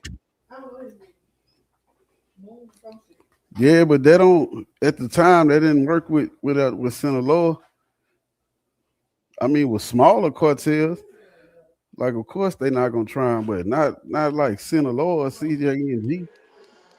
Y'all talking about the cartel? Yeah, they Yeah. just as ruthless, and they got So more you money. gotta show I'm talking about don't the play other fair. cartels that you more ruthless than them. So if some people coming over, you killing them, but you killing them to show the other cartels how y'all are No. ruthless. That ain't had nothing to do with the cartels. That had nothing to do with that. He explained his reason. That ain't had nothing to do with it. This motherfucker, Gigi, he is just an evil person. He knows these people coming from Guatemala don't have no money. They are in rags. They're poor. Do you have $3,000 to buy your freedom? No. All the men, they will line their ass up, gun them down. Big facts. Little girls, the women, sex traffic. Yep. Older women, if Nah, they can't real get a dime shit. out, That's just how they do that shit over there. Real shit. older women, if they can't get a dime out you, your ass getting gunned down with the men and women too. I mean, with the men. This motherfucker, look, he kidnapped this it's a oil tycoon over there in Mexico. Kidnapped one of their family members. These people are billionaires. They paid the ransom and he killed the motherfucker anyway, bro. Nigga was evil. He was just evil, bro.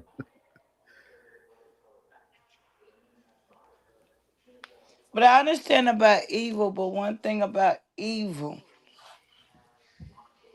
What he is? you being you're proving it's always a point, it's always a message, it's always a message in something. Not with Z40, was it? Not with him. Not with him.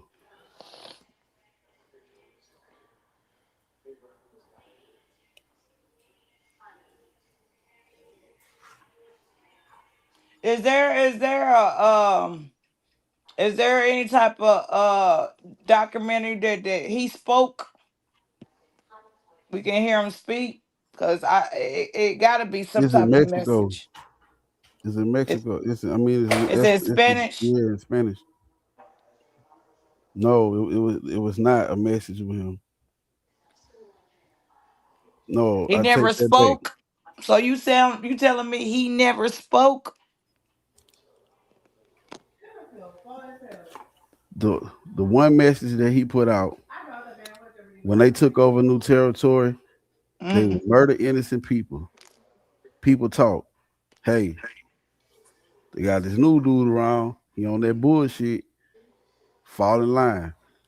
He made if you sold lemons and your ass made 50 cents, he got a quarter. If you got a taco stand, he got half of what you made at the end of the day. Grocery stores, fucking gas stations, everything. He didn't have to. I don't know if you understand. These people making billions of dollars a year. He didn't have to do that shit.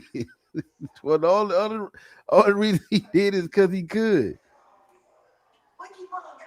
I wish I was like that. He on this shit.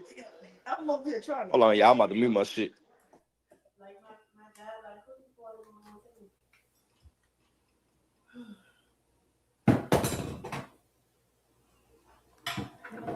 No, that one got guns in it too.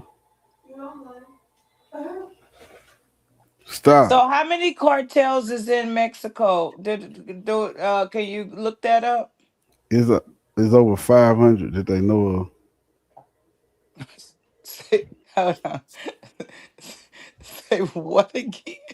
Say Yeah, what it's again? over 500 of them.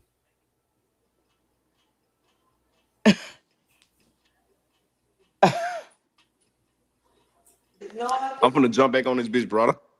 But, oh, he got It's over expedited. 500 Yeah, different cartels. hell yeah. Oh my God. Then you got the big ones that, like I said, you got the big ones that everybody know about. Yeah. But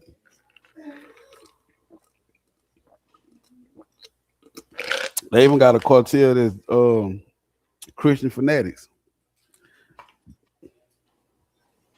They Christians. He said God ordained them to flood America's streets with drugs.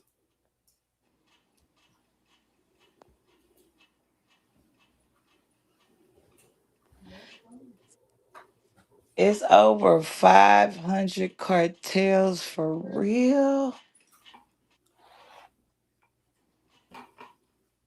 Hell yeah. That is uncontrollable.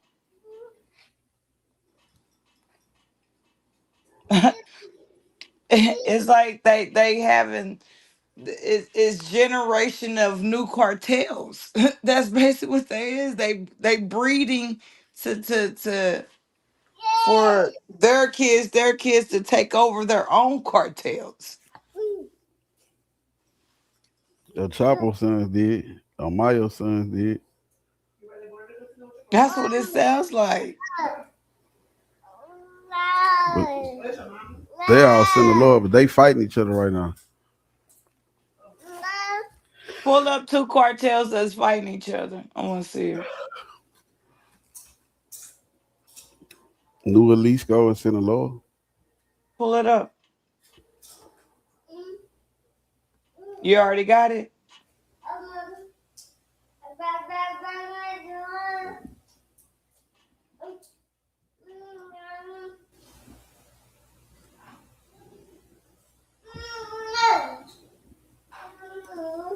You got diabetes?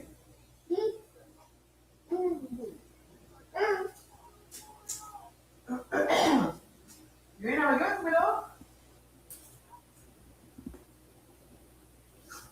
Hold on, let me make sure they ain't got no guns in here. Stop.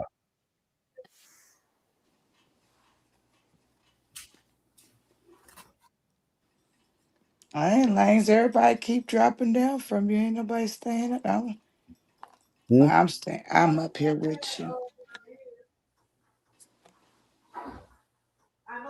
I think mine out somewhere.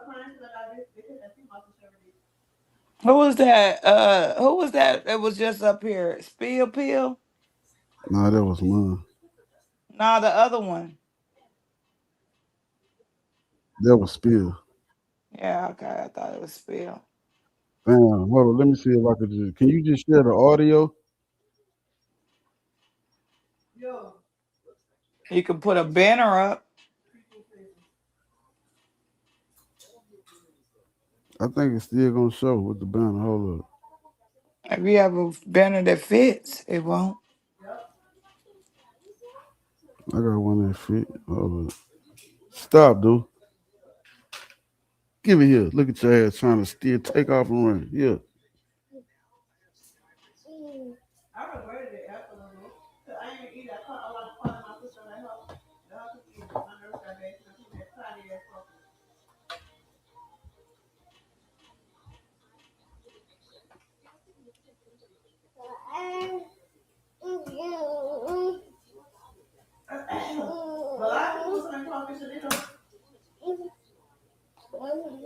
Also known as the Chapizas and La Maiza. Los Chapitos, of course, being led by Ivan Guzman Salazar, a son of El Chapo, and La Maiza being led by Ismael Zambada Siqueiros, the son of El Mayo Zambada. The civil war in recent weeks has picked up in regards to brutality, with firefights between the rival factions occurring throughout Sinaloa state, as well as in Zacatecas, but also areas along the border. The uptick in violence is hardly surprising, given Los Chapitos' recent decision to ally with Mexico's other mega cartel, CJNG, and since the alliance was made official, several videos have surfaced online that showcase Sicarios pledging allegiance to both El Mencho and Ivan Guzman Salazar. Naturally, such a war is primarily fueled by greed, with the opposing sides looking to take territory and influence from one another. But one aspect of a war that isn't spoken about enough is that it is also personal. What we are seeing is a story as old as time, the story of coming of age, but this coming of age story is and will continue to be a bloody one until it reaches its conclusion. Both factions are led by the sons of legendary Sinaloan traffickers, Joaquin El Chapo Guzman and Ismael El Mayo Zambada, two of the most successful traffickers not only in Mexican history, but world history. El Maito Flaco, Ismael Zambada Siqueiros, was relatively unknown until he officially took over the reins from his father, El Mayo, who was arrested in the summer of 2024 due to being set up by Los Chapitos. Maito Flaco has taken to the leadership role like a duck to water. He currently runs Culiacan, and local law enforcement have seemed to have taken his side in the civil war. Not only does Maito Flaco have some of the best gunmen in Mexico working under him, but he's also weaponized parts of the judiciary against Los Chapitos, resulting in several of Ivan Guzman's closest allies being captured or killed. He seems to operate in a similar manner to his father. He's low-key, and he has the right connections, particularly in Sinaloa state itself. But what has been surprising is just how effective of a leader he's proving to be in a time of war. Of course, it's early days, but so far his groups of gunmen are winning more fights than they are losing, and his men are getting arrested at a far lower rate. Ivan Guzman, on the other hand, isn't as cerebral as Maito Flaco. He's reactionary and impulsive. Though, while this has its drawbacks, it also means that Ivan Guzman is a dangerous foe and capable of springing surprises, much like his alliance with CJNG, which only a few months ago would have been seen as an impossibility. Guzman in recent months has cast the figure of a desperate man. The war, as we know, hasn't been going in his favor, at least up until this point. We shall see what effect Cartel Jalisco have in the coming months, but make no mistake, such an alliance was made out of desperation and necessity. Hell, some Jews. Guzman has a history of upsetting those that work under him or with him, notably in Sonora, where groups that used to be loyal to Los Chapitos have separated and have subsequently gone to war with them. Most notably, Los Cazadores, Los Paredes, and Los Salazar. All three of these groups have joined together and aligned, forming the Independent Cartel of Sonora. Not only has Ivan Guzman upset former groups belonging to the Sinaloa cartel, it's also speculated that he has throughout the years also double-crossed various contacts across Latin America, primarily cocaine producers in Colombia, as well as various middlemen in the industry, often robbing them for product without paying. The point is, Ivan Guzman over the years has burnt several bridges, which may have contributed to his side's struggle in the Sinaloa Civil War so far, as well as forced his hand to jump into bed with CJNG. On top of his past transgressions, the fact that several of his key enforcers and security chiefs have been arrested may have also forced Ivan Guzman's hand. Recently, Ivan Guzman's former ally, Jorge Humberto Figueroa Benitez, aka La Paris, was gunned down by Mexican authorities, though his story is interesting and it highlights the turbulent nature of working for or with Ivan Guzman. Jorge Humberto Figueroa Benitez was killed on the 23rd of May in the city of Navolato in Sinaloa. The shootout broke out after alleged criminals ambushed an army convoy in the community of Barriamento. Jorge Humberto Figueroa Benitez, until September 2024, was considered the head of Ivan Archibaldo Guzman's security force. In fact, he was even wanted by the DEA with a $1 million bounty on his head, so he was high up within the organization. After the arrest of Nestor Isidro Perez Salas, aka El Nini, it's believed that La Paris took over his role and led security operations for Ivan Guzman. However, despite being Ivan Guzman's security chief, it was reported in March of this year that La Paris was working closely with authorities, sharing information that led to captures of high-ranking Los Chapito loyalists, possibly including Jose Angel Canobio, also known as El Garito. What is up for debate is the reasoning behind Jorge Humberto Figueroa Benitez turning against his boss Ivan Guzman. What motivated him? It seems unclear. Originally, many speculated that La Paris originally tried to switch sides in the Civil War and join La Maiza, though they didn't want him and rejected his proposal. It was at this point that La Paris allegedly started working with law enforcement. I'd hazard a guess and say that the motivation for Jorge Humberto Figueroa Benitez was purely self-preservation. Maybe he felt that the Civil War wasn't going in favor of Ivan Guzman and Los Chapitos, so he did what he thought would keep him alive. Though, in the end, that would not be the case. He still ended up in a body bag. Many theories exist surrounding the death of La Paris, with many speculating that Ivan Guzman may have even been involved in the killing, possibly bribing these security forces to get it done. In relation to the Civil War, one interesting development that has taken place in recent days is the appearance of CJNG foot soldiers in Sinaloa State, primarily in rural areas, though they have not yet reached Culiacan. They have posed on social media, flooding small villages and towns, announcing their presence. It's nothing like a haircut. You heard what you just said, Gigi? Yeah. To make you feel alive, relevant, you know, and then you feel like $1 million when you get out the chair, you know. My name is Oscar. I'm a barber by trade. Smoke some, bitch. Oh, wee. IAG, meaning know what I'm talking about? Guzman. The alliance is attempting to sow the image that they are invading Sinaloa, though it isn't really the case, and is mainly propaganda so far. In fact, one town that the alliance, so-called invaded, was the town of El Tepuche, north of Culiacan. They spray painted walls with CJNG and Chapito slogans, but shortly after, the Guasave cartel, who are led by Fausto Isidro Meza Flores, aka Chapo Isidro, arrived at the town, and the sicarios belonging to CJNG and Ivan Guzman fled. The Guasave cartel are allied with La Maiza, and following the capture of the town, they recorded their own video, declaring that they had taken control of it while posing in front of the graffiti left behind by CJNG and the Chapitos. In recent days, reports on various narco blogs has also shed more light on the No, I hope everybody understanding that they got a lot of innocent people that just so happen to live in these places.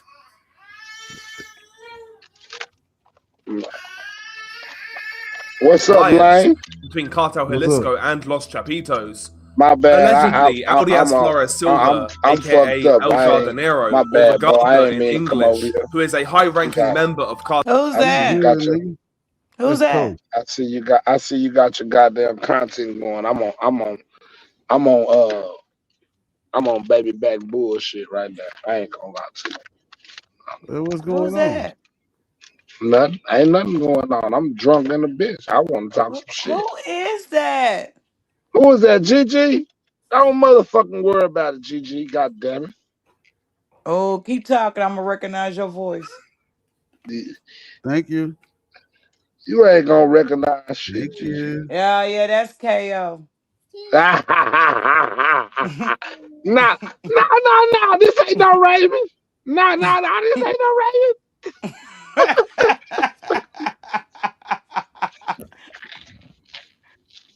I recognize your voice. Nah. This ain't no Raymond. Yeah, I'm on board. I'm fucked up. I ain't gonna lie. I thought y'all was talking some shit over here tonight. I thought y'all was on some bullshit. Y'all on content. I'm gonna let y'all content. We on everything. Shit. Well, what you want? Who you want to talk about then, Gigi? Goddamn it. Fuck it. I'm drunk. Shit.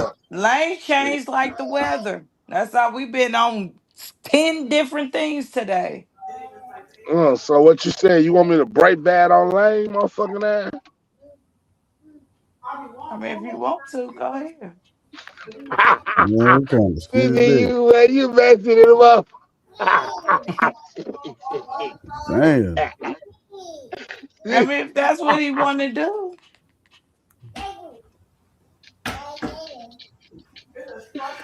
God damn, Lane. Gigi just threw you under the bus. You see that shit, Lane?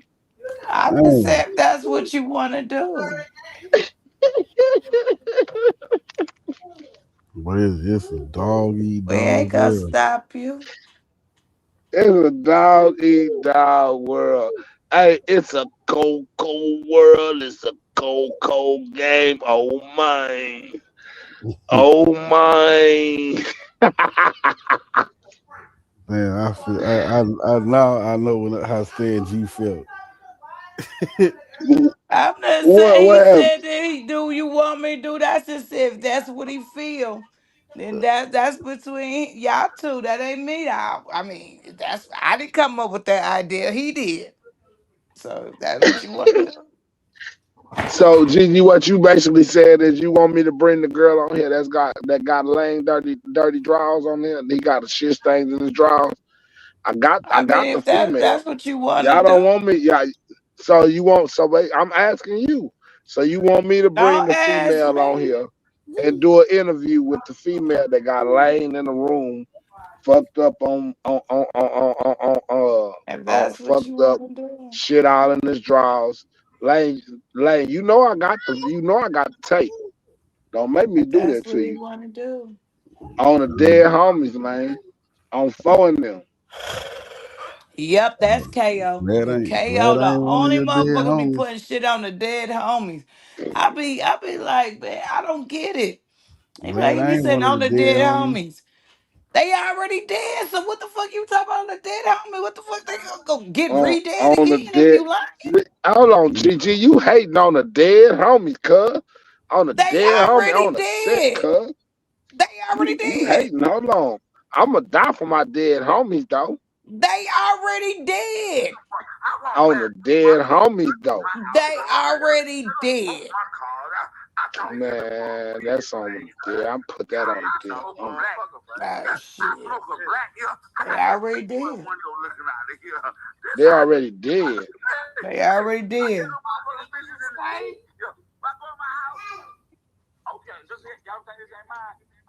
Dang. So I can't put nothing on them.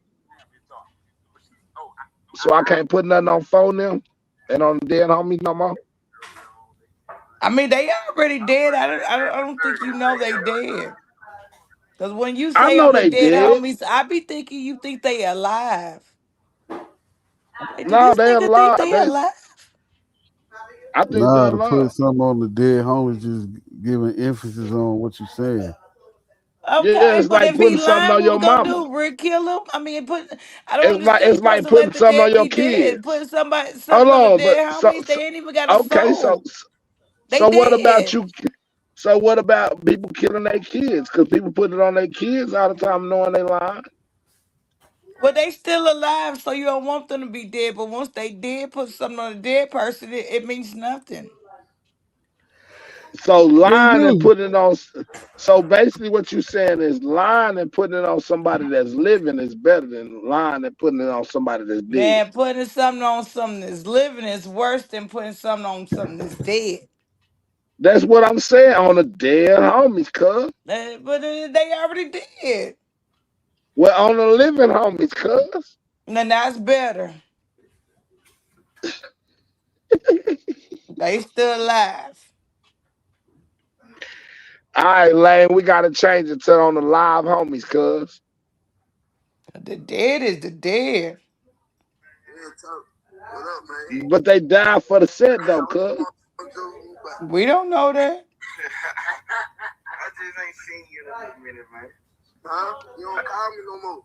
Hold on, see, on Hoover though, you talking on Hoover business though. On Hoover though.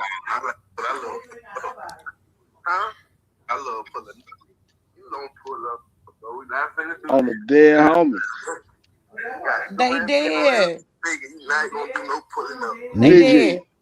They gone. Mike G. The soul ain't there no more. Okay, well on Mike G then, GG. I put that Now on you Mike know what? G. I like that. I will lie.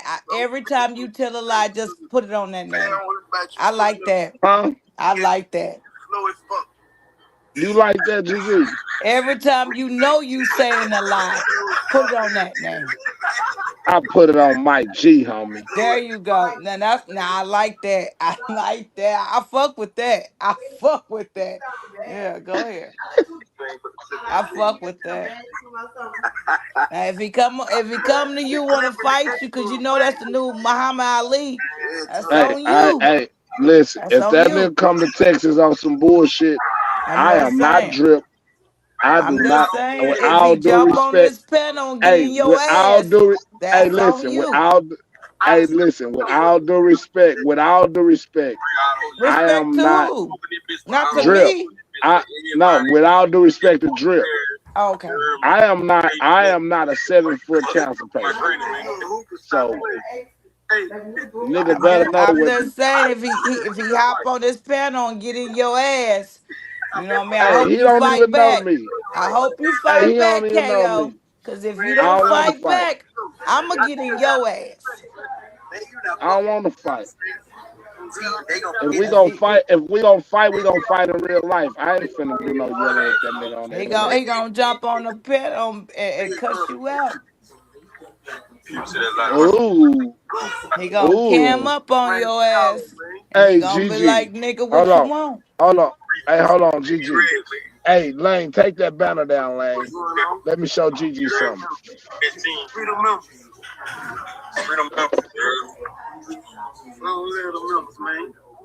Ooh, GG, I'm shaking in my boots. He gonna tell you to wear them boots. Cause you know he 1-0. He 1-0. Ooh, that Now nigga you beat know up. he 1-0. Ooh, that nigga beat up Drip Drop. I'm just Ooh, saying the that nigga. internet hyped him up. The internet hyped him up. I'm just Oh, saying. that nigga the Grandmaster Flash around this bitch, ain't That's what the internet he? said. Oh, man. Who is That's the what the internet master? said. Show enough. And he'll Am pull up I? to a city near you. Don't Oh, do am him. I the meanest? Am I'm I just the saying. prettiest? And Am you I the know, baddest he mofo in down around this Oklahoma. town? And you only in Austin. You ain't even that Oh, far. Don't make them I don't ain't even that far. I ain't even that don't far, homie. don't Cuz make them gonna come pull up and see you. come see me, cuz. Yeah.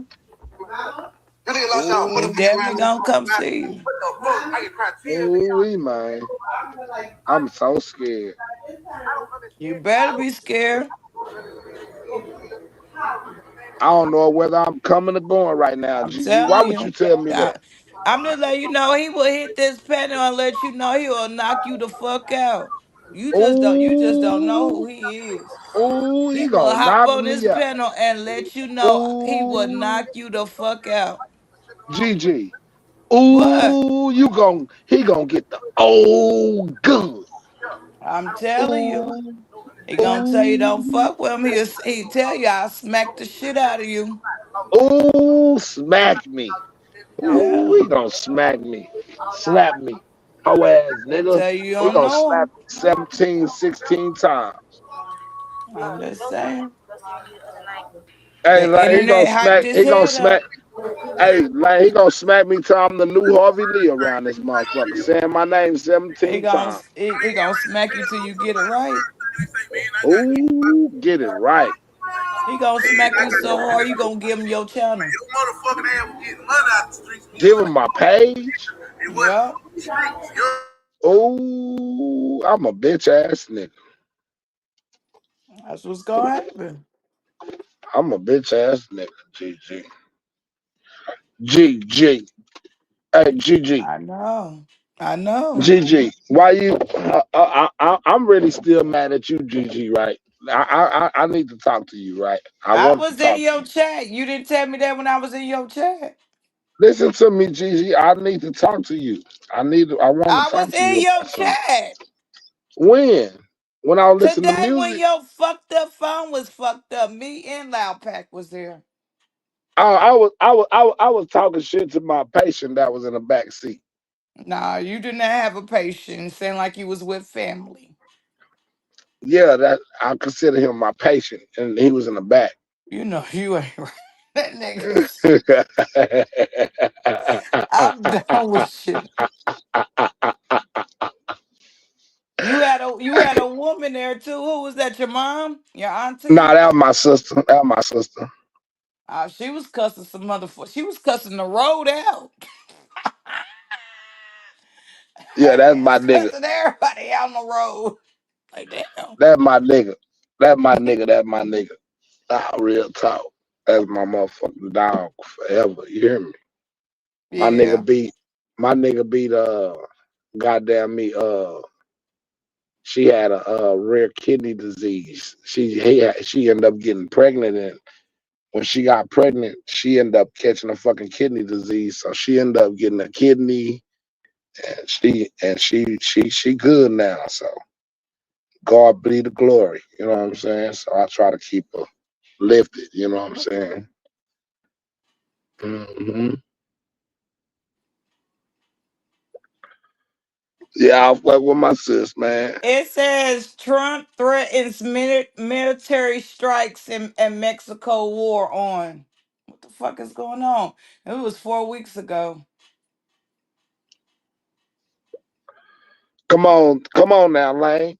You So don't know what nothing you about gotta this? talk to me about? What I do to you? I ain't did that to you, Okay. KO. What the fuck? Okay, hold on. Now, ever since you came out with these allegations, man, I ain't got to see my niece Tutu or nothing. Ever since, I ain't got to see no pictures. I ain't got to see nothing about Tutu. This nigga's in the graveyard because of shit you niggas rapping about all these years. This nigga's doing life Well, behind the that's shit you niggas Lane's rapping about fault. all these years. And now y'all saying fuck the street and think y'all supposed to call about y'all goddamn life like y'all ain't called all this shit. The fuck is Lane playing? Y'all the reason all these young niggas get y'all life. You know these Atlanta niggas got the fuck the streets movement going. The what? The Atlanta niggas got the fuck the streets shit going on. Some street shit going on. Fuck the streets. Lane, I need to go over there. What they on? What page they on? Trump threatens military strikes in This ain't no Mexico. page. Wait, what you said? Put on Trump threatens military strikes in Mexico. War on. It's by DD India. Well, that's what I was telling Spear. That's the reason they made cartel groups terrorists. They put them on the same terrorist list with Al Qaeda and ISIS. That ain't good.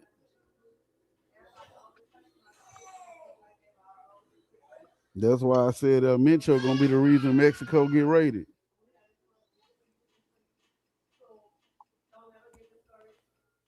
You know, Lane think he baby T.I. No, I don't. I just see what the fuck going on. He used the big words, the dictionary words, and all that shit. You know, he got a big ass forehead for a reason. You know what I'm saying? He can see the future, GG. If you didn't know. And I didn't know. Okay, well, Lane got a forehead so big that he can see the fucking future. I said it, Lane. I said it, Lane. Well, why won't you show Gigi? Well, why won't you show Gigi your forehead then, Lane? Show everybody your forehead. I don't have one. That motherfucker so big it's an 8 head.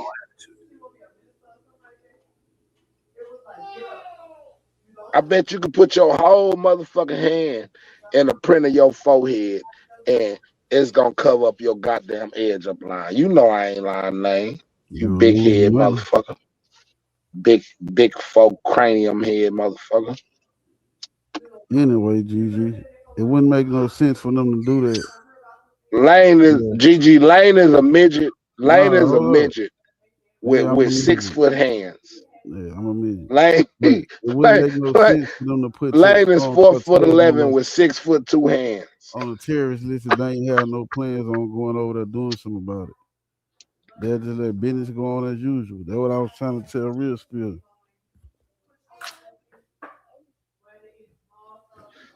Yeah, they finna do some shit to the people.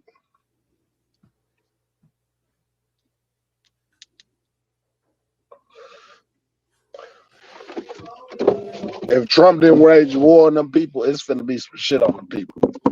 He started in Venezuela. Now you got me interested in this fucking shit now. Cause Trump trying to motherfucker, he's trying to stop the fentanyl and them drugs and stuff like that. Now you got me interested now. I'm going on mute. I'm doing my own shit. If you don't want to look up shit no more, I'm doing it. Hey, now let me be honest. You with drunk you, right now. Be quiet. How many fingers I'm gonna be so honest with you. Up?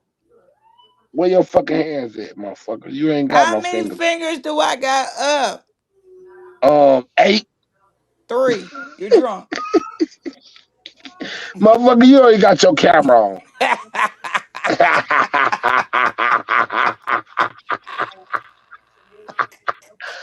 But listen though, Gigi, for real though, on some real shit. I think that fentanyl shit needs to be stopped. Like, I ain't gonna cap. That fentanyl shit need to be stopped. I agree. I definitely. Where he at? I definitely agree. Where my baby? I definitely agree. It's taking control of the world.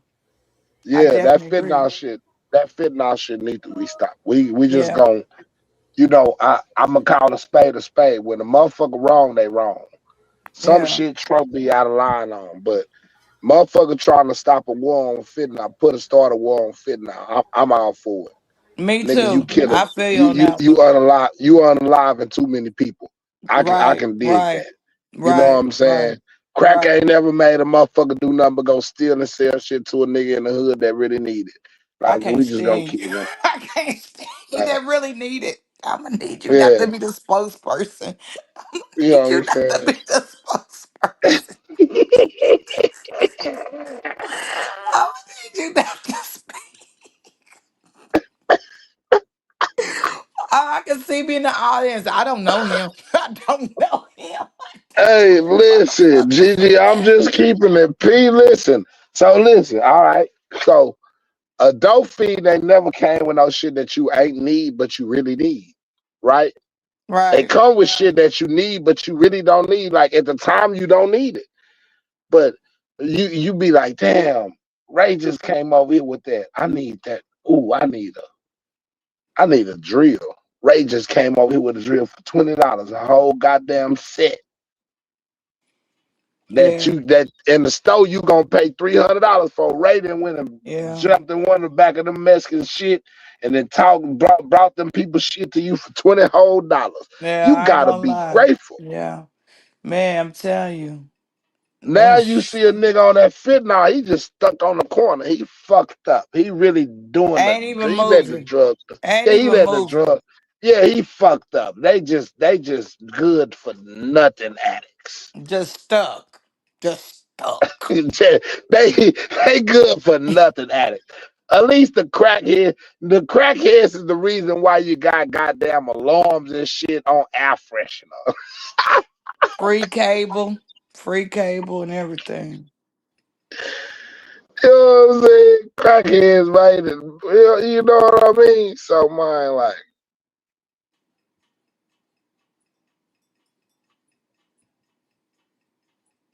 Look at God.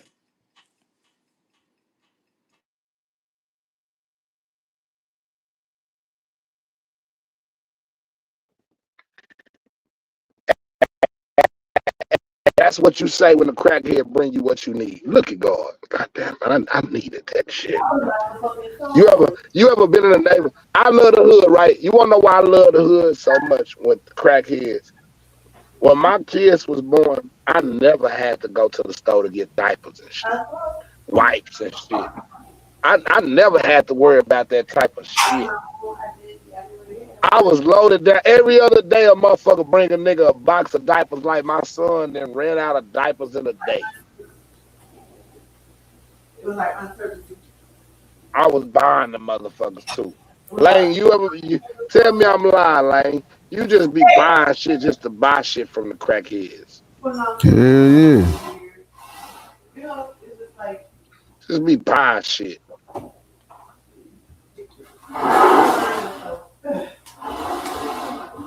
You put this on your show like a bitch. Like this is food.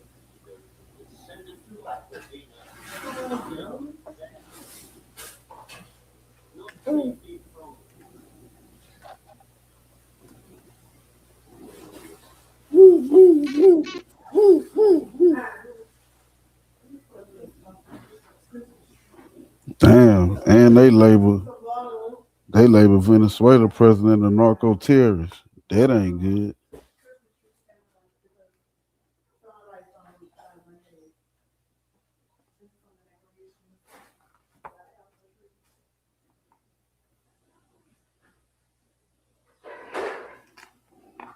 Stop, man.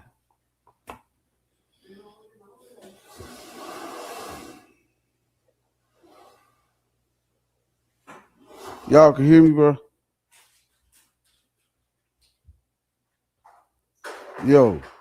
Yeah, I hear you. I'm up here Yeah, we playing hear this you, since you didn't want motherfucker. to play it. I'm up here listening to this. Man, Trump, woo wee. Well, hold on, Gigi. Hold on, He Gigi. about to Gigi. But I was telling bull. real Hold story. on, Gigi. Let me say something to you, Gigi. How the fuck you gonna bring up some shit and then your motherfucking ass keeping it to your goddamn Cause I self? just You over tell there cause pressing cause I goddamn just mute told and Lane you to don't. pull it up. He been pulling up everything else. He ain't pull it up. So I Lane, wanted to pull watch the it for motherfucking myself. shit up. I wanted to Cocksucking watch it for son. myself. I want to see. I want to hear it too, Gigi. I was actually reading. I told him to pull it up. Trump shooting their ass. Trump is shooting their ass. And the president, I see the female president you talking about in Mexico. She said she don't want any American military on the soil. Period. Period. Well, yeah, Oh, she could say we. that. And Why Trump you? don't give a fuck. Why? That's what I was telling Reelsfield. Why do you think he labeled them terrorist groups? Oh, we. If he say This I'm in is a interesting. God damn, bro. Hey, you know, Trump already was trying to build that wall. You Oh, clunked that we. motherfucker. Trump Hold about to on, get GG. Hold active. on, GG. Hold on, GG. Let me You go on and clunked put that this out there motherfucker speaker. so they can What go you ahead do? and clip this. Hey, this bitch ass Oh, nigga Lane over there worry about YouTube so much, GG. He can't oh. even watch his baby. Man, that nigga watching himself. You fucking right. He grown. That nigga 1 year old. Yeah, GG. I just want to put that on the air. You know what I'm saying? So that shit can be clipped Don't up. say Gigi. Gigi. They might clip you saying Gigi. Don't put that in the clip. Nah, they gonna put that in the clip too. No, GG. edit that. Edit Hey, that part. GG. Hey, GG.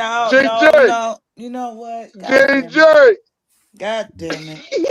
You I'm know gonna I get give a fuck KO about back. what any one of these people say. God damn He's it. sadly mistaken. God damn it. I'm gonna have to wake up early in the morning and be on KO ass. I'm gonna have to wake up in the morning and be on his ass. I can see it coming down. I can see it coming down. I can see it. I wake up and turn my Oh, about to get it. oh shit. Oh shit. Hey, You about to I get can it. see it now. Hey, I can see it now to this drunk motherfucking black bitch KO over there on Lane page, steady saying my motherfucking name. And now I be on it. Cause you strictly the fuck out. Woke up to this motherfucker shit. Didn't I tell that nigga I don't like to be woken up to motherfucker shit? And then here this go, this motherfucker. Man, pick this shit out, y'all. Why the fuck am I getting some bullshit? Like, you know what? Where KO at? Well, bring that nigga right now. This nigga think I'm playing, y'all. This motherfucker think I'm playing. Oh shit. Yeah. Oh my god. Oh shit. Shit. And don't let that first sentence piss me the fuck off. I can't even read the other part. I'm still on the first part. Stop. I don't see shit else no more. It don't even matter if the third sentence cleared it It up. don't even matter. I couldn't even get over the first part. I'm bad. I'm bad. You know what? That's sad. I can't even. We still Oh on this shit. part. Oh shit. Nigga, fuck, hold on. I heard the nigga clean it up, but fuck that. I'm on this. Bitch ass nigga, why? I'm still on this. I'll get to your sorry later, nigga. Fuck your sorry right now. But I'm on this. Oh ass nigga. Oh my god. Don't do that shit. I don't like that motherfucker shit. Motherfucker, I can't stand it, motherfucker, bitch ass motherfucker. And then the motherfucker gonna sit there and record my shit and put it on his shit. Yeah, that's how you know Gigi I don't be doing that striker shit. I really don't. I don't do that striker shit. I really don't, cause I don't give a fuck. Give me here. You know what I'm saying? And then GE's gonna come up here. He gonna say, I was trolling you on Mike G. Yeah, nigga, you know I post your shit. Talking about Gigi only loyal to beer and cigarettes. Nigga, I do not drink beer and I do not smoke cigarettes. So shit. I don't know what the fuck you talking about loyalty. See, that's one thing about me. If you gonna troll me and be funny, at least say some shit that I like to do. Don't put me with some shit I don't do. But I don't drink no motherfucking beer and cigarettes. The president of Mexico until 2024 was President Lopez Obrador. Is that right? And he ran for president with respect to the cartels on the slogan, hugs, not bullets. Is that right? Well, no, he did not run. Yes, he that did. slogan. Yes, he did. Now, his handpicked successor is President Steinbaum. Is that correct? Sheinbaum. Is that correct? Claudia Sheinbaum. Right. Am I right? Yes. I love the people of Mexico. And the people of Mexico are good friends. But isn't a big part of the problem that President Lopez Obrador and now President Sheinbaum, thank you for correcting me, by the way, live in the right front pocket of the Mexican drug cartels? I disagree with that statement. I thought you might. The president of Mexico until 2000.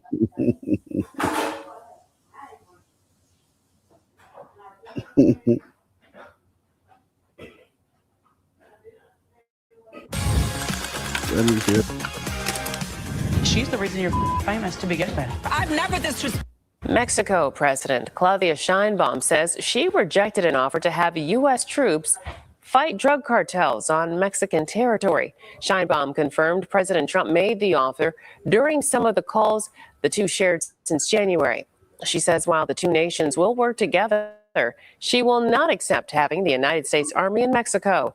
Just last month, NBC News reported Trump considered launching drone strikes at cartels to stop drugs from crossing the border.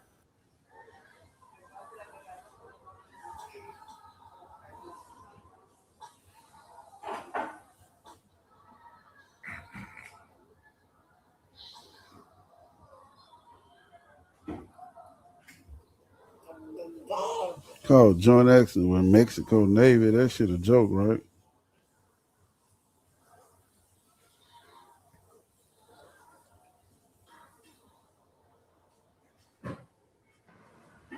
Good morning.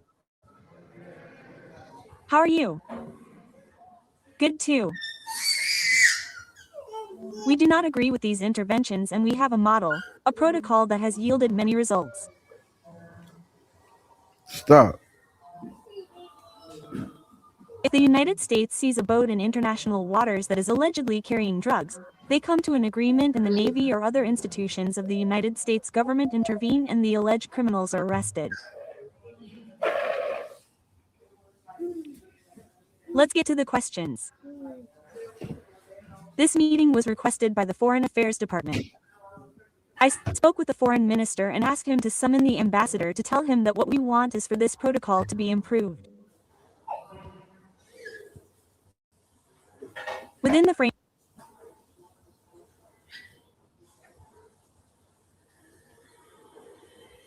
New tonight from our NBC5 investigative team, the attorney for drug lord El Chapo has launched a fresh attack against the president of Mexico. Now, the skirmish started last month when Chapo lawyer Jeffrey Lichtman accused Mexican President Claudia Sheinbaum of being in cahoots with the cartels, and she retaliated with a lawsuit.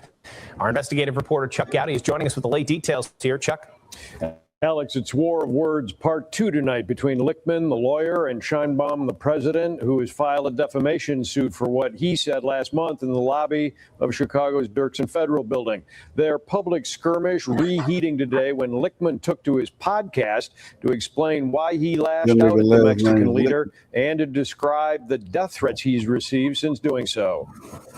The cartels had paid off the Mexican military and the Mexican government to the top. When El Chapo's longtime lawyer made those comments a month ago here in Chicago, Mexico's new president, Claudia Sheinbaum, returned fire by threatening a defamation lawsuit against him. Since then, there has been a ceasefire until today, when Lichtman pointed his podcast straight at Mexico, what he equated to a third world septic tank where grubby politicians try to crush rights and silence critics. It just took the pressure off of them, I guess, for a few days by finding a boogeyman to blame. You know, he's also someone who knows this history well because he's been being paid by and employed by the cartels for years in his career. University of Chicago professor and Mexico expert Susan Jesh says Mexico's populace is also keenly aware of the cartel's vice grip. The low-level extortion of ordinary small business people, all the way to spectacular. I wonder what this nigga podcast is. Is it on YouTube?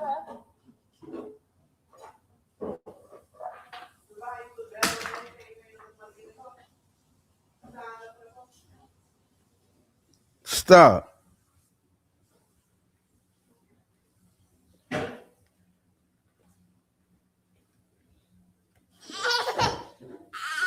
Give it here. I don't care.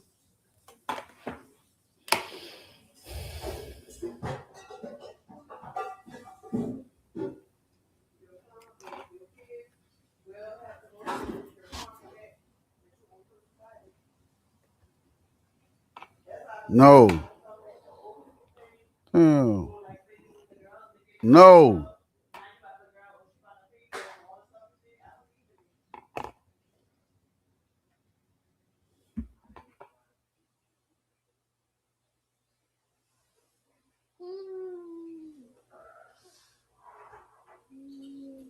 I wonder what this podcast is.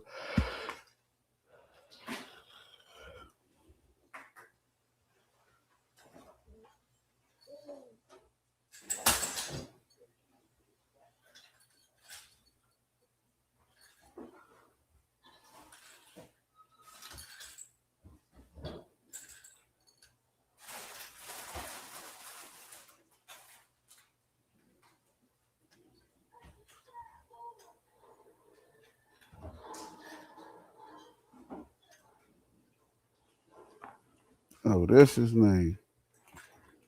They're on my phone here. No.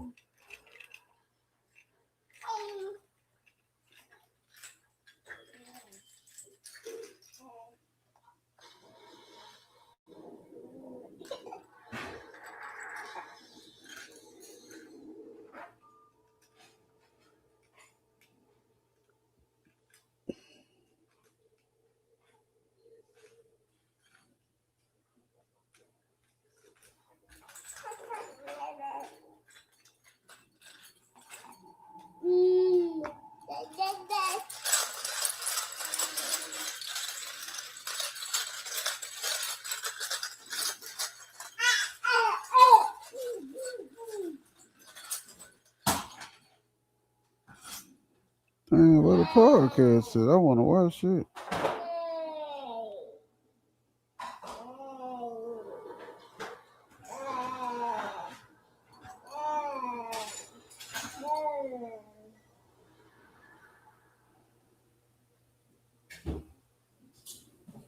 No. All right, turn the ass on.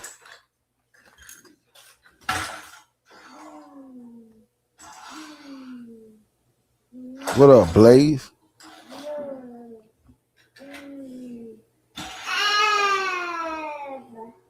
Gigi, I'm trying to find this nigga podcast. You trying to do what? I'm trying to find his podcast.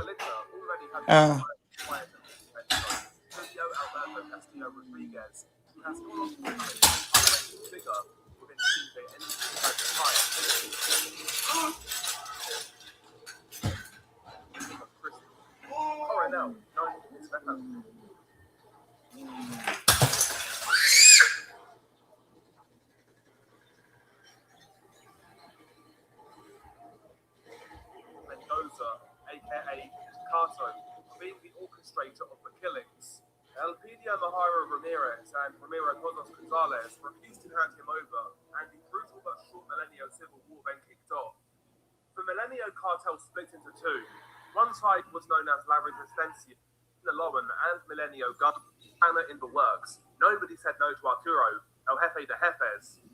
This caused panic among the Sinaloa hierarchy, as the twins were huge assets to their distribution networks into the states, and they were scrambling for solutions to solve the issue. Chapo, El Mayo, and the Beltran Leyvas brainstormed ideas before Chapo then made a call to Jalisco, where the Milenio cartel were now operating as a subsidiary of the Sinaloa cartel. They asked for the services of none other than the up-and-coming El Mencho, who was involved in cartel security.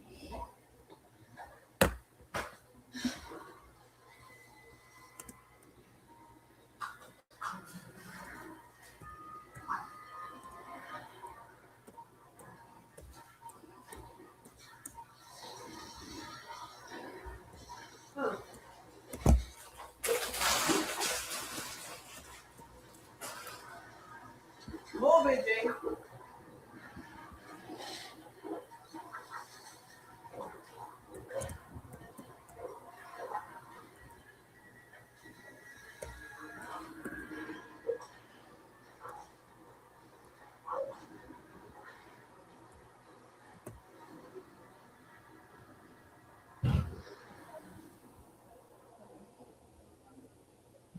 Mencho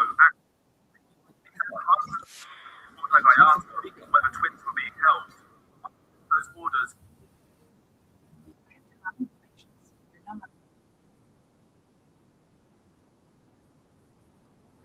Providing For solutions to solve the issue.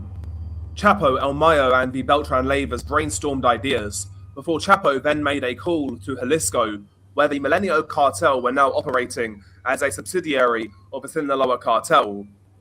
They asked for the services of none other than the up-and-coming El Mencho, who was involved in cartel security. Mencho acted quickly. He sent hundreds of gunmen to Puerto Vallarta, where the twins were being held. Under Mencho's orders, his men blocked the roadways in and out of Puerto Vallarta, and he also blocked the roadways to the local airport, so the police kidnappers could not get the Flores twins out. Bear in mind, this group of police officers essentially conducted these kidnappings on their own and had little support, so they were vastly outnumbered and outgunned by Mencho's men. As a result of the situation, the police kidnappers released the twins. Bear in mind, this occurred in and around the mid-2000s, I believe 2004 or 2005, long before Mencho was the household name that he would go on to become. But even back then, he was able to mobilize hundreds of gunmen. During podcasts, the Flores twins have discussed their brief dealings with Mencho, and what's noteworthy is, despite Mencho being the one who got them out of Dodge, the way they describe him is interesting. During a podcast with Chi Il Reacts, the twins mentioned that Mencho even back then was known for his vicious nature. Pedro mentioned that in the mid-2000s, they didn't do business with Mencho, as Mencho at the time was primarily involved in cartel security. However, Pedro did mention that Mencho was pushing weed at the time, and that they had no interest in pushing bud. He claimed that Mencho wasn't at the level to where they needed to do business with him. However, Margarito interjected and stated, well, to be honest, he wasn't the type of person that I wanted to do business with. How about that? Margarito stated that they had a relationship and met a few times, but claimed that he wasn't the perfect businessman by any means. I would highly recommend listening to podcasts with the Flores twins, as they shed interesting details on the high-ranking Sinaloa cartel bosses at the time, as well as people like Mencho. But let's move on. The Milenio cartel did not forget their feud with La Familia Michoacana and Bezetas, the latter being an enemy they shared with their new Sinaloan bosses. This gave rise to a group known as Los Matazetas, or the Zeta Killers in English, an armed group made up of both Sinaloan and Milenio gunmen, whose sole mission was to target and kill members of Los Zetas. The Matazetas, apparently a brainchild of Nacho Coronel, were notorious for their ruthless campaigns against the Zetas, killing dozens of alleged members at a time in gruesome ways. In June 2009, the armed group made themselves public. They left an abandoned truck in a residential neighborhood in Cancun, Quintana Roo, where the Mexican authorities discovered the corpses of 3 men. Along with their butchered remains was found the following message: "We are the new group, Matazetas, and we are against kidnapping and extortion, and we will fight them in all states for a cleaner Mexico." The Valencia family and the Milenio organization, under Coronel's guidance, helped the Sinaloa cartel secure strategic drug routes and chemical precursor imports, strengthening their position in Mexico's... God damn. Okay, cool.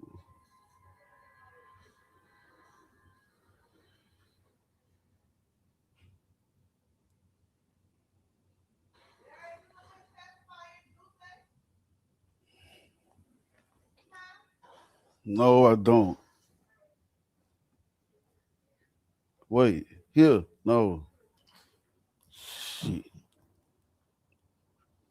Here. Here go his juice.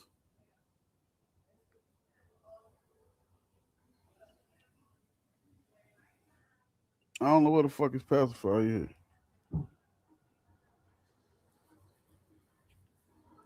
Lucrative meth trade.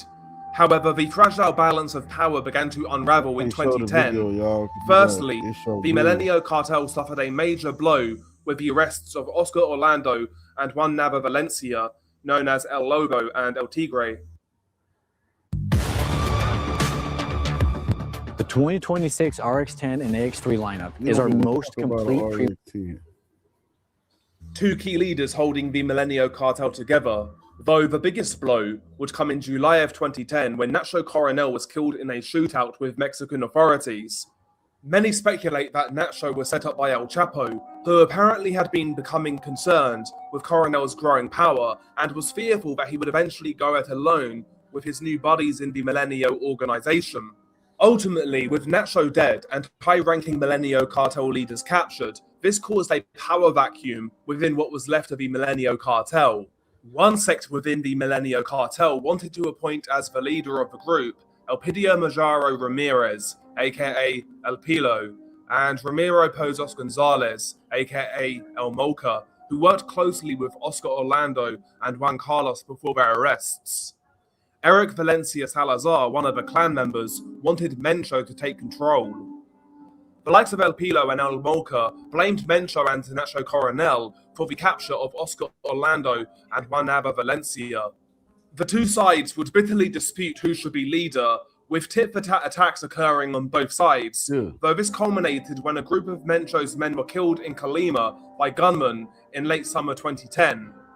El Mencho then asked the other Milenio bloc to hand over Gerardo Mendoza, aka Takato, for being the orchestrator of the killings.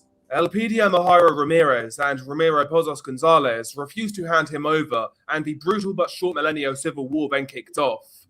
The Milenio cartel split into two. One side was known as La Resistencia, the Resistance, and the other was Mencho's side, Los Torcidos, or the Twisted Ones in English. Pivotally, Mencho also absorbed Los Matazetas after Nacho Coronel was killed, giving him more firepower in the civil war. Following a short but bloody battle, Mencho and his men had defeated the resistance, and they claimed what was left of the Milenio cartel, as well as now having absorbed Los Matazetas. Damn. Nemesio Oseguera Cervantes, aka El Mencho, was now effectively a cartel leader, and he became the first man not blood-related to the Valencias to run the organization, but he still had a lot of work to do, and 2011 would be a year of establishment and war for Mexico's newest crime boss. In spring of 2011, the newly created CJNG declared war on all other Mexican cartels It's and 12. stated that its first goal was to take control of the city of Guadalajara in Jalisco state. The city would quickly become CJNG's home base. CJNG, who also went by other names at the time such as Los Matazetas and Los Torcidos, re-established a brief relationship with the Sinaloa cartel. Cartel Jalisco Nueva Generacion's first noted atrocity came in September of 2011, where two trucks containing 35 dead bodies were found at an underpass near a shopping mall in Boca del Rio, Veracruz. Wait. Gigi, you still here? Wait, what code go? I guess. Yeah, I hear you. All of the corpses were alleged to be members of Los Zetas, but it was later proven that only 6 of them had been involved in minor crime incidents, and none of them were involved with organized crime.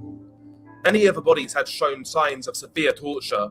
According to the news network El Universal, at around 5 p.m. on September the 20th, 2011, an undetermined number of vehicles blocked a major avenue in Boca del Rio. Once the traffic stopped, armed men abandoned 2 trucks in the middle of a highway. They opened the doors of the trucks and pulled out 35 corpses, leaving a written message behind. Other gunmen pointed their weapons at frightened drivers. The gunmen then fled the scene.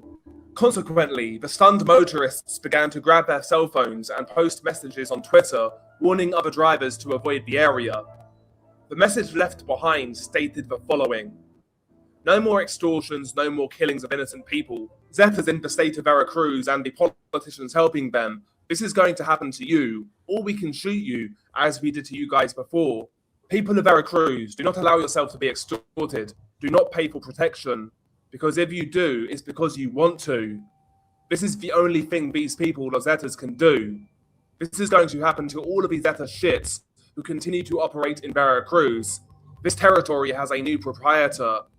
Days following the massacre, Cartel Jalisco Nueva Generacion, while using the Matazetas name, posted a series of videos claiming credit for the massacre.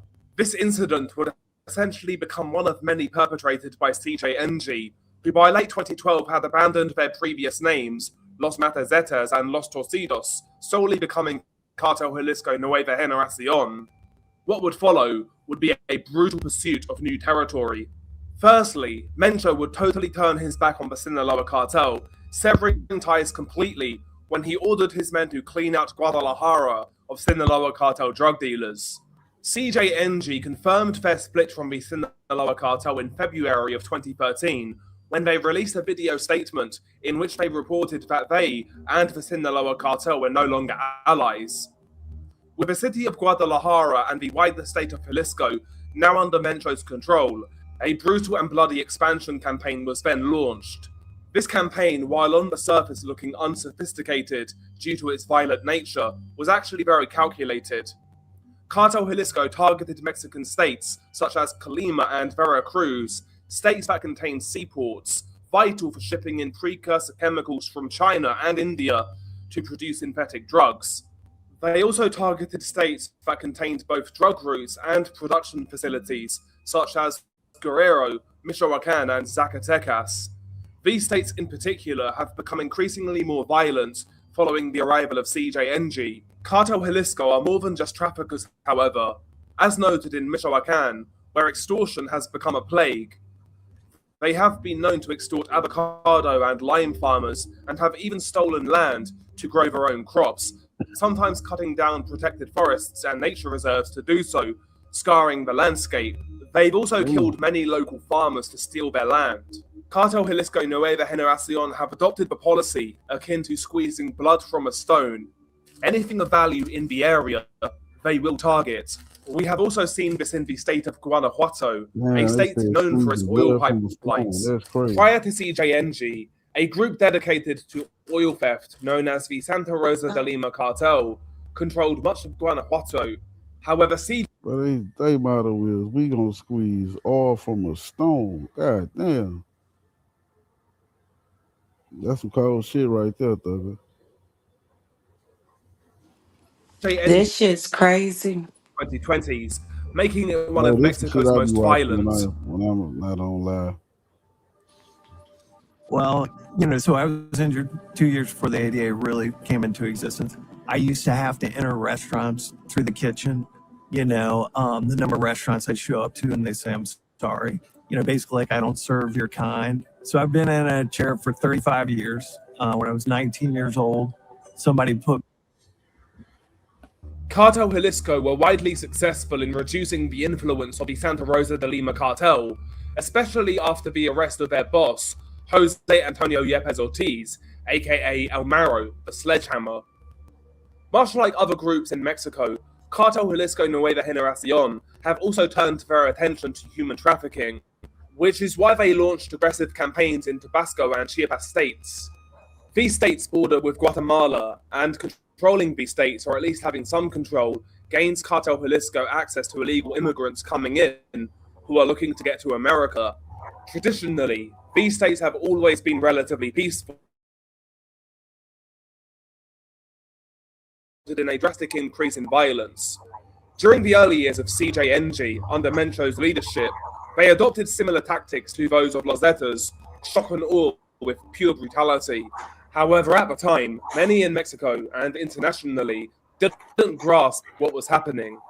The birth of a criminal organization superpower was happening in front of our very eyes, but at the time, Los Zetas were taking up the headlines due to their brutal nature, and Mexican authorities were largely focusing on the Zeta group, despite CJNG seemingly following a similar tactical approach.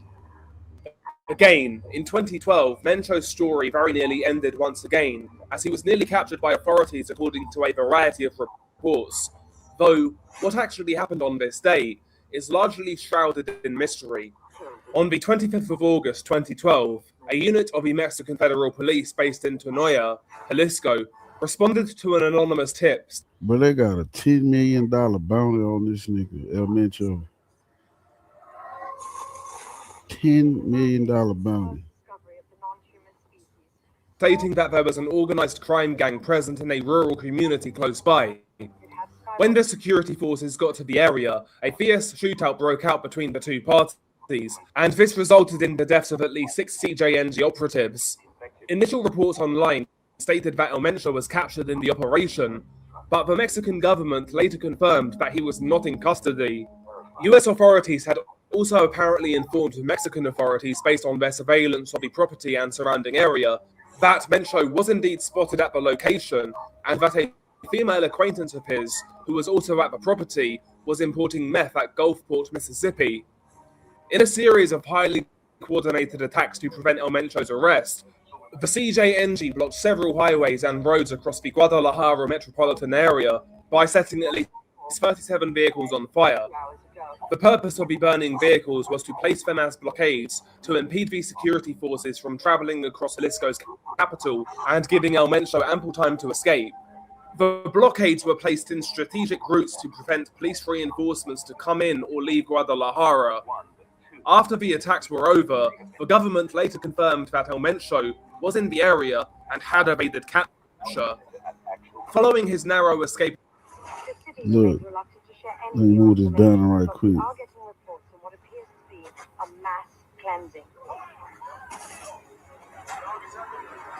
You see them vehicles?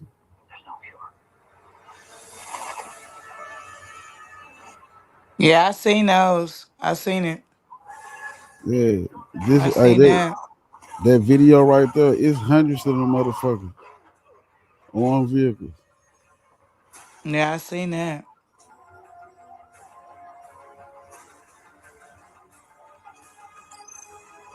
In 2012, El Mencho's public infamy grew, and he would quickly become one of the world's most wanted criminals. His organization were fighting rivals in various states, tooth and nail for new territory, committing heinous acts while doing so, such as dismemberments, beheadings, and attacks on innocent civilians.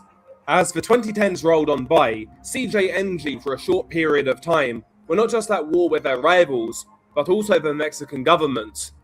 On the 19th of March 2015, in Ocotlan, Jalisco, CJNG gunmen ambushed a federal police convoy. The total death toll was 11, 5 police officers, 3 civilians, and 3 CJNG gunmen. The attack was a response by the CJNG to protect El Mencho, who was reportedly in the area for a meeting. On the 23rd of March of the same year, a close friend of El Mencho, Heriberto Cardenas, aka El Gringo, was killed in a shootout with the federal police in Zacahualan de Torres, Jalisco. 3 other Cartel Jalisco suspects were also killed. In response to his death, El Mencho commanded Cartel Jalisco to carry out attacks against the Mexican federal police. On the 30th of March of 2015, Cartel Jalisco gunmen in Zapopan, Jalisco, ambushed a convoy containing Alejandro Solorio Archega, Jalisco's security commissioner. Thankfully, nobody was killed in the fire exchange. On the 6th of April 2015, Cartel Jalisco gunmen blocked a road in San Sebastián del Oeste, Jalisco, with a burning vehicle, and then subsequently opened fire at a convoy of the Jalisco State Police, killing 15 policemen and wounding 5 more. The incident was the deadliest single attack on Mexico's police force since 2010.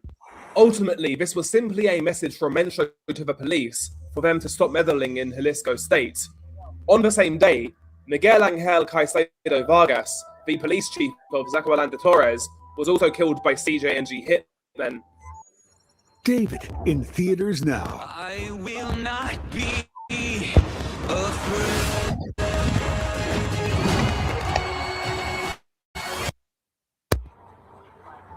2015 had become a year of war for El Mencho, and many speculated that at the time, Mencho's days were numbered. The thought was that he and his organization were simply making too much noise, causing too much violence, and affecting too many people, similar to the Zetas before them. Mencho again was very nearly captured in May of 2015.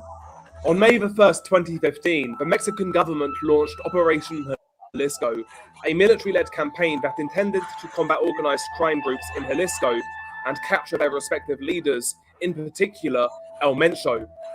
The announcement came after a series of violent attacks from Cartel Jalisco in previous weeks. The day the operation was inaugurated, intelligence reports stated that El Mencho was in Tenoya, which prompted an offensive to apprehend him. As the security forces moved to the area where Mencho was allegedly hiding, a gunfight broke out between law enforcement officials and gunmen of Cartel Jalisco. In the small town of Villa Purificacion in Jalisco, El Mencho's men shot down a Mexican army helicopter with a rocket-propelled grenade launcher, killing 9 soldiers. The battle extended throughout several municipalities in Jalisco. El Mencho's men blockaded several roads across the Guadalajara area to slow down the mobilization of law enforcement and facilitate their leaders' escape. Cartel Jalisco Nueva Generacion set 39 buses, 11 banks, and 16 gas stations on fire. The attack spread through 20 different towns in 3 neighboring states. Man, no shit like this will ever happen in America. Man, them people like everybody to fuck up. That nigga said 16 gas stations, 11 banks, and some more shit. But that shit will never happen in America. One of the surviving crew from the downed helicopter was Agent Ivan Morales, and the injuries he suffered were severe. He was left disfigured and rarely showed himself in public, but was brave enough to testify against El Mencho's son, El Menchito, who is currently serving a 30-year sentence in a US prison. Ivan Morales, 10 years after the helicopter incident, was tragically gunned down by Cartel Jalisco assassins for testifying against Mencho's son. During the first half of 2015, the Mexican government were focused on the capture of El Mencho and the subsequent disintegration of his ever-growing criminal enterprise.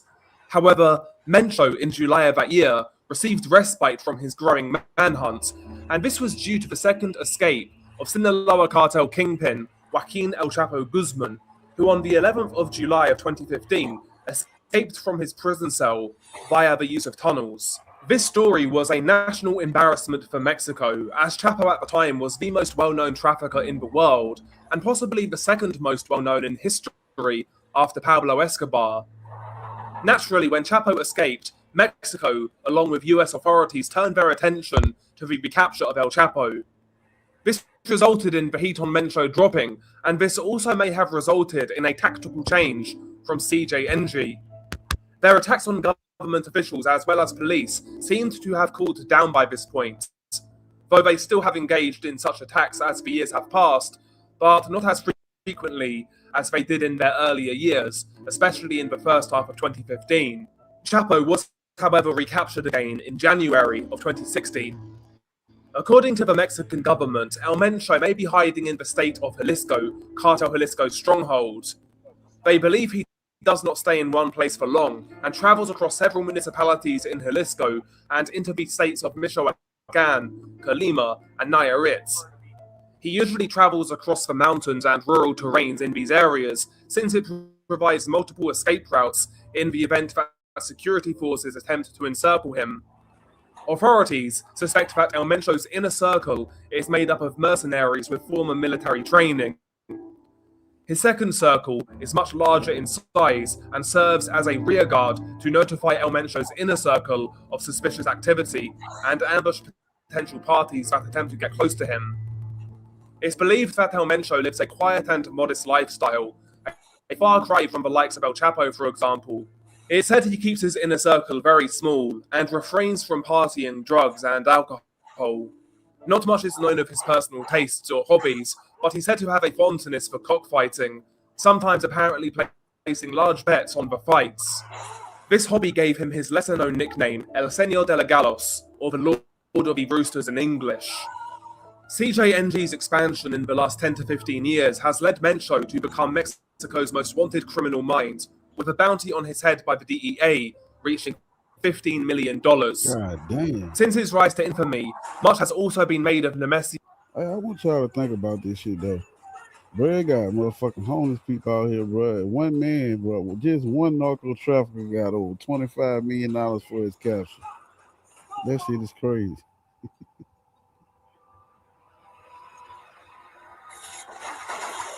Oseguera's health. In fact, numerous reports of his death have been made on social media over the years. Beginning around 2019 to 2020, intelligence reports indicated that El Mencho was suffering from kidney deficiency. To manage his condition discreetly, he reportedly had a private clinic constructed in the remote village of El Alquital. I'm having an issue with my plasma table. Could you please advise what the problem? Where he and sometimes locals received dialysis treatments. On the 25th of February 2025, Mexico's Secretary of Security, Omar Garcia Harfuch, confirmed publicly that El Mencho indeed suffers from a kidney deficiency. However, there was no new or more serious development disclosed at the time. In February of 2022, rumors circulated online claiming El Mencho had died of respiratory failure in a Guadalajara private hospital. These claims were compounded by narco-mantas, public cartel messages, some attributed to CJNG dissidents. Nonetheless, these reports remain unverified and lack confirmation. Despite such speculation, US authorities continue to regard him as alive. As late as December 2024, the US increased the reward for information leading to his arrest from $10 million to $15 million, signaling that they consider his capture both valid and ongoing. In 2022, a CJNG defector named Jose Bernabe Brizuela Meraz, aka La Vaca, poured fuel on the Mencho death rumors. Located in Colima State, La Vaca, a former CJNG member, formed a gang of Jalisco cartel defectors, and he named the group the Independent Cartel of Colima. One of their most notable publicity stunts was a narco banner left in Colima State that was personally signed by La Vaca. On the narco banner, La Vaca claimed that Mencho was dead, and he stated that I only owe respect and loyalty to Mr. Mencho, and essentially that with Mencho now dead, according to him, then he was free to go it alone. Colima spiked in violence following La Vaca's departure, but CJNG quickly exterminated the breakaway faction. La Vaca was also arrested later in 2022, all but ending his organization. The case of La Vaca is an interesting segue into another aspect of Mencho's leadership that goes under-discussed. As we all know, Cartel Jalisco Nueva Generación are organized in a vertical leadership structure, meaning a top-down approach with Mencho being the undisputed kingpin. And what has been the most impressive aspect of his leadership is how he's been able to hold together the organization without having any major internal war or disagreements. And when these incidents do happen, they are dealt with swiftly and violently, and they don't spread further. The most notable example of this would be the case of Carlos Enrique Sanchez Martinez, aka El Cholo. El Cholo, who was a high-ranking member of CJNG, was accused of murdering a high-level cartel financier called El Colombiano. Following the incident, El Cholo and several of his loyalists split from CJNG and created their own cartel, named the Nueva Plaza Cartel, which was based in the Guadalajara metropolitan area. El Mencho responded to the defection with a failed coup against El Cholo. Cholo and the Nueva Plaza Cartel retaliated by successfully assassinating the leader of a CJNG assault squad. 3 years later, in March of 2021, El Cholo was captured by CJNG sicarios, and his fate was utterly gruesome. After all, he had embarrassed Mencho for 3 years at this point.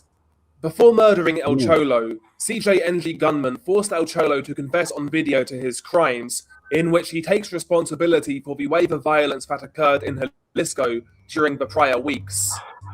Following the video's release, Cholo was murdered, and his body was abandoned in a public square in the municipality of Tlaquepaque, along with a message embedded in his torso with a knife. The note simply stated, "The traitor El Cholo." The body was also wrapped up in black plastic bin liners.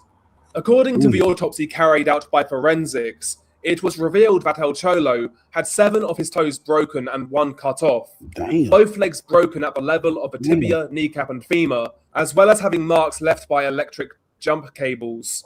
His eyes and tongue were also extracted while he was still alive, and he had several other injuries around his body, such as knife lacerations and broken ribs, along with 3 bullet wounds to the head, which are presumed to be the cause of his death. To put into perspective the level of torture, when his tongue was removed, it wasn't simply cut out with a knife. Instead, it was pulled out by a pressure implement, such as grips or pliers.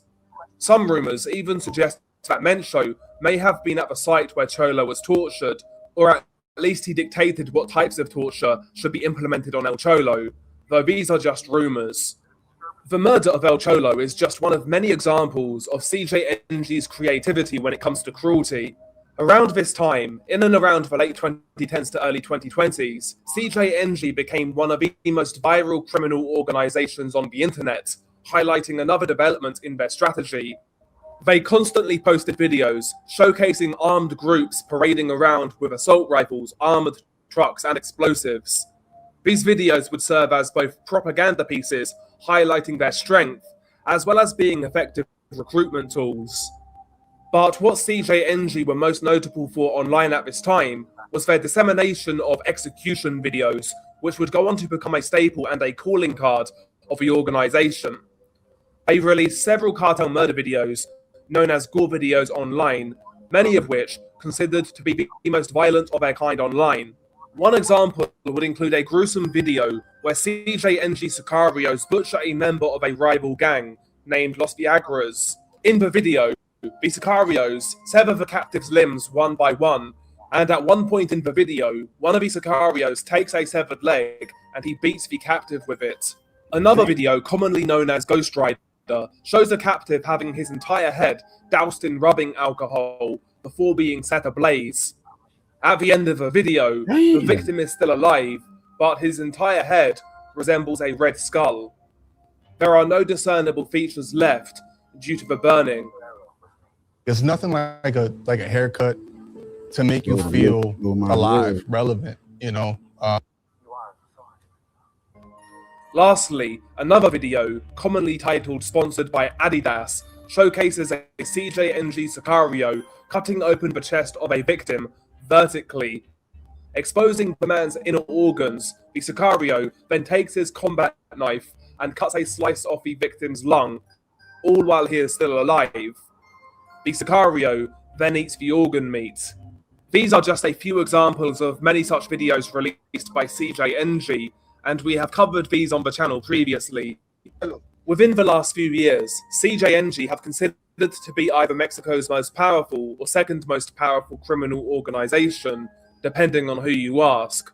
They have a presence in at least 27 Mexican states and are dominant in 6 states.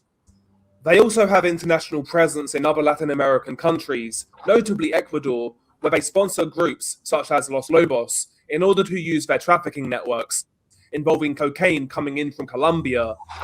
CJNG also have a presence in Guatemala. They are truly a transnational organization, with their drugs not only being trafficked into the USA, but also into Europe and Australia. They have connects as far as Africa. In fact, much of the merchandise that makes its way to Europe first enters countries such as Senegal and Mauritania, and from there they are shipped to Europe, mainly Spain. Recently, the United States even indicted a Kenyan along with 3 other African foreign nationals, as well as a Bulgarian arms trafficker named Petr Dimitrov Merchev, who is also a Tanzanian resident, for conspiring to supply military-grade weapons to CJNG. The weaponry included machine guns, night vision equipment, and sniper rifles, as well as anti-personnel mines and other explosives. The reach of the organization transcends Mexico and America. They are truly a global criminal enterprise.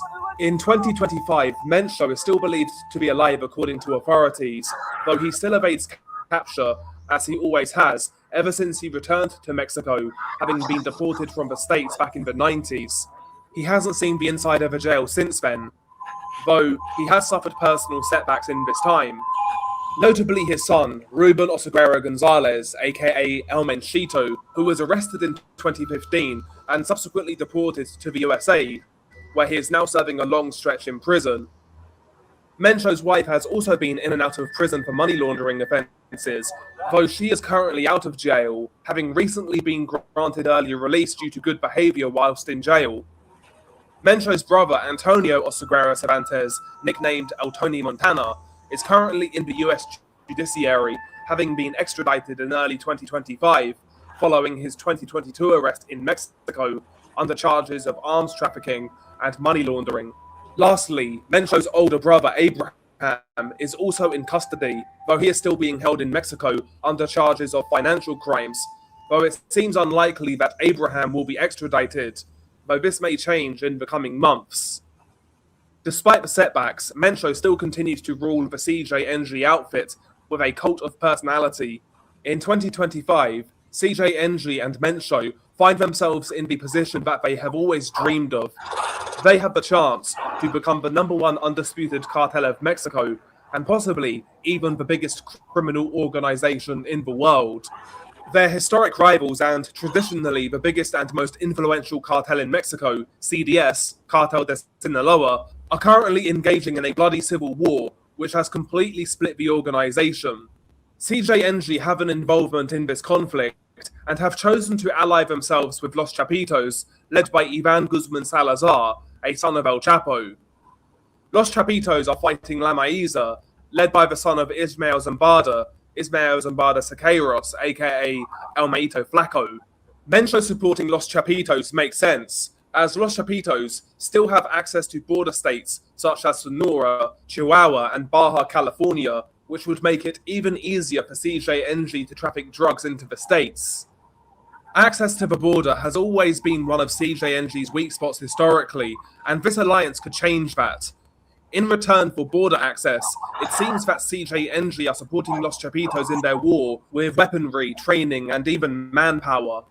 CJNG have also been at war with the Zambada faction of the Sinaloa cartel for several years, especially in Zacatecas state, and weakening them by supporting Los Chapitos may also mean that CJNG gain more power in Zacatecas. You can't talk about the Mexican drug cartel without at some point mentioning the Sinaloan organization, and their fate, along with how the civil war pans out, will directly impact the future path of CJNG one way or another. But as of right now, they seem to be in an excellent position.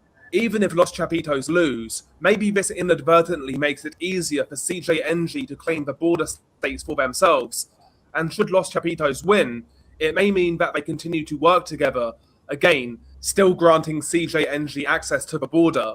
In 2025, Mencho is arguably nearing the peak of his powers, and despite being extremely wanted by the authorities, those in Mexico and even the USA seem to be primarily focusing on the capture of El Chapo's sons who lead Los Chapitos, Jesus Alfredo Guzman Salazar, but most notably his brother, Ivan Guzman Salazar.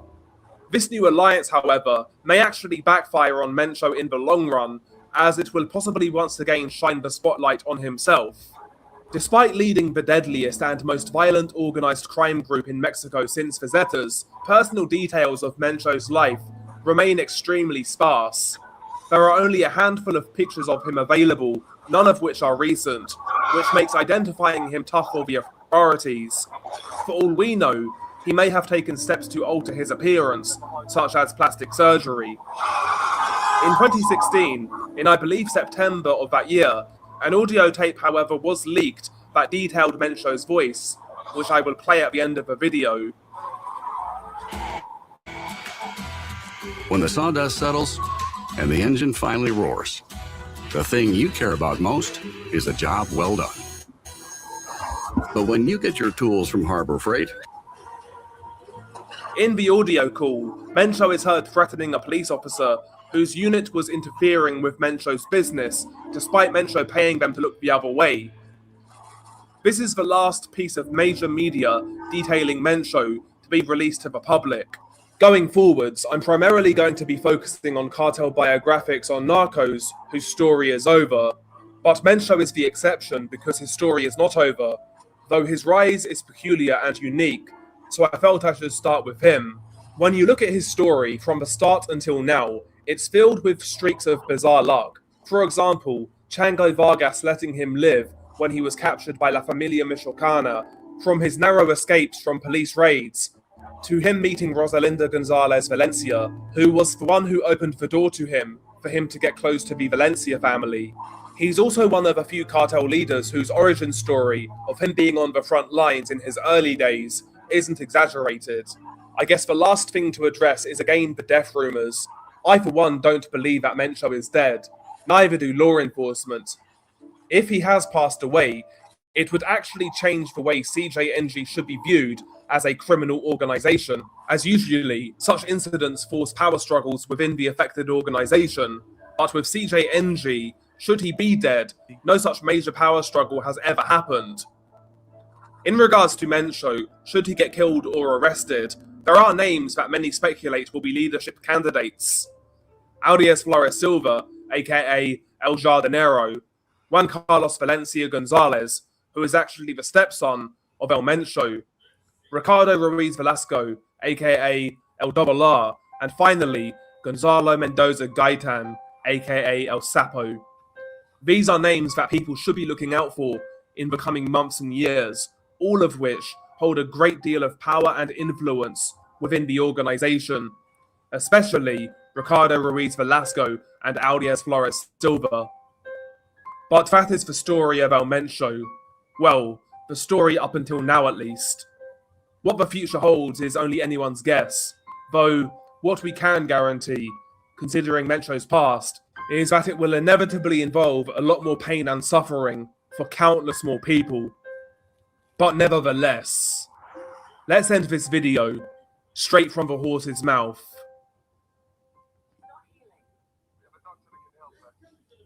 Beta 1. ¿Quién habla?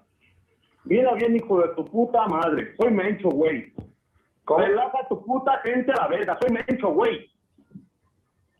Relaja tus putas partidas. Si no, te voy a partir tu madre 10 todos tus bolas de perros. Te tengo identificado 30 güeyes. Hasta tus putos perros te van a matar si no te relajas, güey. ¿Cómo ves? Ya está, señor. Ahorita los bajo. Oh, no cuelgues, hijo de la verga. Te tengo ubicado más en Chacala, güey. No, no le estoy colgando, le estoy diciendo ahorita los bajo. Póngase las pilas, güey. ¿Qué es que le puedes hacer, amigo, cabrón? ¿Uno no se mete con ustedes para que se pasen de verga? No, señor. Ahorita yo se las bajo. Pongan, revírenmeles a todos los hijos de su puta madre, porque todos se son buenos de puercos. Sí, lo que me están diciendo. ¿Me ponen a tiros o tú eres el primero que vas a marchar por el Julián? No, señor. ¿Vale? No, señor, no se trata de eso. ¿Vale? A la verga, porque aquí los vergazos están andando frente, ya se la sabe. Y miedo no hay. No, señor, no se trata de eso. Ahorita yo lo sabía. Entonces, si quieren amistad, sí va a tener un amigazo, cabrón. Si no, a chingar a su madre a la verga. No, yo sé, señor. Ya estoy hasta la verga de que no entiendan, loco. Señor, usted me conoce, usted sabe que estoy allá. Pues por eso me extraña, cabrón. Yo te entiendo, güey, pero por lo menos yo sé que tienes gente y la familia de chingada. Verga, los jugues de las putas pilas. Yo lo sé, señor. No quiero que me apagues este puto teléfono. Después te voy a marcar, güey. A ver si no se relajaron a la verga, ¿eh? No, ahorita le voy a marcar. A todos en general, güey. Relájenmelos a la verga, por favor. Ahorita le voy a marcar otro número a este número que me está marcando. No, este ya no le voy a marcar. Yo le marco cuando yo pueda. Ándale, pues. Pero no me lo pague porque lo voy a entender como negatividad. No, señor. Ahorita le mando un mensaje de otro número. Ahora después me no hay eso, que se relajen a la verga. Sí, señor. Usted me conoce. Usted sabe que hay respeto. Nada más. Hasta igualmente. De aquí para allá también. Ahí disculpe por las malas palabras. Aquí los muchachos son los que están allá y usted y yo se los saludo. Ahora pues, ahí le encargo. Ándale, señor. Ahí relájenmelos a todos, dígale que va de parte mía. Claro que sí, señor. Ya está. Ándale.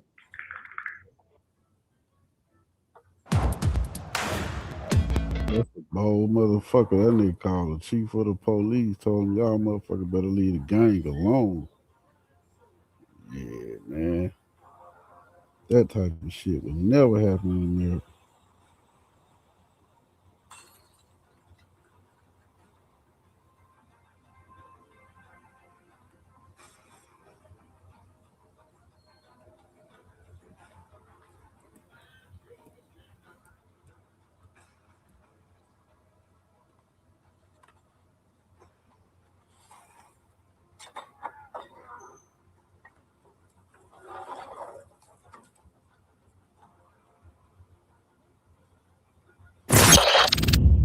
Craziest things El Mencho has done.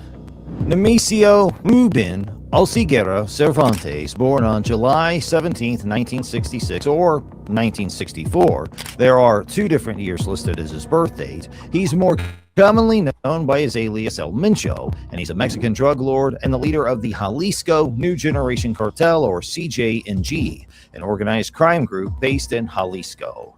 He is one of the most sought-after people in the United States and is the most wanted person in Mexico. Both countries are willing to pay up to 30 million Mexican dollars, or roughly 10 million US dollars, to get information that leads to his arrest. Tonight, the DEA is offering $10 million for information leading to the arrest of the Mexican drug kingpin known as El Mencho. He's blamed for a flood of narcotics into the U.S. He is wanted for the illegal trafficking of drugs, involvement in organized crime, and possession of firearms without the proper documentation. It is believed that El Mencho is the one responsible for managing drug trafficking operations on a global scale. It was under his supervision that the CJNG rose to become one of the most powerful criminal organizations in Mexico. El Mencho was born into a poor family in Mexico where he worked as an avocado farmer and eventually stopped going to school before illegally entering the United States in the 1980s. In the early 1990s, following a string of arrests, he was extradited to Mexico, where he subsequently found employment with the Millennial Cartel. Eventually, he worked his way up through the ranks of the criminal organization and established the CJNG when several of his superiors were taken into custody or executed. His prominence is also attributable to the fact that he led competing criminal organizations with an aggressive attitude and engaged in sensationalist acts of violence against Mexican security personnel, as well as other rival criminal organizations. Because of these acts, the government began paying closer attention to him and launched a widespread manhunt. It is believed by the security forces that he is hiding in the rural areas of Jalisco, Michoacan, Nayarit, and or Colima, and that he is being protected by mercenaries who have prior experience serving in the military. But the focus of our discussion for today won't just be on El Mencho, but rather it'll be on the wackiest things he's ever done. If you're interested, please continue watching. El Mencho's operations have been monitored by the DEA office in Los Angeles, California since the 2000s. The DEA discovered that the CJNG had increased the scope of its drug trafficking activities abroad. The American authorities learned that El Mencho was operating a cocaine and methamphetamine supply chain abroad in 2000, and they learned he had employed weapons to further his operations 5 years later. According to the DEA, El Mencho was involved in a cocaine operation in 2007 that spanned Colombia, Guatemala, Mexico, and the United States. They discovered another shipment of cocaine that was bound for the U.S. via Colombia and Mexico. In 2009, El Mencho was discovered by the DEA in another shipment of cocaine from Ecuador. 2013 saw the discovery of 2 additional Mexican-American shipments. In 2014, it was discovered that El Mencho had coordinated a shipment of methamphetamine from Mexico to Australia and the U.S. using gangs based in China. On September 27, 2011, Mexico's Office of the General Prosecutor issued an arrest warrant for El Mencho and offered 2 million Mexican dollars for info leading to his capture. He was charged with guns and organized crime. Based on DEA investigations, the U.S. District Court for the District of Columbia indicted El Mencho for drug trafficking and continuing criminal enterprise leadership in March 2014. On August 25, 2012, a unit of the Mexican Federal Police based in Tonaya, Jalisco, responded to an anonymous tip stating that there was a cell of organized crime present in a rural community close by.